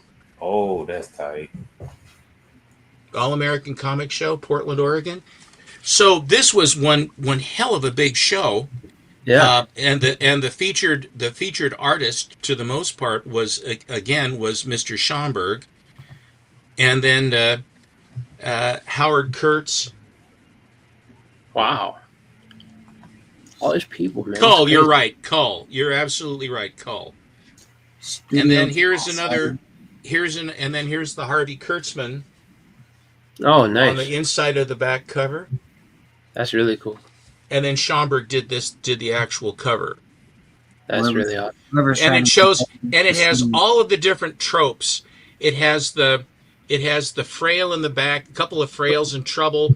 He's got the guys with the guns, and there's the Swami with the hypodermic needle. Just the whole thing.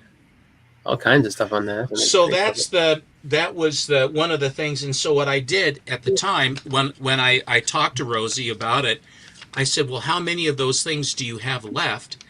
And she said, well, I will sell one at a time, one every so often I'll sell one, but I have them. And I said, well, I'll buy them from you if you would be willing. And so then I ended up, we worked out a deal and I bought what was left. And so, but it's a Schomburg thing that there were only 300 of them ever made. And this one's number 285. I actually have the number one. I have the number 300 as well. Nice. But just, I bought a few of them. But as a matter of fact, this piece right here is going to be a present for Mr. Yaniv for flying across the country. He flew from Texas, where he lives. He flew from Texas to New York City to get my book, and then he is now. He just boarded the air. I just got a text. He just boarded the aircraft to fly to me here, and he will be here later this evening around 8 o'clock at night, give or take, and then the trade will be consummated, and then tomorrow at 4 o'clock Pacific time we'll have the unveiling. I'll take them all when you can. It's always smart to do it if you can, because if you never know when you're going to get a shot at him again. That's and right. Alex, how many signed and numbered Alex Schomburg's original pieces? Each one is an original piece because they're all silk screened. They were all done. So See, Steppo shows up and he'd be like, "All right, no, shut all this down. Put it all in the box. Just all of it. Everything in the box now." And I really wish I would have been there to see someone like, "Oh, like Alan Schomburg, he's dead." Like, who in the fuck said that? Who in the hell said I'm dead? I'm right here. Do you know that he actually painted? Oops. No, you're fine, Steppo. You can keep talking. Can you hear me? I can. Yeah, Do you want me to keep talking, or are we going to talk? No, you're fine to keep talking. I just switched. Alex supplemented his income by painting mailboxes. So how would you like to have an Alex Schomburg painted mailbox? I would love to have an Alex Schomburg. That'd be really cool. I wanted to drive down to Newburgh to see if there were any, but I don't know. Yeah, no, that's where Herbert Hoover lived. That'd be pretty interesting. I wonder if people actually. I mean, hopefully people knew who he was if they had him do it, so that like they saved him and they're not out there just getting destroyed. But that'd be pretty cool. I would love to believe that was so. I really would love to believe that. But, they thought he died and all he did was he moved to Oregon. Isn't that sort of a commentary on Oregon? I guess it's so. about the same thing. Moved to Oregon and died. I mean, I don't care. I don't think I like that too much. This is the project that Callie and I are working on. This is Murder King. If you go to Kickstarter, type in Murder King, this will pop up. If you don't mind hitting the notify me on launch, that would be awesome. We'd appreciate it. We haven't launched it yet. This is just a pre-launch. When will you launch it? That is to be determined, Steppo. Art takes a while, my man. No, I understand that. Totally. And you don't want to hurry art. You just don't. No. Aaron told me that. Don't hurry art. Exactly. So we just want to roll it out. Is Beckerman here? Beckerman is here, yes. Beckerman, I will be the first backer. He's not sitting down though. You gotta wait till he's back to say that to him. He's not here. Here? Oh, that's what I meant. Like, is he here? He probably heard you though. That's what's funny. He gonna probably come back. He knows what's up. We also have the second follower on the panel with us. The first follower is in the chat, apparently, according to him. Yeah, but listen. That's one of the creators, so I'm technically the first notifier. Well, we appreciate it. If you do want to hit that notify me on launch, this is going to be an awesome book. Check it out. I'm going to check out the synopsis. It's brief. We don't want to kill the mystery of it all, but it's awesome. I'm excited. The whole thing altogether is pretty amazing, and appreciate everybody that checks it out, and of course anyone that supports it. So thank you very much. Let's go around the horn and figure out what people are doing with their lives this week. There we go. Mr. TM Nerdy, you've got internet, you've got a new apartment. What are you doing with yourself? Well, I did a live last week, first live in the new place. Other than that, I'll be definitely around. I'm usually on Biggie's channel for the 2 to 4. I will be recording with Alan. I'm finally gonna sit down with Alan and he's gonna interview me. Book club is on Biggie Shack's channel, but it's on Thursday this week instead of Wednesday because Dee was busy on Wednesday, so we're gonna move it to Thursday. I think at 7 p.m. Eastern. Yep. And What's the book? Superboy Prime, the first Superboy that's Prime. right. Was that did Matt Atkinson pull that out of the hat? Yep. Yeah, absolutely. Yeah. So we'll be reviewing that, and who knows? I may be going live again sometime next week at some point because I got a book coming in that I'm really excited for. I also got a package coming from Chonko. So yeah, I will be going live again. So just subscribe and hit that notification bell because you never know when a pop-up video will happen.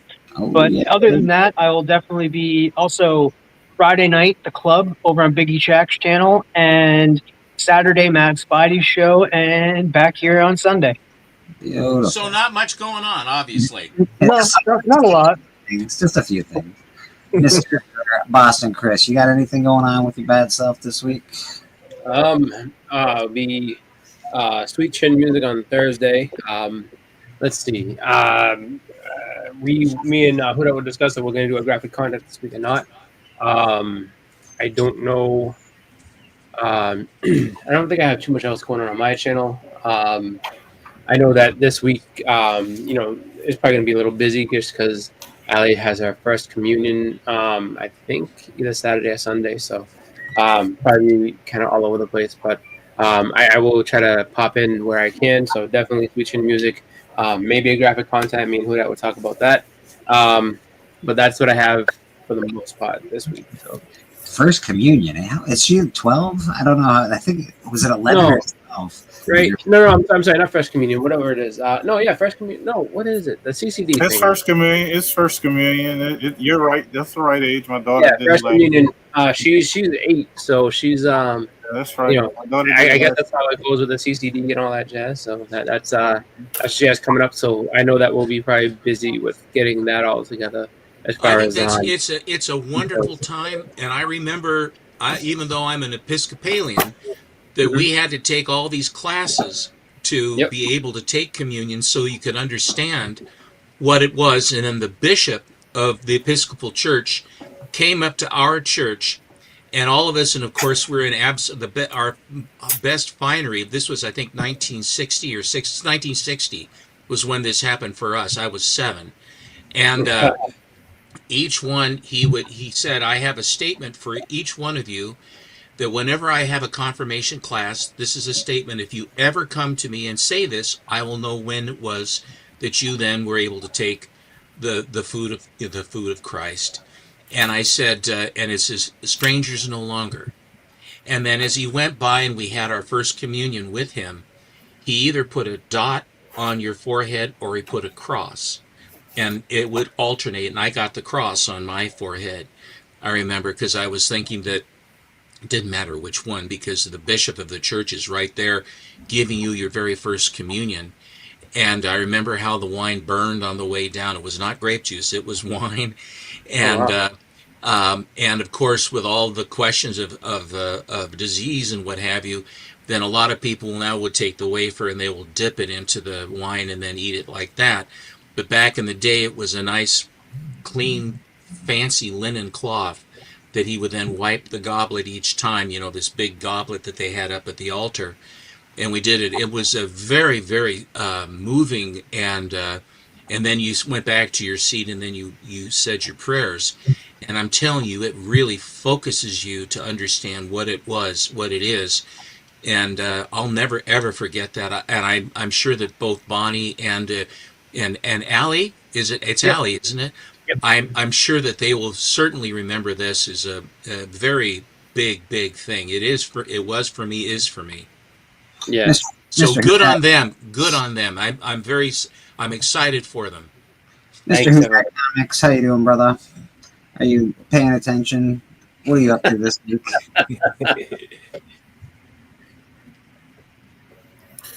All right, so yeah, I was paying attention.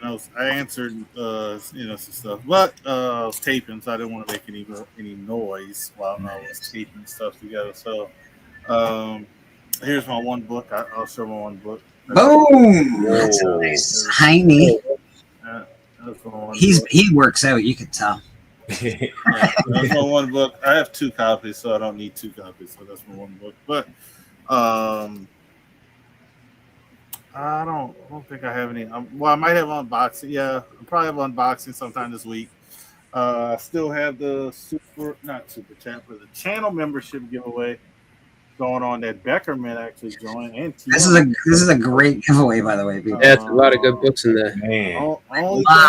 Only thing I'll say this about people for Canada. If you win, I'll cover $15 of the shipping, but you have to pay the rest. But there you go. Honestly, what a great.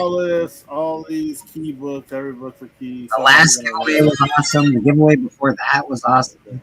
Like, who Who got that last giveaway? Let me think about that. I don't know. Somebody in in the chat. angry. Somebody in the chat right now. Yeah.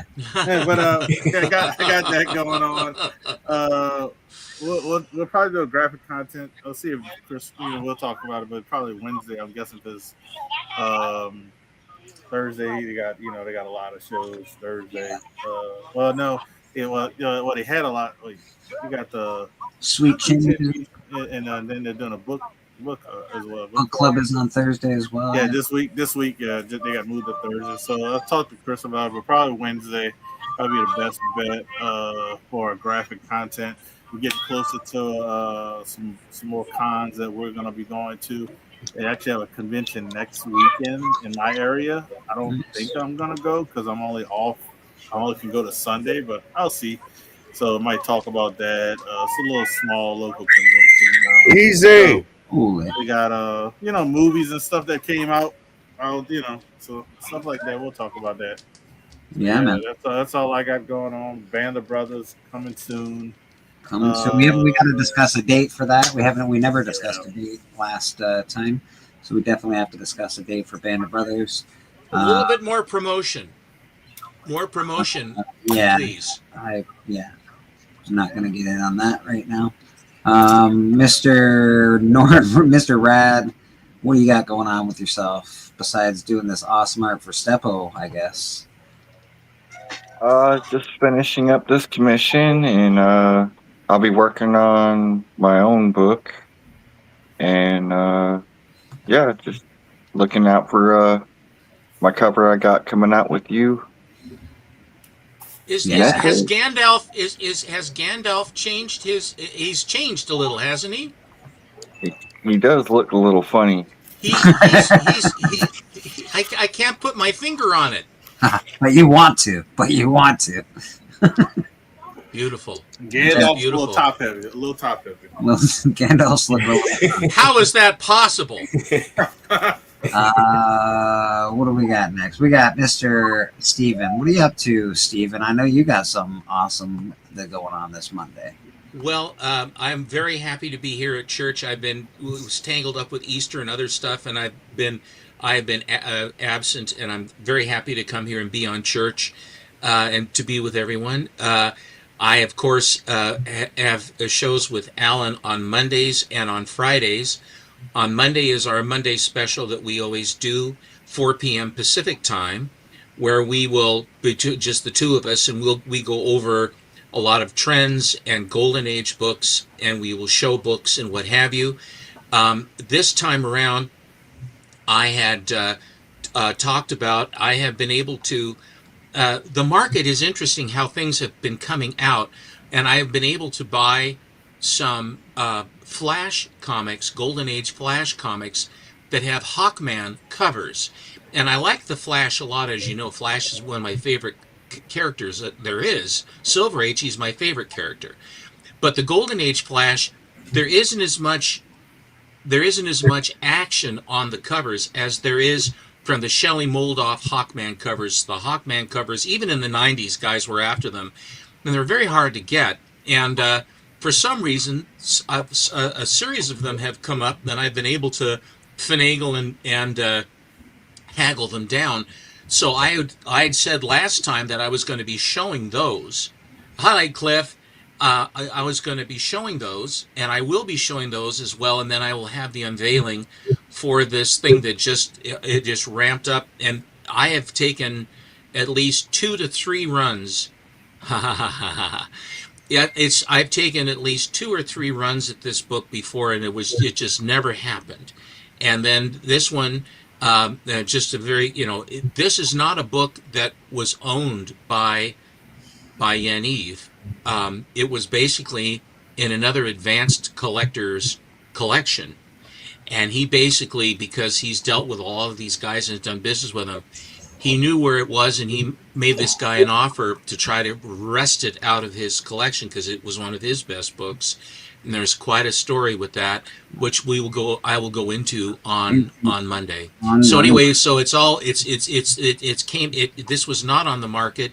This was one that basically has come out of a private collection, and it really is it's a major thing, and I'm really looking forward to unveiling it with everyone. And then Friday is our Friday hangout, where we'll have generally 6 guys, and it's Matt Atkinson and Big Lyle and Alan and I and Nate and Hagen.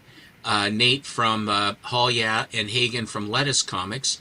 Hagen gets tangled up a bit, but generally it's at least the 5 of us. And if you get a chance, or if you want to look at the books that I'm trading, I showed all of them for the last time in my ownership on the Friday show, so you might want to go. And I wanted to just say, if you are watching church today, will you please do me a favor? If you haven't subbed up with Bleecker, please do. We want to get him over 700. We'd love to get him even higher than that, but he gets too high as it is. But I think that 700 is a wonderful thing to do. And if you haven't subscribed, please do so. All right. Thank you, Stefan. I appreciate that. That's awesome. Biggie Shack, what do you got going on with your bad self, man? All right. So at the network, we got all entertainment, all comic book action all the time, dude. 2 to 4 has been fantastic. We got a new segment coming. But breaking news. And, we got book club where we're going to be reviewing Superboy Prime, we got the undervalued book champion, which the Bleak Man is holding right now. All the gold on the hunt is basically in the network. D's the world champ, I'm the cover champ, TM's TV champ. So, you just got to deal with that. And shout out to my man Beckerman. He's still working off that injury from the cake. And shout outs to my man Darth Lopez. Who Dat with graphic content, Boston Chris, K-pop kicking it with K-pop. Hopefully Comic Journey will be coming back soon. Sweet Chin Music with Pop and Becker, Church, and what else? I think that's it. Thank you. Can't you find anything to do? Man, I've been pumping my channel. Network's going strong, dude. We're going to keep getting them subs. Excellent. Members. Beckerman, he does Tuesdays. He's on Comic Book Viking. They do the Hucklebuck. He does C4. He hosts that. And which is great. All art. No, it's 4C. 4C. Thank you. C4. And they're going to do something on I think Tuesday. It's explosive. Yeah, no explosives. 4C. He does. What else is he doing? He's doing other things, I think. It's supposed to be doing SketchCon. I want to say kind of like a wrap up thing or something of that nature. Yeah, I know the video's up there, so definitely check that out. If you actually got a chance to check out the SketchCon, like there was some really good art being done on that. And then for Beckerman, it was like an all day stream, and he did a great job co-hosting that thing. Yep. Also, if you want to find out what happened to Beckerman, tune into the hunt in 2 weeks. Yeah, if you want to see the disaster, you can watch last night's episode. It was fun. That's Mr. Spider Swag. Lucha rocked the house, man. Spider Lucha rocked the house. Yeah. Lucha was pretty awesome. Mr. Swagdo, what do you got going on, my man? I got some hauls coming up and some reaction videos. They did a I Know What You Did Last Summer remake. So I'm gonna be reacting to that soon. And just shout out to all y'all. Make sure y'all sub to all these great people on this panel, man. I'll be watching all of them when I'm working, when I'm on a break, chilling. So hey, all got good content. Swag in the house. He's awesome.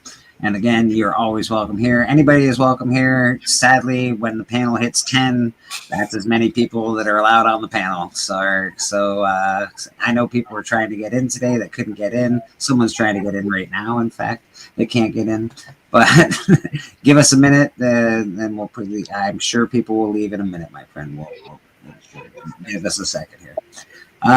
You guys had me tripping last night. Yeah, it was a good show. Bobby, he called all the hospitals for Beckerman, so it was a good show.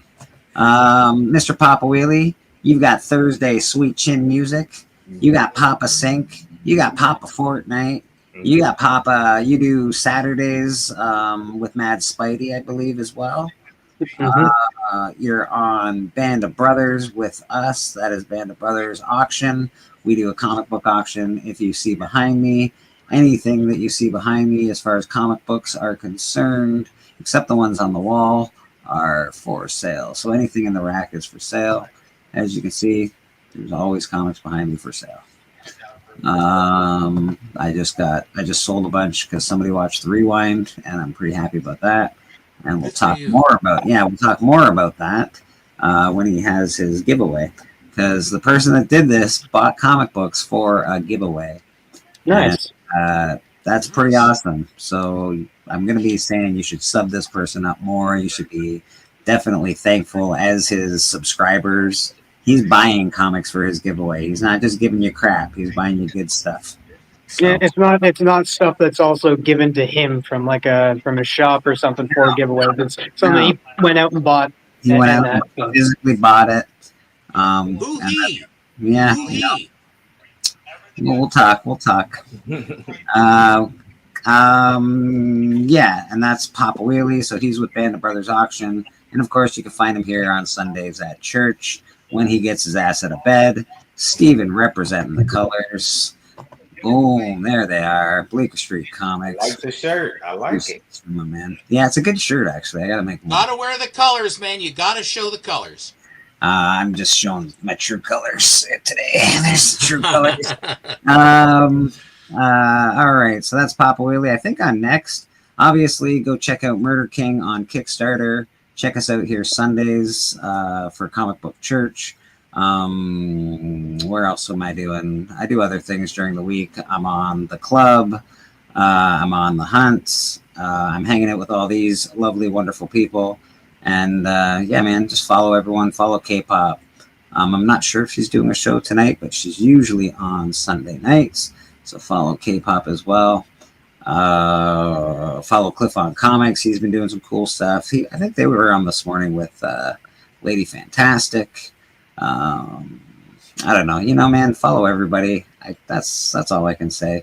We try our best. We try our best to be awesome people, and that's all I can say about that. I know there's so much.